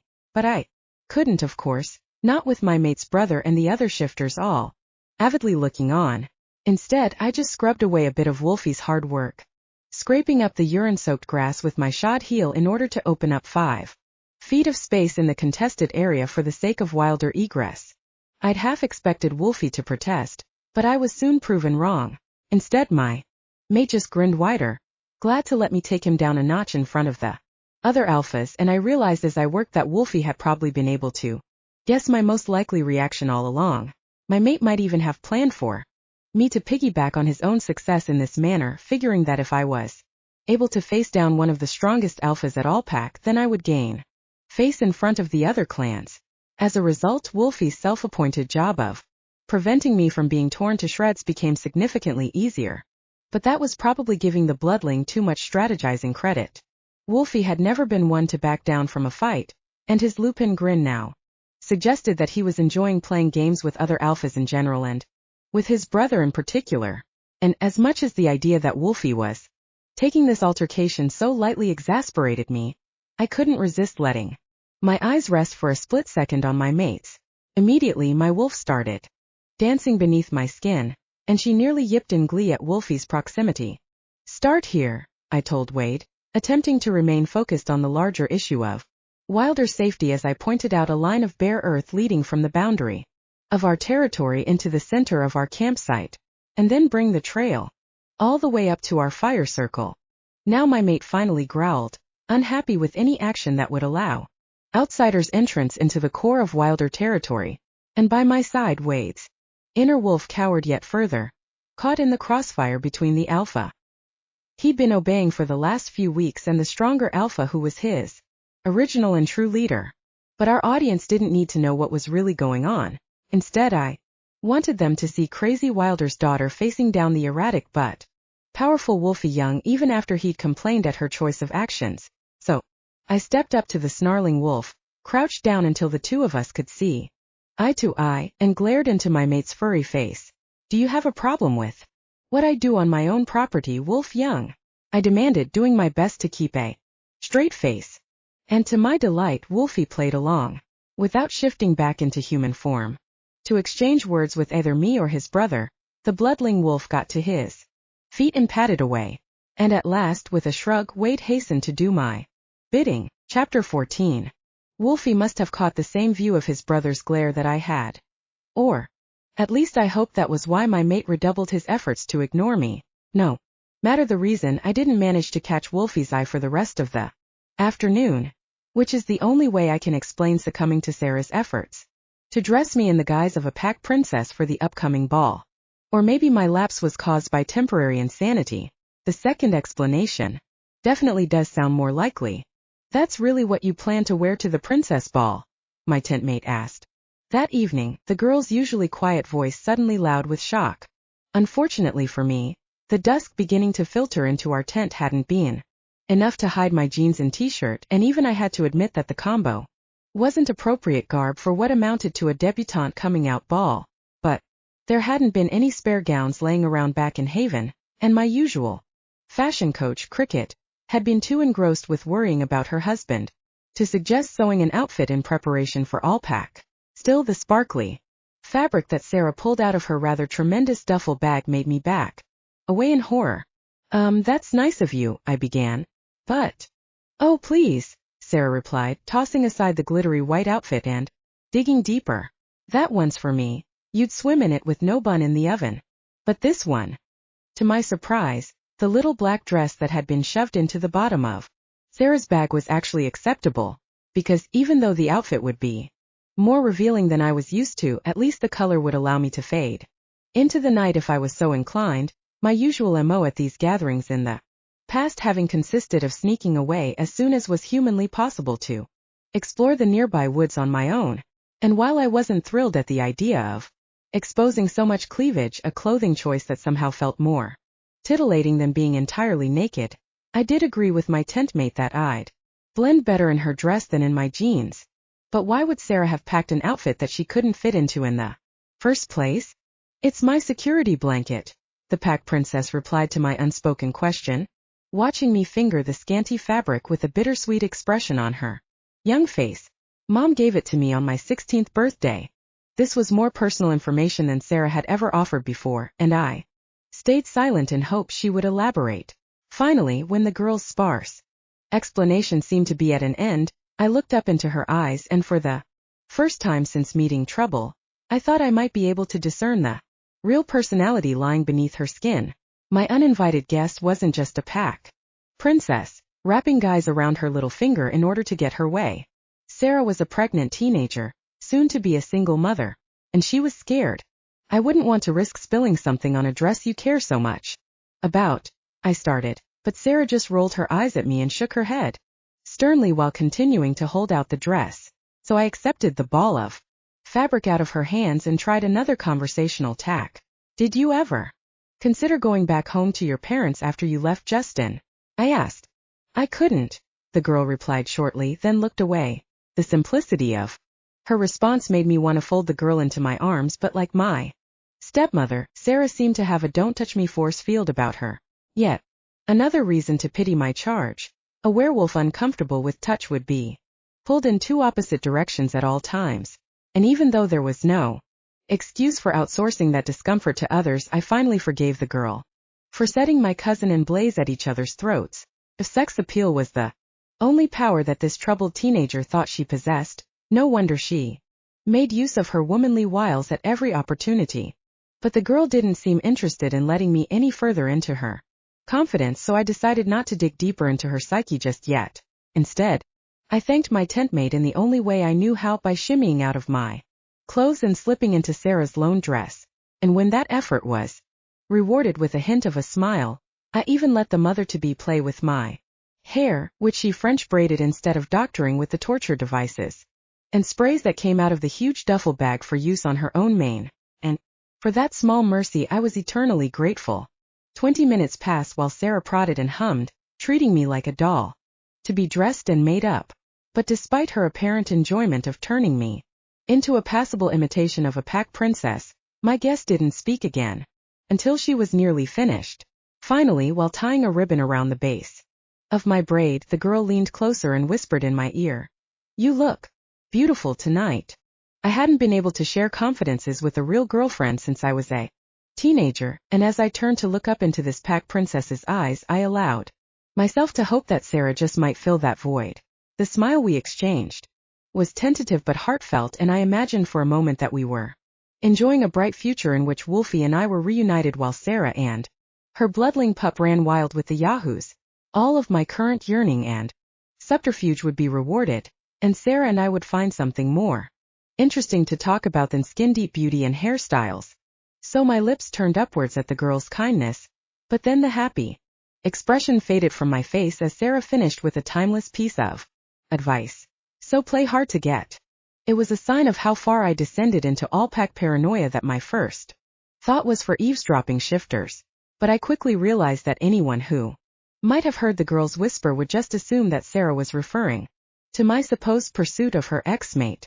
I, on the other hand, understood that the girl had caught my angstful stares in the direction of Justin's brother, and that she felt I needed to be a bit wilier if I wanted to catch and hold the interest of such an enticing male. And even though I knew that Sarah was wrong, that Wolfie and I had no need to play games with one another, I still couldn't prevent the girl's well-intentioned words from sinking their claws into my stomach and ripping with all the vim and vigor of Sarah's own internal bloodling. After all, Wolfie had avoided me all day, seemingly no more interested in my presence than he was in that of the other pack leaders scattered across the field. Had absence made Wolfie's heart grow fonder? Or was this a case of out of sight, out of mind? The presence of a dozen beautifully made-up pack princesses at the ball that evening certainly didn't help ease my internal struggle, nor did Wolfie's apparent intention to dance with each girl in quick succession. As a result, I could barely keep my attention on the alphas I was supposed to be dancing with, instead twisting my head constantly in an effort to trace my mate's path across the dance floor. But which of you is really the pack leader? My current partner, the gray alpha, asked. You or your father? I was saved from answering this tricky question by the flow of the dance, too. Long lines of shifters reforming as we came out of our hands across and then immediately transitioning into a series of reels. You would have thought that Scottish country dancing would be too straight-laced for wild werewolves, but the truth was that we all looked forward to the princess ball on the second night of all pack. And as my current partner and I split apart and then drifted close together again at intervals, I could see why the event was so well attended. Not only did dancing make it easier to avoid unwanted conversations, the ball also gave us girls the chance to peruse long male legs, partially clad in the miniskirts that men insisted in calling kilts. Yummy, Finn whispered as I curved around her stationary form. Then she winked as my eye unconsciously drifted down the field toward Wolfie, who was now paired up with Sarah at the other end of the dance floor. Despite my best intentions to play it cool, my nostrils flared as Justin's ex-mate slipped her hand over top of the bloodlings, her lips moving near soundlessly in a jest that caused her dance partner to chuckle.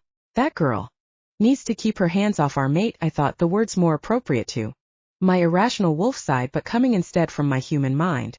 Then I realized that I was supposed to be repeating the same maneuver with the Grey Alpha, and I snapped out of my reverie in time for the pack leader in question to lead me at a gallop down between the two lines of dancers.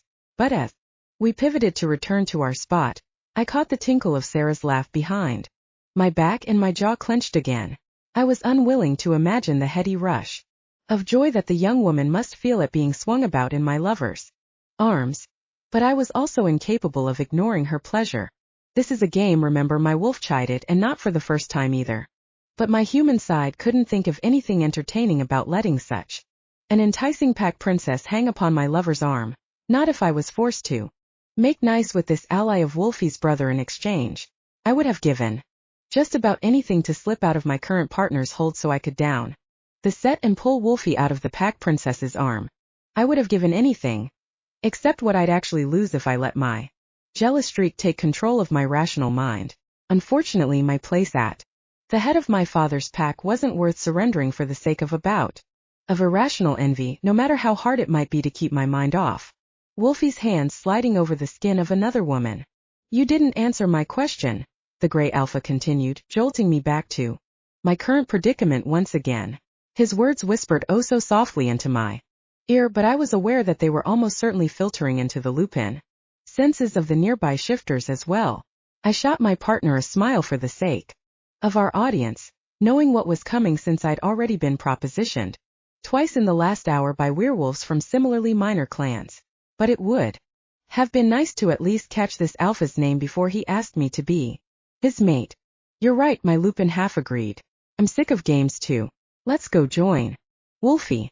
And although she probably hadn't meant them to, my wolf's words brought me back down to planet Earth at last. With the reality of our situation firmly in mind, I actually managed to increase the wattage of the smile I trained on the alpha in front of me, pretending in the process that I hadn't already formed an unbreakable bond with another mate, because if I were available then this Grey Alpha wouldn't have made such a terrible spouse. The shifter in question was older than me by perhaps a decade, and his alliance with Justin suggested that the Greys were old-fashioned and unwilling to dismiss the traditional ways. But despite all of those negatives, this alpha seemed nice enough. His large hand beneath mine was enticingly firm and strong, and none of the alpha's actions toward his underlings displayed anything but good humor. So I encouraged my dance partner in the way I hoped a pack princess would if she were actually seeking a mate and wanted to give a particular suitor a green light. What question did you really want to ask? I responded coyly, but I was careful to time my sally so that we dissolved back into the flow of the dance before the Grey Alpha could reply, saving me from having to make promises I didn't intend to keep. And then the motion of the dance drew Justin over to stand facing me, his steely gaze cutting into my own. I wasn't surprised to find that Wolfie's brother was less than pleased to find me flirting with another alpha, since I'd all but proposed to this elder young a couple of weeks before. But the anger in Justin's face seemed to go beyond annoyance at my feigned fickleness, and I shivered without meaning to. Buck up, my wolf warned succinctly, and I straightened my spine before taking Justin's hand to swap places across the dance floor. Playing games? Justin asked, the two words all we had time for before I was once again reaching out to a different shifter as each dancer continued to daisy-chain his or her way around the set. But even though Justin's eyes were quickly turned in another direction and his speech had long since dissipated out of our shared airspace, the alphas too. Words continued reverberating through my mind. Playing games. Surely Justin simply assumed that I was acting like a flirtatious pack princess who hadn't yet chosen a mate, I thought, attempting to soothe my own nerves. At worst, the alpha might guess that I, like Sarah, was leading along two different bows in an effort to solidify my own position. Either way, Justin should continue to treat me with kid gloves until he was positive that I was going to lend Wilder support to another clan. Or so I hoped. But I could still feel the pack leader's cold eyes boring into the base of my skull, and shivers didn't stop running down my spine for the rest of the dance. Chapter 15. Everything okay? Finn asked quietly as the jig ended. In all fairness, I should have been the one asking her that question, since the young woman beside me had kept up with the other dancers step for step despite still favoring her broken arm. But before I could reply, I heard the unmistakable sound of Justin's ex-mate in distress, and my attention immediately shifted to a much more pressing problem. "Oh!" Sarah exclaimed, the word much softer than its impact on my adrenaline levels would have suggested. My wolf immediately pricked up her ears, always attuned to the nuances of our pack's voices, but I could see that unrelated dancers were also flaring their nostrils and waking up their wolves to take in the surprising aroma wafting in our direction. The scent resembled the forest floor after a hard rain, sodden pine needles and leaf mold. Not at all the aroma that you'd expect to catch at the princess ball. Not right here, not right now, I begged silently, but I, and every shifter around me, knew that the girl's cry wasn't due to the innocuous surprise of a stepped upon dress or a stubbed toe. Nope, that scent alone told us everything we needed to know. So without another thought for the chaos that I'd leave behind in my wake, I abandoned the dance set forming around me, spun on my heel, and made a beeline for the distressed girl. By the time Sarah came into view, a thread of liquid was already trickling down to stain the front of her skirt, and I wasted half a second to close my eyes and pull myself back together. This was the worst possible moment for the pack princess to go into labor, smack dab in the middle of all pack, with her own ex-mate nearby and with every other alpha jockeying for power. Why had I even allowed the girl to attend, let alone failed to put my foot down when she decided to take part in the dancing? Hadn't I realized that something like this was bound to happen? "You let her come because Sarah gets what Sarah wants," my wolf replied dryly, and I could tell that my lupin half was even less enamored of this troubled and troublesome girl than I was. But, despite our own feelings and the potential loss of stature if we fled the campground en masse during all pack, I knew that the only option now was to rush Sarah to my brother-in-law's side as quickly as possible, because a medical doctor was likely to have tools at his disposal that shifter midwives lacked, and I wasn't about to let our guest perish just because her pregnancy was inconvenient to the rest of us. So I opened my eyes and sought out each member of my pack in quick succession. David and Blaze, bring around Wolfies in my vehicles. Hawk and Finn, take down our tents and head back to Haven as quickly as possible. Wait. Didn't even need to finish that last thought because the oldest Yahoo was already standing by the pack princess's side, holding one of her arms as he and Wolfie walked our guest away from the dancing ground and toward the road leading to the outside world. I turned to follow, but paused as I felt more than saw Wolfie's brother coming up behind me, his tall form making my own appear minuscule. Like the sudden absence of birdsong when a hunter is sighted creeping through the forest, the dull roar of shifter chatter all around me eased as the dancers strained to catch every word of the upcoming exchange. Not that there was much left for either of us to say, not anymore. So, the all-pack host began, and it was clear from his tone that my precipitate action and Wolfie's haste to throw his weight behind my pack's efforts had eliminated all possibility of future subterfuge. The jig was up, and I would now be forced to return to soliciting allies the old-fashioned way, through physical intimidation and mental manipulation, just as my father had done before me. And even though I'd clearly failed in the task that the chief had set for me, I couldn't help feeling relieved that the game my cunning father had initiated was going to end at last. Yes, Justin's pack would likely be at the Wilders' throats in short order, but at least my true mate would be standing by my side. During the battle that was to come, I would be able to drop the pack princess guys that had fit so badly, and together Wolfie and I would handle whatever malice Justin threw our way. But as I peered up into a face that could have been a reflection of my mate's, I couldn't help wondering if Justin really was as devilish as I'd made him out to be. Wolfie's experiences with his sibling dated from over a decade before, when both shifters were mere teenagers, so surely the elder brother would have changed in the interim just as Wolfie had grown and matured. Couldn't help musing that, if the shoe had been on the other foot, Wolfie would have found my charade hilarious, and he definitely would have stepped up to the plate and taken responsibility for his unborn child, and for his endangered ex-mate. With the same young blood running through both brothers' veins, was it really possible for Justin to act so differently? I allowed myself to imagine the pack leader in front of me letting slip his scary alpha demeanor and expressing concern for his ex-mate and unborn child, asking for permission to join us in our mad dash to Dale's house, and then holding Sarah's hand as she gave birth. Fat chance of that, my wolf said silently. And as I peered into the eyes, that looked so much like my mate's, but 20 times colder, I was forced to agree. Justin wasn't hoping that I'd fill him in on the state of Sarah's health. Instead, this particular pack leader was angry that he'd lost face, courting an unavailable pack princess, and he was annoyed that both my and Wolfie's packs were falling all over ourselves to protect his ex-mate.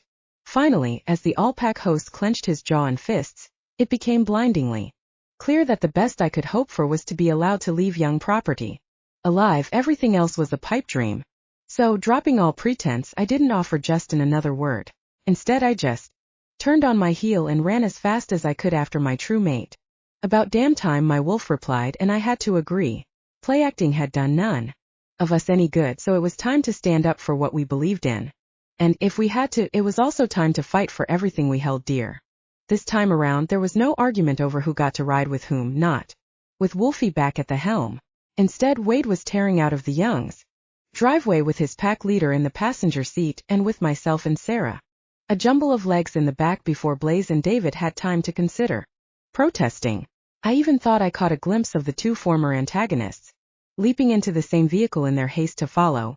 Or that might be what I'd seen out of the corner of one eye before a strong male hand grabbed the nape of my neck and turned my head around to face forward once again. Without a word, lips that could only be my mate's pressed into mine so hungrily that I completely forgot about the fact that Sarah was about to give birth to a bloodling beside me. I completely forgot that I'd ever doubted Wolfie's interest or watched with envy as he danced in another woman's arms.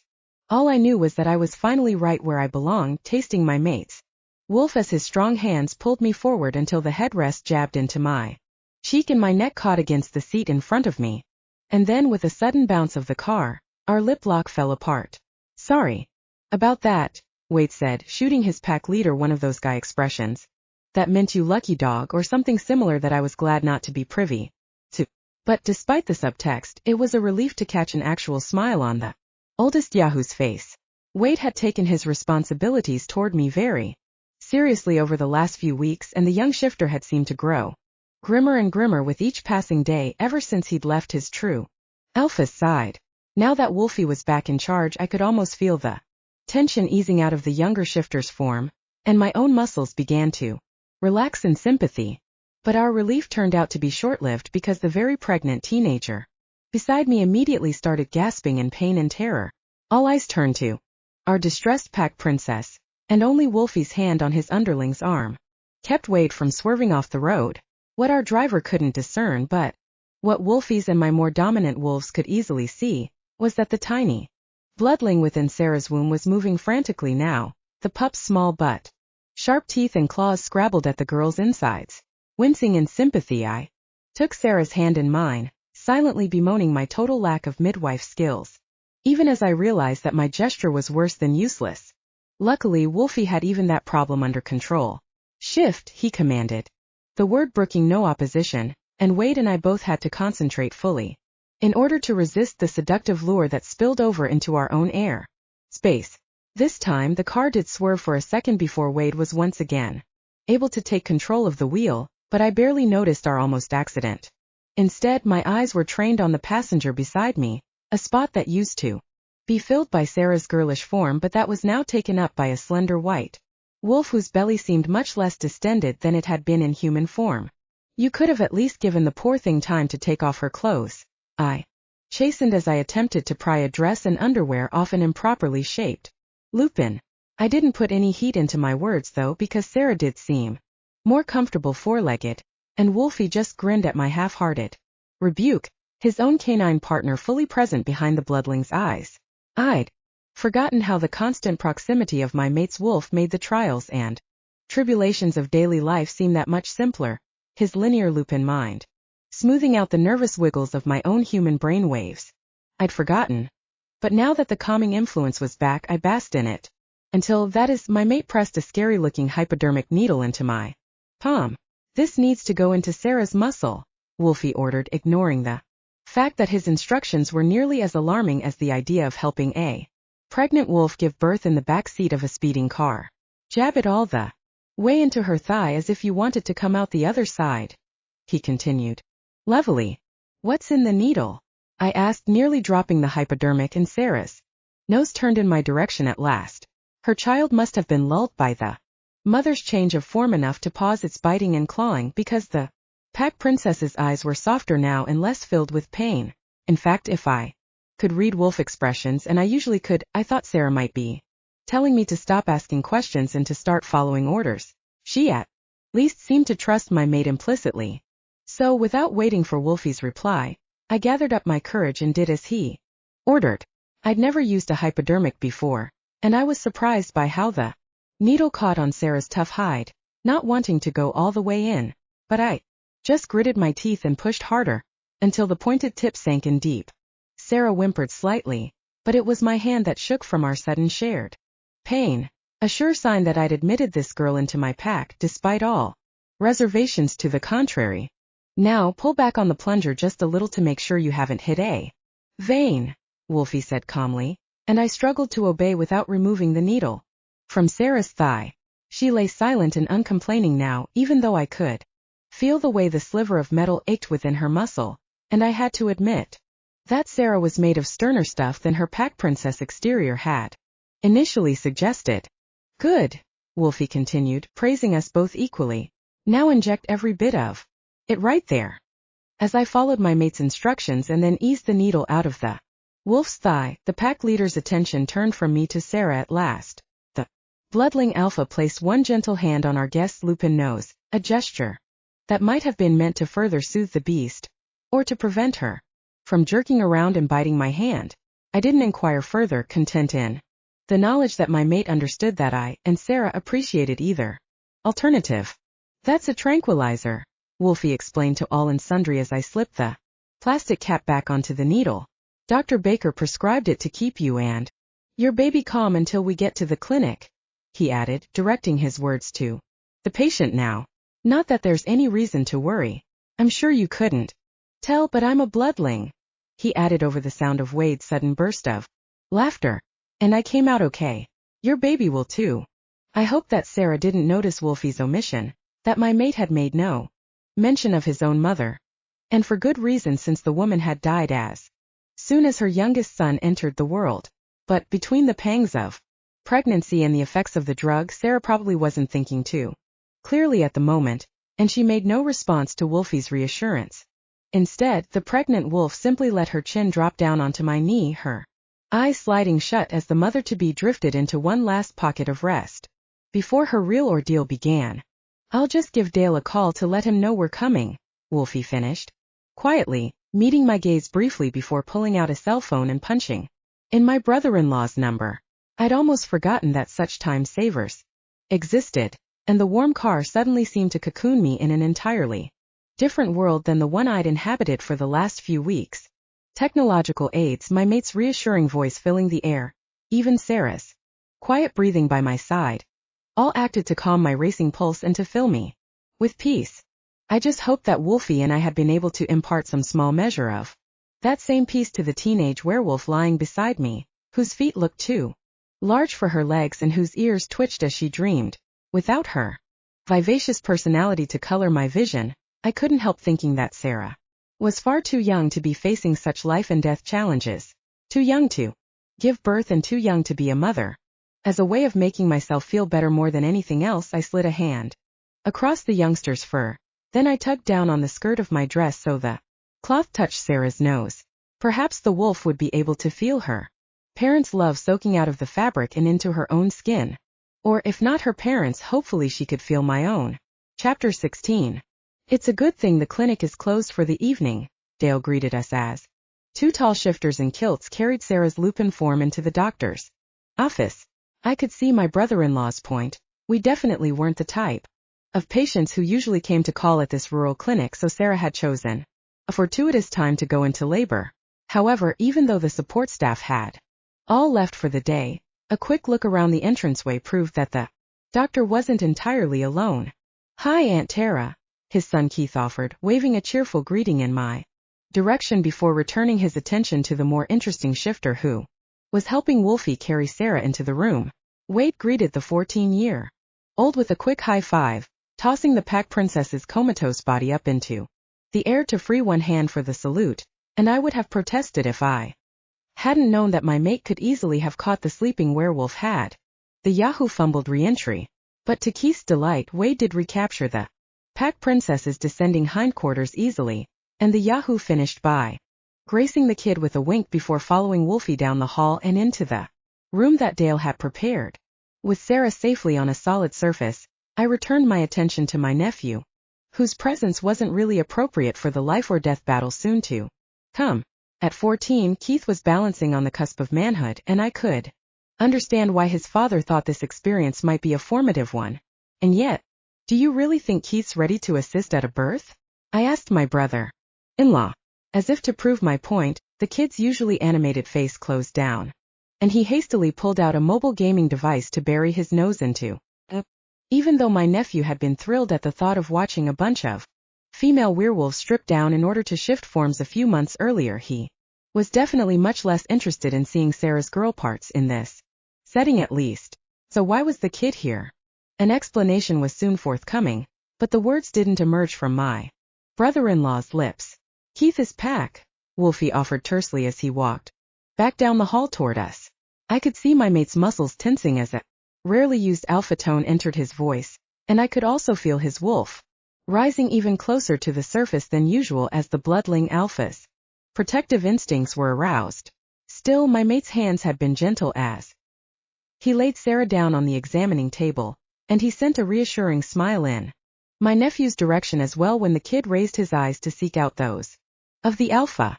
Unlike other pack leaders, Wolfie reserved his harshness solely for opponents who threatened his pack. Opponents like his brother. Justin will be out hunting tonight, Wolfie elaborated, rejoining us in the hallway and reminding us that Sarah's life wasn't the only one at stake this evening. I was suddenly glad that my mate had thought ahead to ensure Keith would be safe under our protective eye, and I allowed my hand to slide into Wolfie's in mute apology for doubting his choices.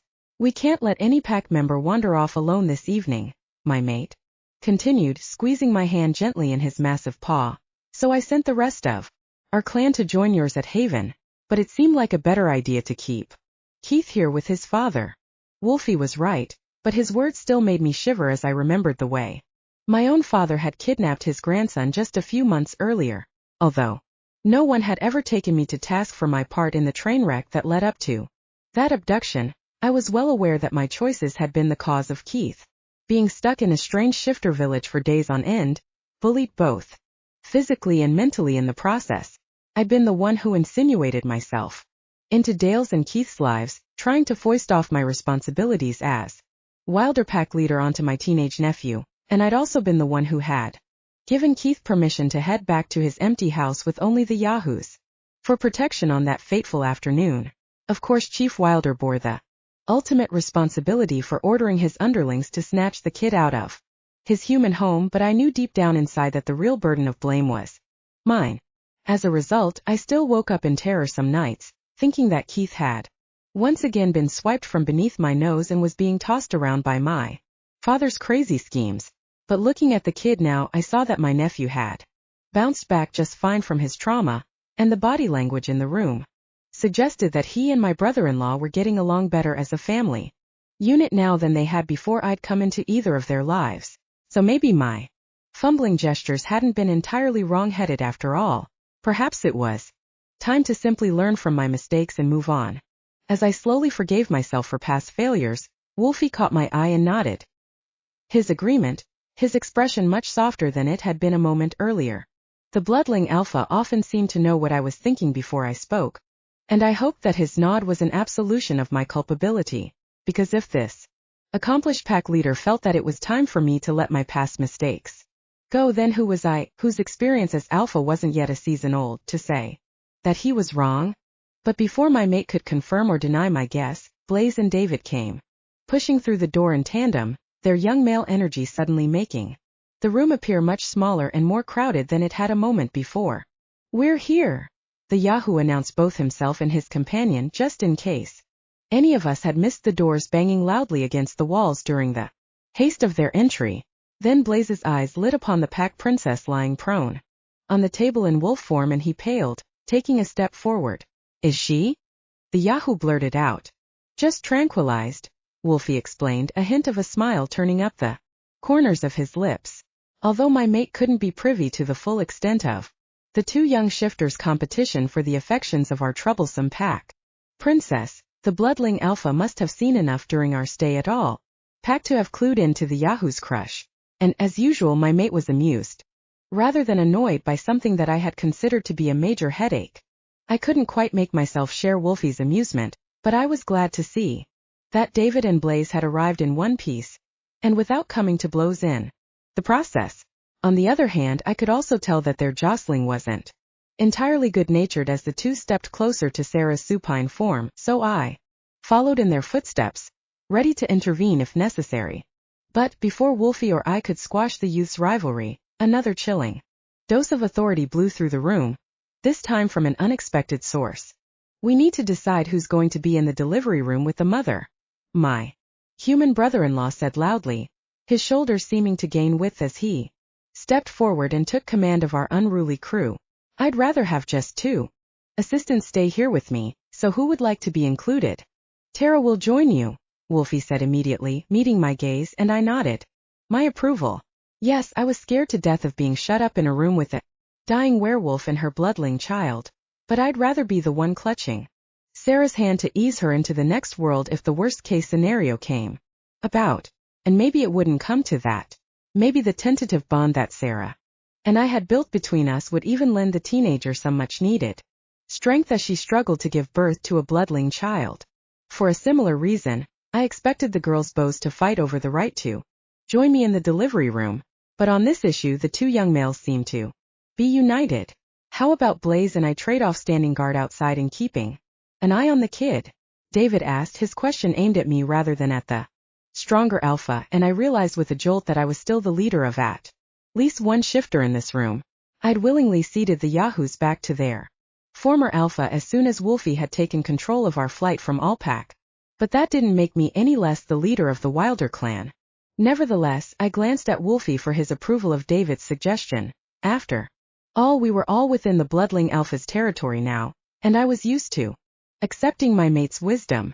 But Wolfie remained silent, apparently not willing to intervene between me and my new pack, so I was left in charge of answering my cousin's question.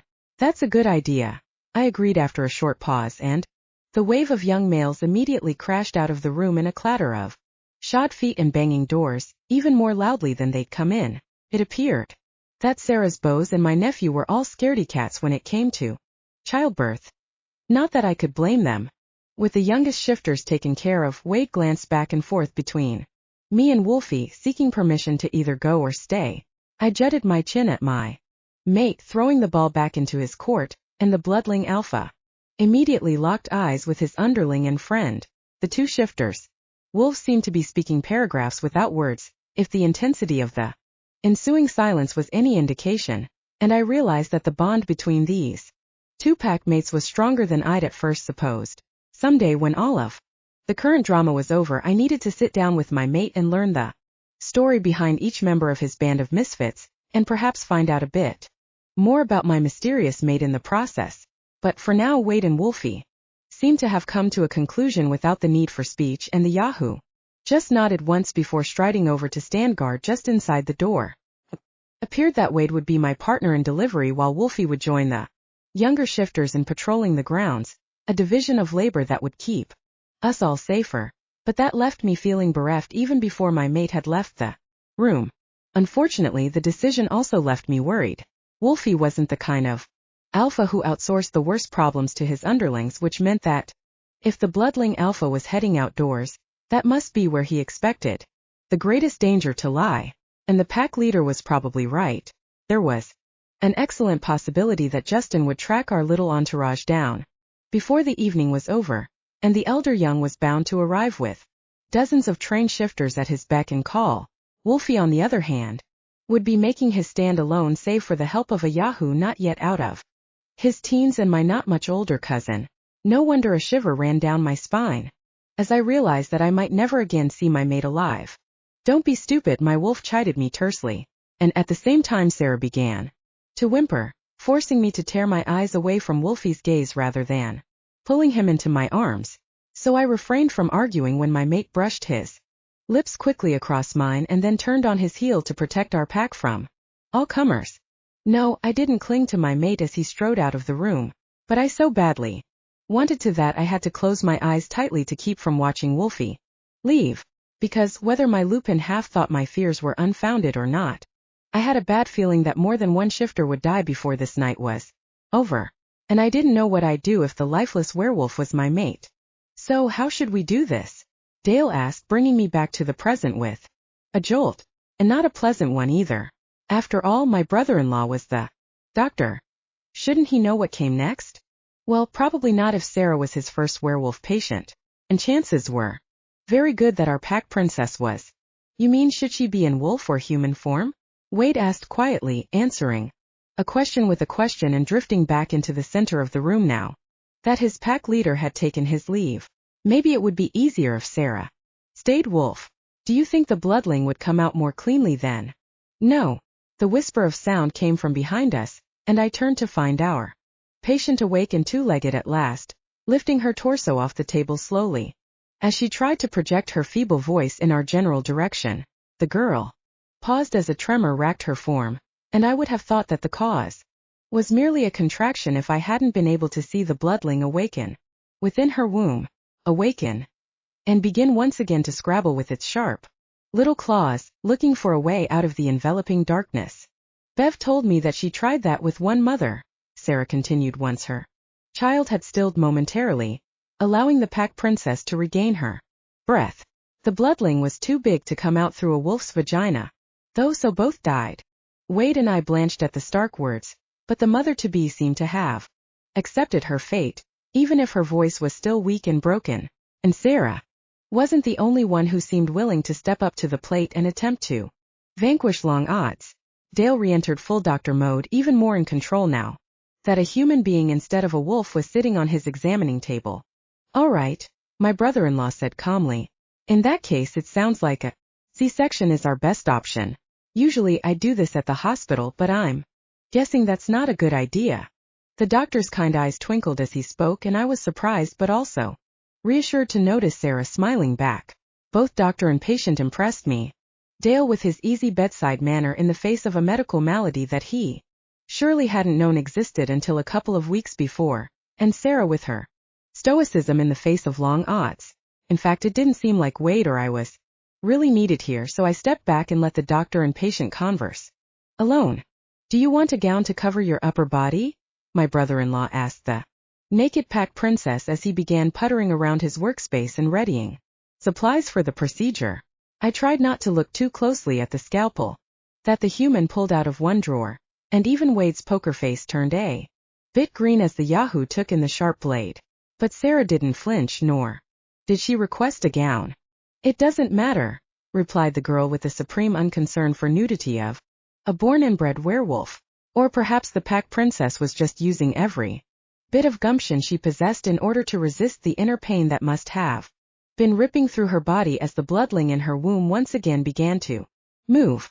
I could feel a sympathetic ache starting up in my own stomach before I looked away, and I noticed that Wade had angled his body to gaze out the darkened window rather than focusing on the intrepid teenager who had brought us all together tonight. In that case, I'll show you two how to scrub up, Dale said, returning his attention to me and Wade. And then we can get started. Chapter 17. The anesthetic had taken effect and Dale was making the first incision when we heard a shout and a thud drift in from outside. It was almost a relief to be able to look away from the scalpel slicing firmly through Sarah's smooth skin, although I wasn't at all glad to realize that my suspicions about an attack had borne fruit, because the commotion beyond our walls proved that either Justin had come himself or he'd sent his lackeys to hunt us down, and both options were equally problematic without the full force of Wolfie's clan to back our small crew up. Wade and I exchanged a quick glance, and the Yahoo didn't wait for instructions before turning away to head toward the unbarred window. Wolfie, we'll have the doors guarded, my companion offered by way of explanation. Not that I really needed any clarification. With only 2 adult shifters outside, plus 1 to guard my nephew in the hall, my mate would lack the manpower necessary to prevent outpack shifters from entering through the examining room's small window. so I was glad to have Wade on the job. Accepting the Yahoo's plan with a quick nod, I patted Sarah's hand one last time and then cracked open the door to check on the other innocent under my charge, my nephew. I wasn't surprised to find the 14-year-old and his cousin once removed waiting just outside the examining room, but I was taken aback by the firmness of David's hand on the kid's shoulder. "Can you take him?" my cousin asked before I had time to speak, and I could tell that David itched to join in the fighting that we could all hear filtering in from outside the clinic's walls. "Of course," I answered. Traumatizing Keith with images of C-sections was beside the point now that Wolfie required every bit of manpower that he could muster, and it made sense to concentrate our weakest members into one room.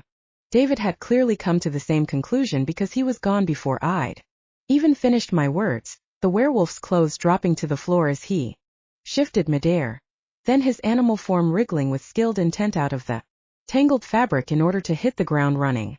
I could hear the shifter growling as soon as he rounded the bend, and I guessed that Wolfie was already making a stand in front of the main door, just out of sight around the corner.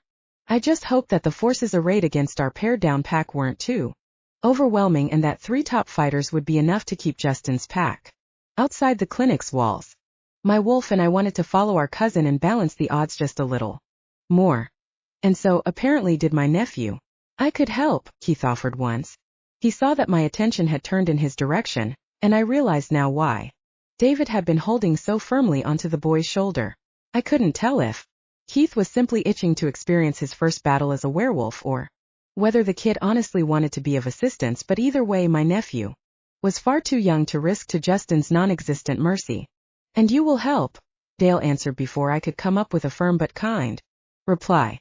My brother-in-law spoke without turning around, his hand still calmly drawing the scalpel across Sarah's belly, but it was clear that the doctor was dividing his attention between his patient and the altercation outside. "I need another set of hands to hold up this layer of skin," Keith's father continued. "And you are it." "No way," my nephew whined, averting his eyes quickly from the naked woman displayed on the operating table in front of us. The boy had been willing to shed blood just a moment earlier, but I could tell that this wasn't the kind of ichor that the 14-year-old wanted to see. "Aunt Terra can do it. Look, I'll just go sit over here in the corner out of the way." My nephew started to suit action to words, but his father's voice cracked out a command that stopped the kid in his tracks. "Keith," Dale said, his voice almost approaching the intensity levels of an alpha werewolf and definitely capturing the attention of his wayward son. How had I not realized my brother-in-law possessed this level of command when he was vainly begging his only offspring to eat his vegetables a few months prior? Perhaps Dale had simply been biding his time then, waiting until he really needed his son to obey. Whatever the reason, every eye in the room now met the doctor's as he took his son to task. "This isn't a game," my brother-in-law continued. "Everyone here needs to pull their own weight. Wade will guard the window, Terra will guard the door, and you will help me with the miracle of life, delivering a new baby into this world." The doctor's voice slowly eased as his unaccustomed rant wound down, and I could tell that my brother-in-law really did consider Sarah's child to be a miracle, even if the baby was going to come out sporting a tail and fur instead of human features. Among shifters, bloodlings weren't really considered sentient until they made their first shift to stand two-legged around Keith's age, and my heart warmed yet further to think that my kind-hearted brother-in-law was able to make that distinction now, having never even seen a bloodling baby in real life. I just hoped that the rest of our clan could do the same, and that we'd be able to provide Sarah's baby with the type of care that our own bloodling Alpha had basked in at the hands of his adopted mother and milk brother. Because whether or not Sarah survived this difficult pregnancy, the teenage pack princess would definitely require the help of a village if she wanted her bloodling child to survive and thrive. And it looked like our pack was going to be that village, whether we wanted to be or not. "Terra, will you show Keith how to scrub up and find some gloves?" Dale asked. Now, bringing my attention back to the present, the doctor was using his fingers to expand the scalpel's cut, ripping the flesh on Sarah's stomach apart and creating a gaping hole that exposed the bulging membrane underneath. I winced before looking away. Like any shifter, I'd butchered my share of chickens and deer over the last couple of decades, and I was startled to find My brother-in-law's gesture so familiar. Startled and sickened. Good thing Keith was going to be the doctor's assistant and not me. So I was quick to escape the operating arena after demonstrating the same hand-washing procedure that Dale had explained to me, but I paused when my gaze passed over Sarah's face. The girl couldn't have felt any pain, but she still flinched as Dale's fingers widened the hole above her gut, and I couldn't resist taking the patient's hand and trying to think of a way to bring her a modicum of comfort. Do you want me to rig some sort of a sheet between you and Dale so you can't see what's happening? I asked the girl, quietly, pretty sure that, had we been in a proper hospital, the patient wouldn't have been able to observe the doctor ripping his way into her womb.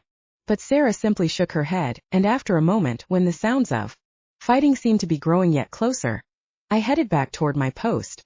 Despite his initial squeamishness, Keith turned out to be an able assistant.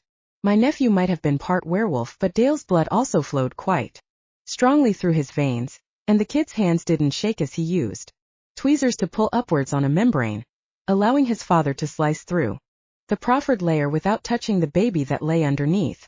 I was also surprised by the relative paucity of blood, at least until I noticed that Dale had handed his son a suction tube that removed the liquid as soon as it pooled. On the surface, an ambidextrous and unsqueamish assistant, perhaps Keith had a future as the nation's first shifter doctor. Terra. Wade's quiet voice returned my attention to the window, which had previously been a reflective mirror against the night. But now a light was approaching, along with the sound of voices, and Wade was swiftly but calmly stripping out of his clothes in preparation for a shift. I responded by locking the door behind me and hurrying to the Yahoo's side, but not before I heard Keith gasp and saw the furry nose of a living bloodling poke through the hole in Sarah's belly. I was as amazed by the wolf pup's birth as Keith was, but there was no time for awe. Instead, Wade and I had mere seconds to confer before the enemy was upon us. Priorities, Wade said, the fast approach of our opponents, eliminating complete sentences from his repertoire. Then before I could answer, the younger shifter continued talking, making it clear that he had been given his marching orders from Wolfie at an earlier date. The baby is number one priority, then Keith, then Dale, the Yahoo said quickly. Then Sarah, I agreed, working my way down my mental list of the room's inhabitants from least to most able to defend themselves.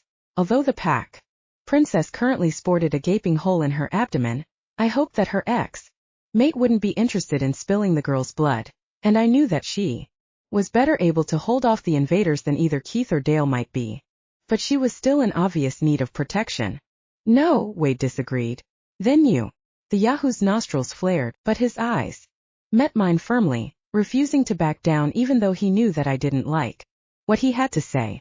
I can take care of myself, I rebutted, putting the full force of my alpha persona into my voice.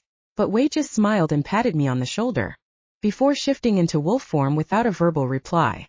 I opened my mouth to continue arguing, but realized that further commands would do no good since the Yahoo apparently considered Wolfie to be his one and only leader. Wade was never following my orders in the first place, I thought to myself, watching the way the Yahoo angled his lupin body between mine and the source of potential ingress. The shifter beside me had done my bidding quite capably over the last few months, but it seemed now that the oldest Yahoo had simply been carrying out the orders of his true alpha all along, which had been all well and good in the past since Wolfie and I would have agreed on the methods used to manage my troubled relatives, but our wishes were at odds at the moment. In fact, I had a sinking suspicion that one of the Bloodling Alpha's commands was for his Yahoos to protect Wolfie's mate with his life, a command that Wade seemed intent on obeying with no thought for the safety of his own skin. Then. There was no time to further argue the point, so I'd simply have to watch my companion's back at the same time that he was guarding mine. Working together, surely we could both come out of the upcoming confrontation unscathed. And then Wolfie, Wade, and I could iron out our differences at a later date when the world wasn't imploding all around us. Speaking of implosions, I'd barely shifted into lupin form when the window shattered inward, a length of metal pipe spinning through the air to clatter onto the ceramic tiles at my feet. I spared 1 second to glance behind me, saw that Dale was carefully stitching up his patient's belly, and then returned my gaze to the danger at hand. My brother-in-law clearly trusted me. and Wade to do our jobs, having moved his son and the baby wolf pup around to the opposite side of the table but leaving his own unprotected back facing the battle at the window, so the Yahoo and I would have to ensure that the doctor's trust wasn't misplaced, despite the sheer number of wolves milling around outside. The first enemy leapt through the window before the shards had all been knocked out of the frame, and my focus narrowed to his sharp teeth and large paws. The impatient wolf grazed one shoulder on a jagged splinter in the process, but he didn't yelp or pause, just angled himself to connect with Wade's smaller form so that the two went down together. The combatants tumbled across the floor, paws sliding on tile as each attempted to gain a foothold that would allow him an advantage, and I itched to come to the Yahoo's aid. But behind the initial intruder, another wolf had entered more carefully, and this new enemy was stalking in a stealthy circle in preparation for joining the melee from an unexpected side. As the second wolf angled in my direction, he briefly glanced at my face, then dismissed me as he came to the obvious conclusion that a female shifter, even in lupin form, was no threat. His erroneous assumption gave me the opening I needed to lunge forward and bite down hard on one hind leg, catching the second invader before he could tag team Wade's opponent. The stranger yelped and whirled as he felt my teeth bite closed, but I held tight, not relenting, until I heard bone snap beneath my jaws. Then, while my adversary was paralyzed by the sudden agony of a broken bone, I released my hold and pivoted in a tight circle to latch onto his throat. This was the technique that my father had used to vanquish me a few weeks prior, and I now understood the heady power of having another werewolf entirely at my mercy. Unlike my father, though, I would gladly have let the shifter beneath me escape if I thought he would scamper away, tail between his legs. I didn't want my first shifter kill to occur right now, in front of my 14-year-old nephew. In fact, I'd be quite happy if my first shifter kill never occurred at all. But there was no time for mercy. Instead, I bit down as hard as I could, salty blood flooding my mouth as the other werewolf spasmed beneath my hold. Then I shook my head from side to side, tearing my opponent's throat wide open and splattering red liquid across the clinic's clean tiles. Despite my previous worries about my lupin half's bloodthirsty nature, it was my human side who was firmly in control at this moment, and I could tell that. My wolf was sickened by the sight. Stop, she told me, but I had no experience killing another shifter and was afraid to let go. In fact, I might have stood like that for hours had I not smelled a depressingly familiar scent and heard my nephew's sudden exclamation from the other side of the room. Looking up at last, the aroma of gunmetal and the smiling face of my mate's brother struck me at the same moment. Justin was holding the already bloody scalpel to my terrified nephew's throat, and nearby both my brother-in-law and the bloodling pup were lying alive but dazed at the alpha's feet. I whimpered, knowing that I'd been too slow to protect the innocents who had been placed into my care, and the bloodling mewled a thready reply. But Justin wasn't paying any attention to either me or to his child. Instead, the invading alpha merely nodded over my head, and in response another gasp was picked up by my opposite ear at the same time that agony churned through my gut. This intonation sounded so much like the last breath of the shifter, who still lay beneath me, that my feet froze to the ground, my entire body fighting against the most likely explanation for the sound and for my own internal pain. Too late, my wolf sighed, her voice nearly silent even within my own mind. But I refused to believe the evidence of our own ears. Surely my wolf and I were both wrong, and instead Wade had managed to escape the wolves who poured through the window in their leader's wake. Even now the eldest Yahoo must be biting through one of the enemy's throats, and soon the Yahoo would spring to my side to obey his alpha's command. Together Wade and I would take Justin down before the enemy alpha could harm one hair on my nephew's head, and everyone I cared about would leave this room in one piece. But I knew in my heart that the odds had been stacked too firmly against my companion. So, when I was finally able to crane my neck around to look in the other direction, I wasn't at all surprised to see Wade's lupin form slumping to the floor. I wasn't at all surprised, but when the last spark of life fled from the Yahoo's eyes, I knew that I'd never be able to forgive myself for the way Wade had succeeded in achieving his goal. The young werewolf had triumphed all the way to death, while I had once again failed to protect a shifter who I considered to be under my care. Chapter 18. Is my mate ready to go yet? Justin asked, ignoring the rest of us in order to turn toward the human doctor whom he had knocked across the room mere moments before.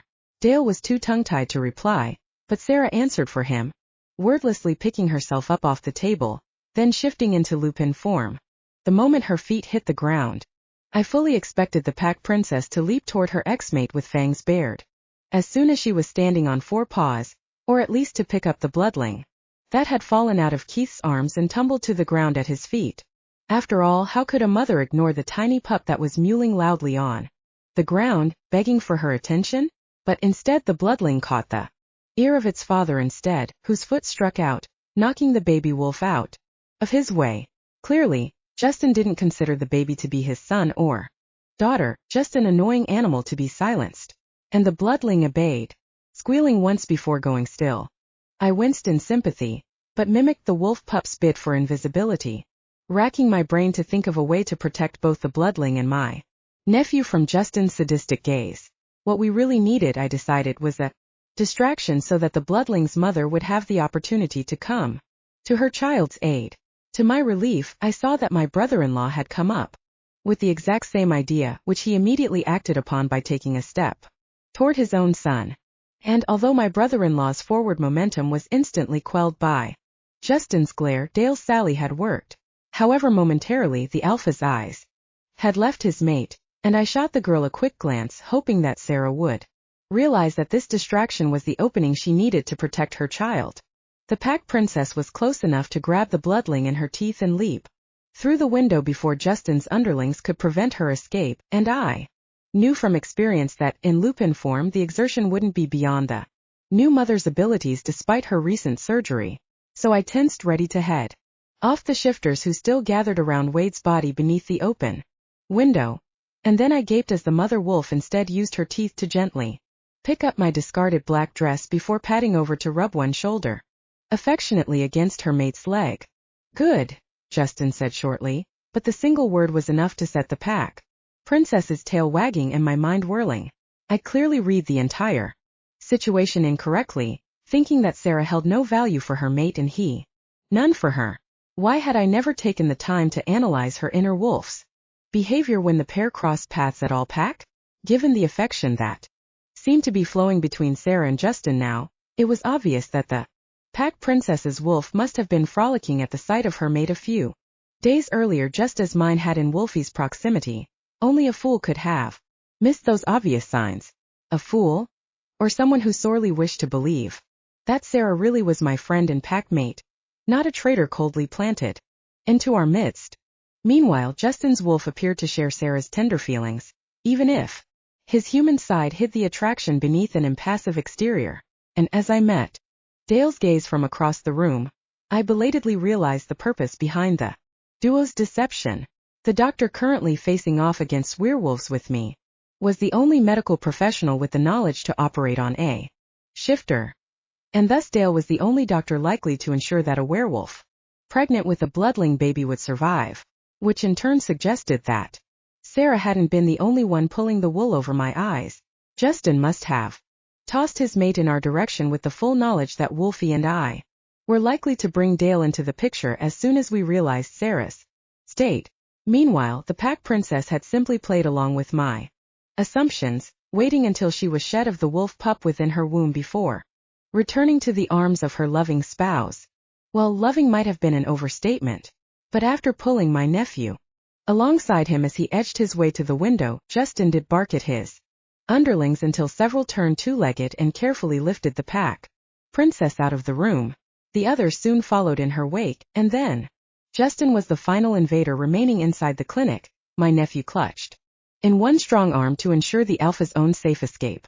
Only then did Justin deign to meet my eyes, the grin that reminded me so much of my mate spreading across his equally handsome face. "You really shouldn't play games that you can't win," Wolfie's brother said after a long gloating pause. Then, pushing Keith in my direction, the alpha leveraged his body through the window-shaped hole and was gone. It was then, as I took in the crumpled form of my nephew, my beaten brother-in-law, the quiet bloodling, and the dead Yahoo who had protected me with his life, that I knew that Justin was right. I shouldn't have embarked on a campaign that required skills so far beyond my capabilities. When it came Right down to it, Justin had played me as easily as my father had. And both times the opposing alpha had won. Wade is dead, I greeted my mate, barely able to speak the words as Wolfie came down the hallway at a run. And I might as well have killed him myself, I finished silently. There was no breathing room to castigate myself in public. Though not when our few remaining pack mates required the support of a strong leader to raise their flagging spirits and to tend to their wounds. But it was hard to stand tall when my own weakness had been the cause of Justin's escape, and of the death of a shifter under my care. At least Wade appeared to have been the only casualty. Behind Wolfie, David was pressing his shirt into a large gash that cut across Blaze's ribs, but both shifters were walking easily, so I quickly dismissed them from my attention.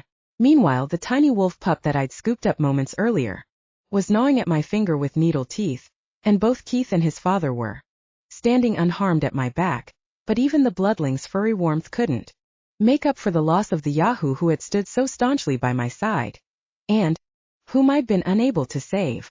And Sarah? Wolfie asked simply in lieu of a greeting or a remark on his Yahoo's demise. My mate took in the blood-stained floor, the two dead wolves, and the room's living inhabitants at a glance, and I couldn't tell by his tone whether or not he blamed me for the Yahoo's death. There was no criticism or grief in Wolfie's voice at all. In fact, instead of focusing on the past, my mate's wolf was completely unified with his human mind as the duo thought 3 steps ahead in order to win a game that had not yet entirely played out. Gone, Dale answered when I seemed unable to force words out of my constricted throat. The doctor motioned for Blaze to hop up on his examining table, and the human quickly began stitching the shifter's wound without benefit of anesthetic. Unlike me, my brother-in-law had realized that none of us had time to fall apart. We would need to take full advantage of the current lull if we wanted to reach Haven in time to throw in our lot with the other members of our pack. So the doctor stitched, and then, turning to open another cabinet, pulled out baby formula and a bottle which he pressed into my shaking hands. Well, if my human brother-in-law was able to keep it together in the face of a werewolf battle, then I could do no less. So I squashed my guilt and grief, swallowed hard to force incipient tears down my throat, and then I finally told Wolfie what had occurred in as few words as possible, because if I couldn't protect the werewolves in my care, then at least I could give all the facts to someone who would be able to do the job properly. As Wolfie and I conversed quietly, Blaze and David were lifting Wade's still form in preparation for evacuating from the room, and I followed their lead by putting my hands to use as well, fumbling with the baby bottle until I could raise the nutritious liquid to the pup's lips. Despite the formula's cold temperature, the bloodling accepted the nipple and sucked greedily, relaxing into my arms, and even though I wanted to hate this peppermint, needle-scented bundle as much as I now hated its mother, I knew I didn't have that kind of malice within me. So instead of leaving the bloodling to perish, as Justin would have, I just hugged the pup close to my naked chest, and Wolfie took a precious second away from our departure preparations in order to pull both of us deeper into his arms. But there was no time to wallow in emotions. "You'll come with us?" my mate asked the sole human present once our small crew had gathered everything we'd entered with. Everything plus one newborn wolf pup. The bloodling alpha was giving my brother-in-law the benefit of a request rather than a command, although we all knew that there was no other way that Dale could keep himself and his son safe alone, and the doctor thanked Wolfie for the courtesy with one smile and a nod. Then, with one last glance around the clinic-turned battleground, we turned toward the outside and the war to come. I didn't fall apart until I saw the smoke rising from the ashes of what used to be Wolfie's clan home. Our little convoy of vehicles was forced to drive past my mate's property on our way to the highway, and Wolfie didn't even pause when he noticed that his crazy quilt conglomeration of trailers and gardens had been burned to the ground in his pack's absence. Yes, my mate's jaw did clench, but then he relaxed, and I realized that Wolfie was already busy reassuring himself that every one of his pack mates had been long gone before Justin's lackeys poured gasoline across the walls of his hard-won home, and then struck a match to set the residence flaring into destruction. To my bloodling mate, the compound and its buildings were just things, not people, and thus weren't worth mourning as long as all of the shifters who once lived inside were safely gone. But to me, the charred remains of a home that had been so full of joy and Laughter just a few days earlier was the straw that broke the camel's back. Tears overflowed onto my cheeks as every one of my failures rose to the surface of my mind and clouded other thoughts. Over the last week I'd played into Justin's hands repeatedly, had believed the words of a pack princess who had never told me anything but lies, had allowed my nephew to be held at knife point, and had failed to prevent my peaceful human brother-in-law from being drawn into a shifter battle. Last but certainly not least, I had been unable to protect Wade, the Yahoo who had stood by my side the entire time that my mate and I had been apart and who had been the most staunch ally that I'd ever known. And now, added on top of all of those other deficiencies, I'd also been responsible for Wolfie's pack losing their unique and beloved home. How could I not be racked with guilt? So, I did the only thing I could think of when my heart seemed to be breaking beneath the weight of my own negligence. I opened my mouth and attempted to pass every bit of that blame along to my mate. You knew that Sarah didn't really want to leave her mate, didn't you? Demanded the sleeping wolf pup in my lap, stirring at my angry words, but the alpha beside me simply continuing to drive down the dark country lane without flinching. Smart man, he didn't remark on my out-of-the-blue accusations, just allowed me to vent my fury onto his strong back. You knew, and yet you sent Sarah to me with no warning, I added. At that, Wolfie was forced to at least respond, if not to lash out at me in kind. I wrote you a note, I said. I'm sending you trouble, he quoted himself, cocking his head to one side and shooting a glance in my direction, before returning his eyes to the road. Even when defending himself, my mate's voice was calm and soothing, but his quiet tone only turned up the heat of my anger. Rather than speaking right away, though, I glanced under my mate's skin where I saw his wolf attempting to speak with my own. Given time, chances were good that the two canines would have found a way to settle my human half down, but I was too upset to be reasoned with, so instead I fortified the walls that I so seldom used to cage away my animal half, shutting her out of sight and enabling my human mind to unleash its ire with minimal distractions from the more rational side of my brain. And then you told Wade to obey you, not me, I continued shrilly, ignoring both wolves' attempts to placate me and plunging further down the dark path that I'd embarked upon. How did you expect me to lead if half of the shifters in my pack were answering to another alpha? I might as well have shifted forms and bit my mate instead of spewing angry words, because his wolf now dropped its tail between its legs as I continued to rant. Only when I took in Wolfie's reaction and felt a jolt of disappointment run through my body in response did I realize that my subconscious had been hoping to provoke the other alpha into anger all along.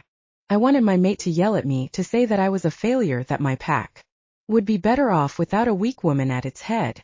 Perhaps then I'd be forced to fight back and would forget for a few blessed moments that I had disappointed every shifter within my care. But while I'd sought anger, my mate instead offered sympathy. Wolfie dropped one large hand off the steering wheel, allowing his palm to settle atop my thigh, and the warmth of his touch made my nearly squelched tears flow faster. You're right, the bloodling alpha said simply. It's past time for our packs to be merged. And there was that spark of fury that I'd craved resurfacing in my chest just in time to wipe away my waterworks. So I failed, and now you're ready to take the reins out of my hands? I demanded. Moments earlier I'd been ready to pass the Wilder clan over to my mate's capable command, to relieve myself of the burden of responsibility that I barely seemed strong enough to shoulder. But now, when Wolfie's lips quirked up into a hint of a smile, I started loosening my wolf's chains in preparation for scraping that smirk off the side of his face. But Wolfie didn't rise to the bait, nor did he give me time to build up to further outrage. No, my mate said simply. You didn't fail. Stopping the truck in the middle of the nearly deserted road, he unhooked my seatbelt and pulled me toward him across the bench seat, the wolf pup in my lap crawling over to settle into the hollow between our conjoined hips despite the angry words that had been passing over its young head. When werewolves fight, werewolves die, my mate continued, reaching over to wipe a lone tear off my right cheek. You kept us from fighting for as long as you were able, and no matter what you think, that's a success. But it's time to join forces and work together so we can prevent further bloodshed. Which is why I say we need to join our packs. Because 2 pack leaders are better than 1. And unlike any other alpha male I'd ever met, I could tell that Wolfie was fully willing to give up part of the control of his own pack and to take only partial control of my pack in return. He sincerely believed that our two clans could and should be merged together, and that the two of us would be flexible enough to navigate the resulting maze of power without stepping on each other's toes. Now, looking at his strong but cordial wolf who could have snapped at my unfounded accusations but was instead pressing toward me through my mate's insides, I knew that Wolfie was right. But I still looked away, returning my attention to the darkness outside the window. You don't want me to join you as pack leader, I said quietly, but now I knew that I did want to be convinced, so I allowed my wolf to wriggle up out of her prison and join in our conversation. Not that she or my mates animal half seemed to be very interested in the subject at hand, offering not a single word of advice. Instead, the two lupins frolicked overjoyed at our physical proximity after such an extended time apart. I would have loved to submerge myself in the wolves' joy, but my human brain wasn't quite so willing to relieve herself of guilt. I let Wade die and Sarah get sucked back into her mate's pack, I said simply, flagellating myself with the words and trying to explain to Wolfie why I didn't deserve to continue as the leader of the Wilder pack. A physical blow couldn't have hurt more than the knowledge that I'd failed those two shifters, had in fact failed one of them all the way to the grave. How could I pretend that I wouldn't make the same mistakes all over again? Sarah would have left no matter what you did, the bloodling alpha rumbled, not rejecting my guilt but rather mitigating it. And Wade, Wolfie, paused, and I could tell that my mate was as broken-hearted about the eldest Yahoo's loss as I was. But Wolfie's voice was firm when he continued. 7 years ago, when I saved Wade's life, he told me that he'd keep trying until he could repay that debt. I'll never forget Wade, but I can promise you that he died happy.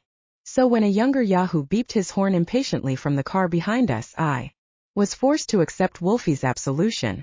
In fact, by the time my mate put the car into gear and started driving toward the new home of our joined packs, the wolf pup and I were united in our urge to snuggle as close as we could to the warm form of the alpha beside us. And when, to the delight of my wolf, my human half, and the bloodling in our lap alike, Wolfie dropped his right arm off the steering wheel to wrap it around my shoulders, our entire family felt encircled within his protective care.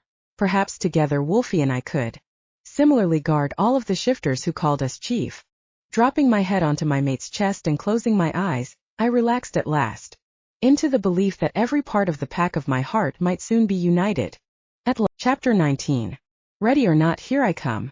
The telegram shocked me not so much in its language as in its very existence.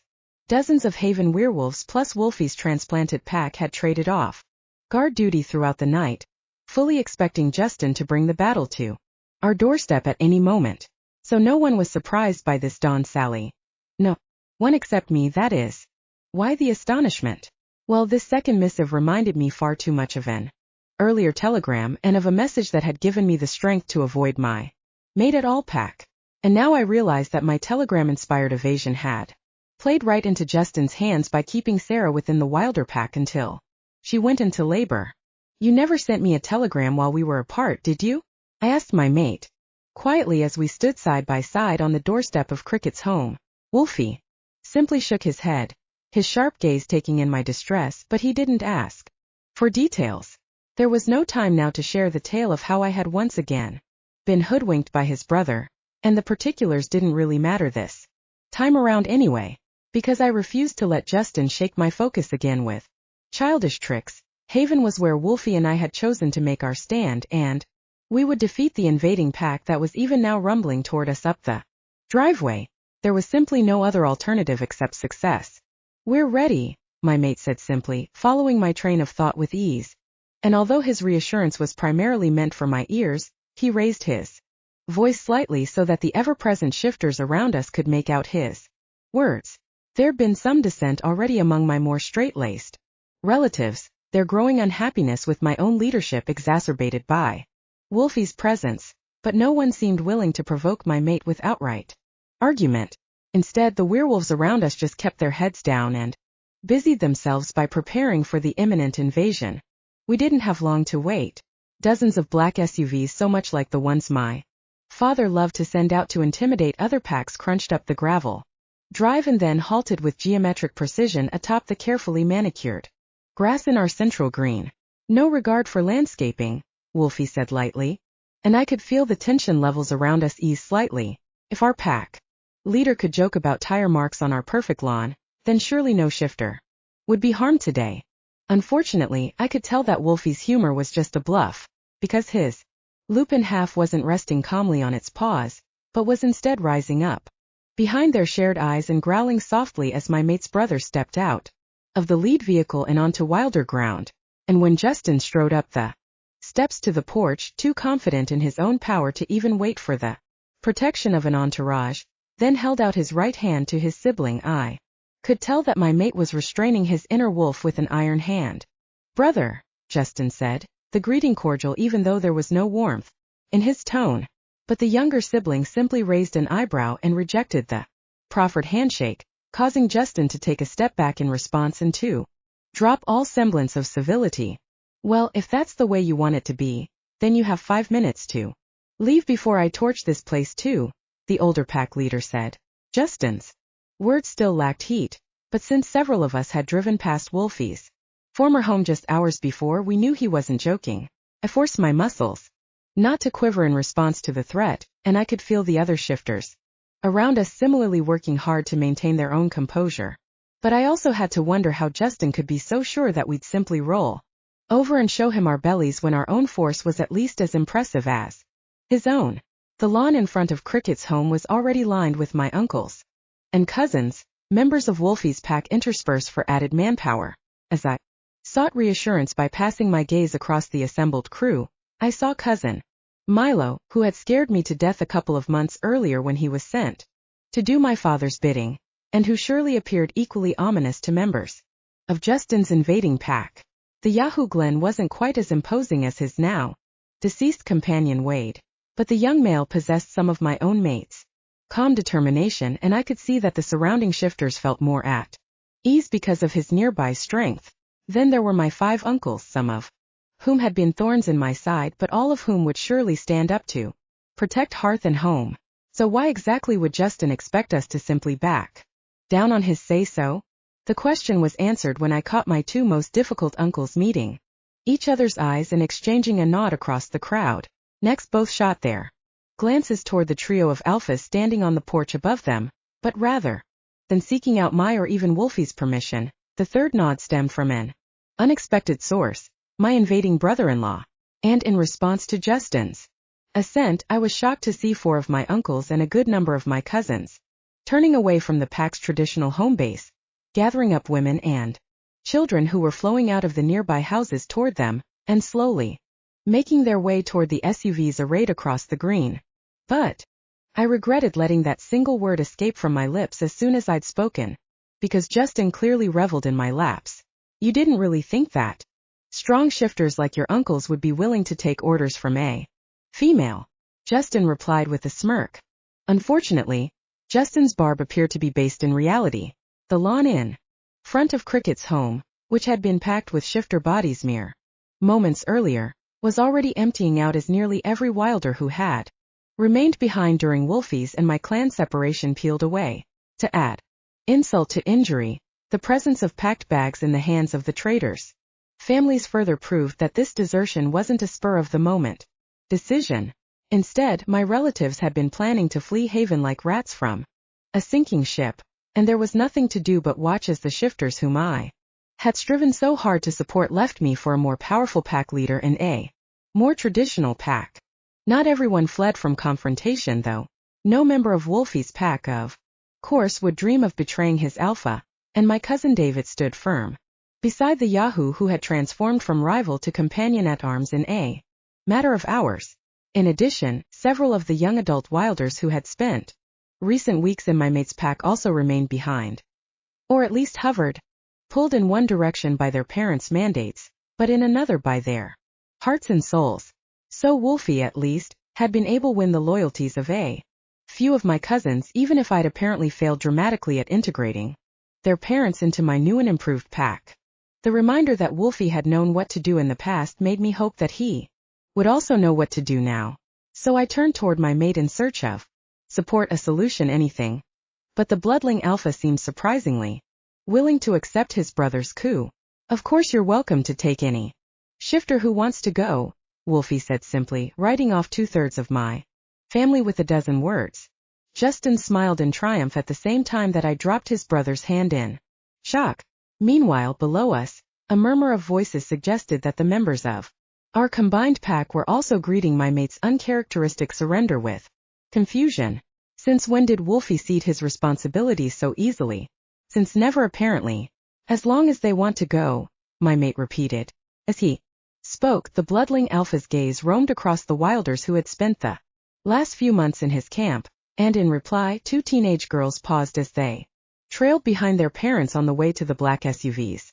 The girls looked back over their shoulders, and then spun on their heels to sprint back in our direction, as if the teenagers had opened a chink in a dam holding back the force of a raging river. The line of retreating relatives splintered.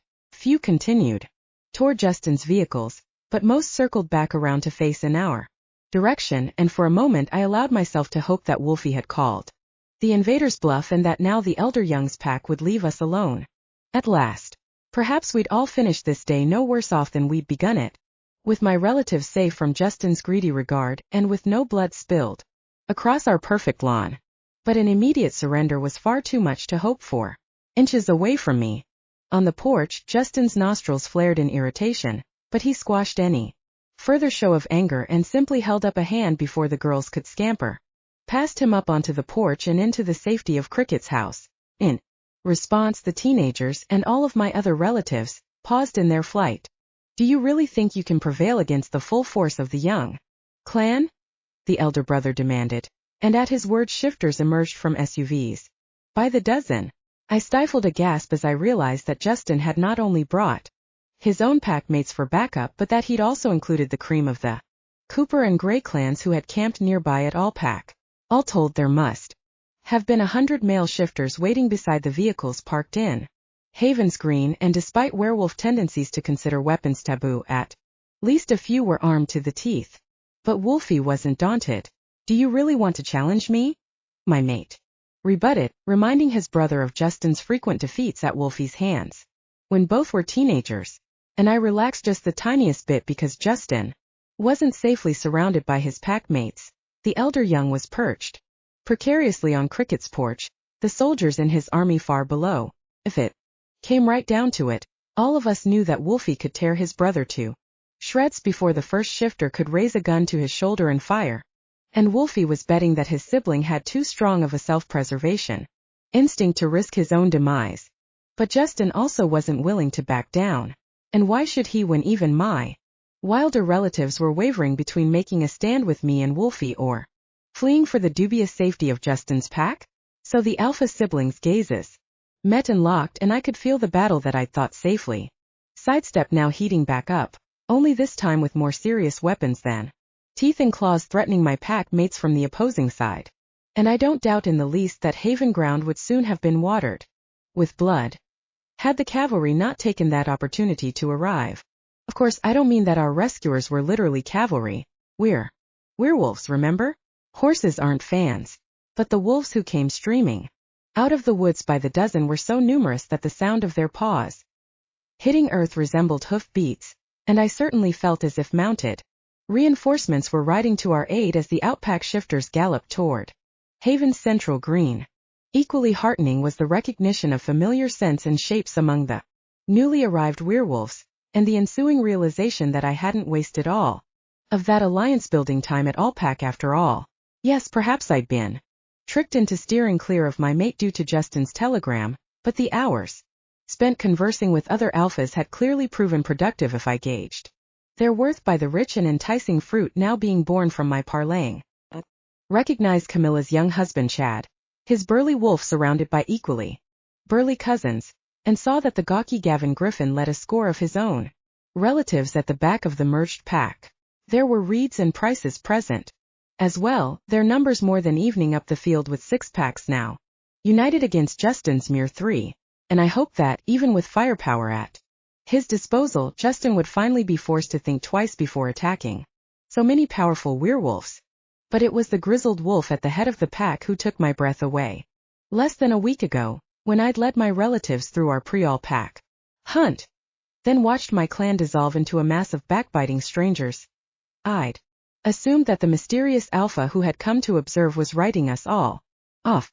Surely Thomas Bell had dismissed me as beneath his concern and had chosen to ally with Wolfie's brother instead once he saw how tenuous my hold over the Wilders had become. That was, if the loner felt called to throw in his lot with any pack at all. But once again I'd been wrong. Luckily being wrong had never felt so right. Thomas Bell, I asked in disbelief. Why had this pack leader, who was every bit as dominant as my father, but so much less likely to involve himself in other packs' affairs, decided to help the Wilders fight their personal battle? The only conclusion I could draw from the facts presented was that, perhaps, the powerful alpha hadn't been as dismissive of my unusual mode of leadership as I'd at first assumed. As if in response to my words, the shifter's fur dropped away and the Bell patriarch was bounding up the steps toward us before his name had even left my lips. Waves of dominance rolled off our visitor's wizened body, and I could see Justin try and fail to prevent his inner wolf from submitting finally, looking away rather than meeting the older alpha's eyes. I heard that our region had split in two, Thomas Bell said by way of greeting, getting straight to the point just as Justin had a few moments earlier. But the older alpha's point was much more palatable than the younger's had been. So I came to see when you'd be hosting our new regions. All pack, the Bell alpha continued, gazing directly into my eyes. The pack leader who could easily have dropped us all to the ground with a single roar was looking at me now with a gaze that didn't hold a single hint of threat, instead seeming to wait patiently for my honest reply. Since a similar eye lock was often the first challenge between two shifters. Challenge that frequently ended with the combatants rolling around in a pile of teeth and claws. I couldn't quite force myself to breathe, knowing that I was severely outclassed. But in this case the other pack leader didn't seem to be challenging me. Instead, Thomas Bell, the most dominant shifter that I'd ever met, appeared to be accepting a female alpha as his equal. So I played along. What do you think of the spring equinox? I answered, surprised that my voice sounded so firm when I was barely able to force air down my throat. There was no menace in Thomas Bell's face, but I still had to break our gaze long enough to ease the restriction in my chest. And in the process I noticed that Justin was already fleeing down our walkway far more quickly than he'd arrived. SUV doors banged as young shifters retreated to their vehicles, and I didn't argue when several of my least pleasant uncles and cousins took advantage of the offered rides to leave our familial home behind. As Wolfie had said, if my relatives didn't want to stay in Haven, then we didn't want them here. But the pack leader in front of me drew my full attention once again as he spoke. The spring equinox sounds perfect, he agreed, breaking into a smile. Now that our joint enemy was tearing away down our driveway. Warmer too. Then, sliding back into lupin form at the same moment that he bounded off the porch, our unlikely ally once again took the lead, drawing the outpack shifters along with him until they all filtered into the tree line just beyond the boundaries of Haven's village. And then, with a chorusing howl of farewell, our rescuers were gone. Epilogue. What about Buttercup? Wolfie suggested, and I couldn't resist glaring in my mate's direction. Snow was beginning to fall onto our bare heads, and I belatedly realized that today was the solstice, usually a time of celebration among werewolf clans. But instead of decorating a tree and baking ginger snaps, our merged pack was gathered in the village green, intent upon building a bonfire that would send Wade off on his journey into the next world. And with the Yahoo in question currently lying cold and dead in wolf form at our feet, Wolfie thought this was a good moment to present me with a nickname, and an insipid one at that. The bloodling alpha was undaunted by my stern expression, though, and merely dropped a finger onto the furry head of Sarah's child, who was half tucked under my sweater, the pup's tiny body cradled in my arms. In all the excitement, I hadn't even taken the time to check whether the bloodling was a boy or a girl, but Wolfie solved that mystery as well as the mystery of the crazy nickname when he added, as a name for her. But maybe you like Daisy better. Or how about Jasmine? Blaze offered as he tossed an armload of limbs upon the ever-growing pile of flammables. I thought I might have caught the Yahoo's irrepressible grin resurfacing, despite the fact that we were currently commemorating his compatriot's passing, and my slumbering wolf perked up at the oddity and took notice. Bluebell, my Uncle Hawk offered next, sticking his finger into the pup's mouth and allowing her to chew for a moment before returning to his task of assembling the bonfire to be.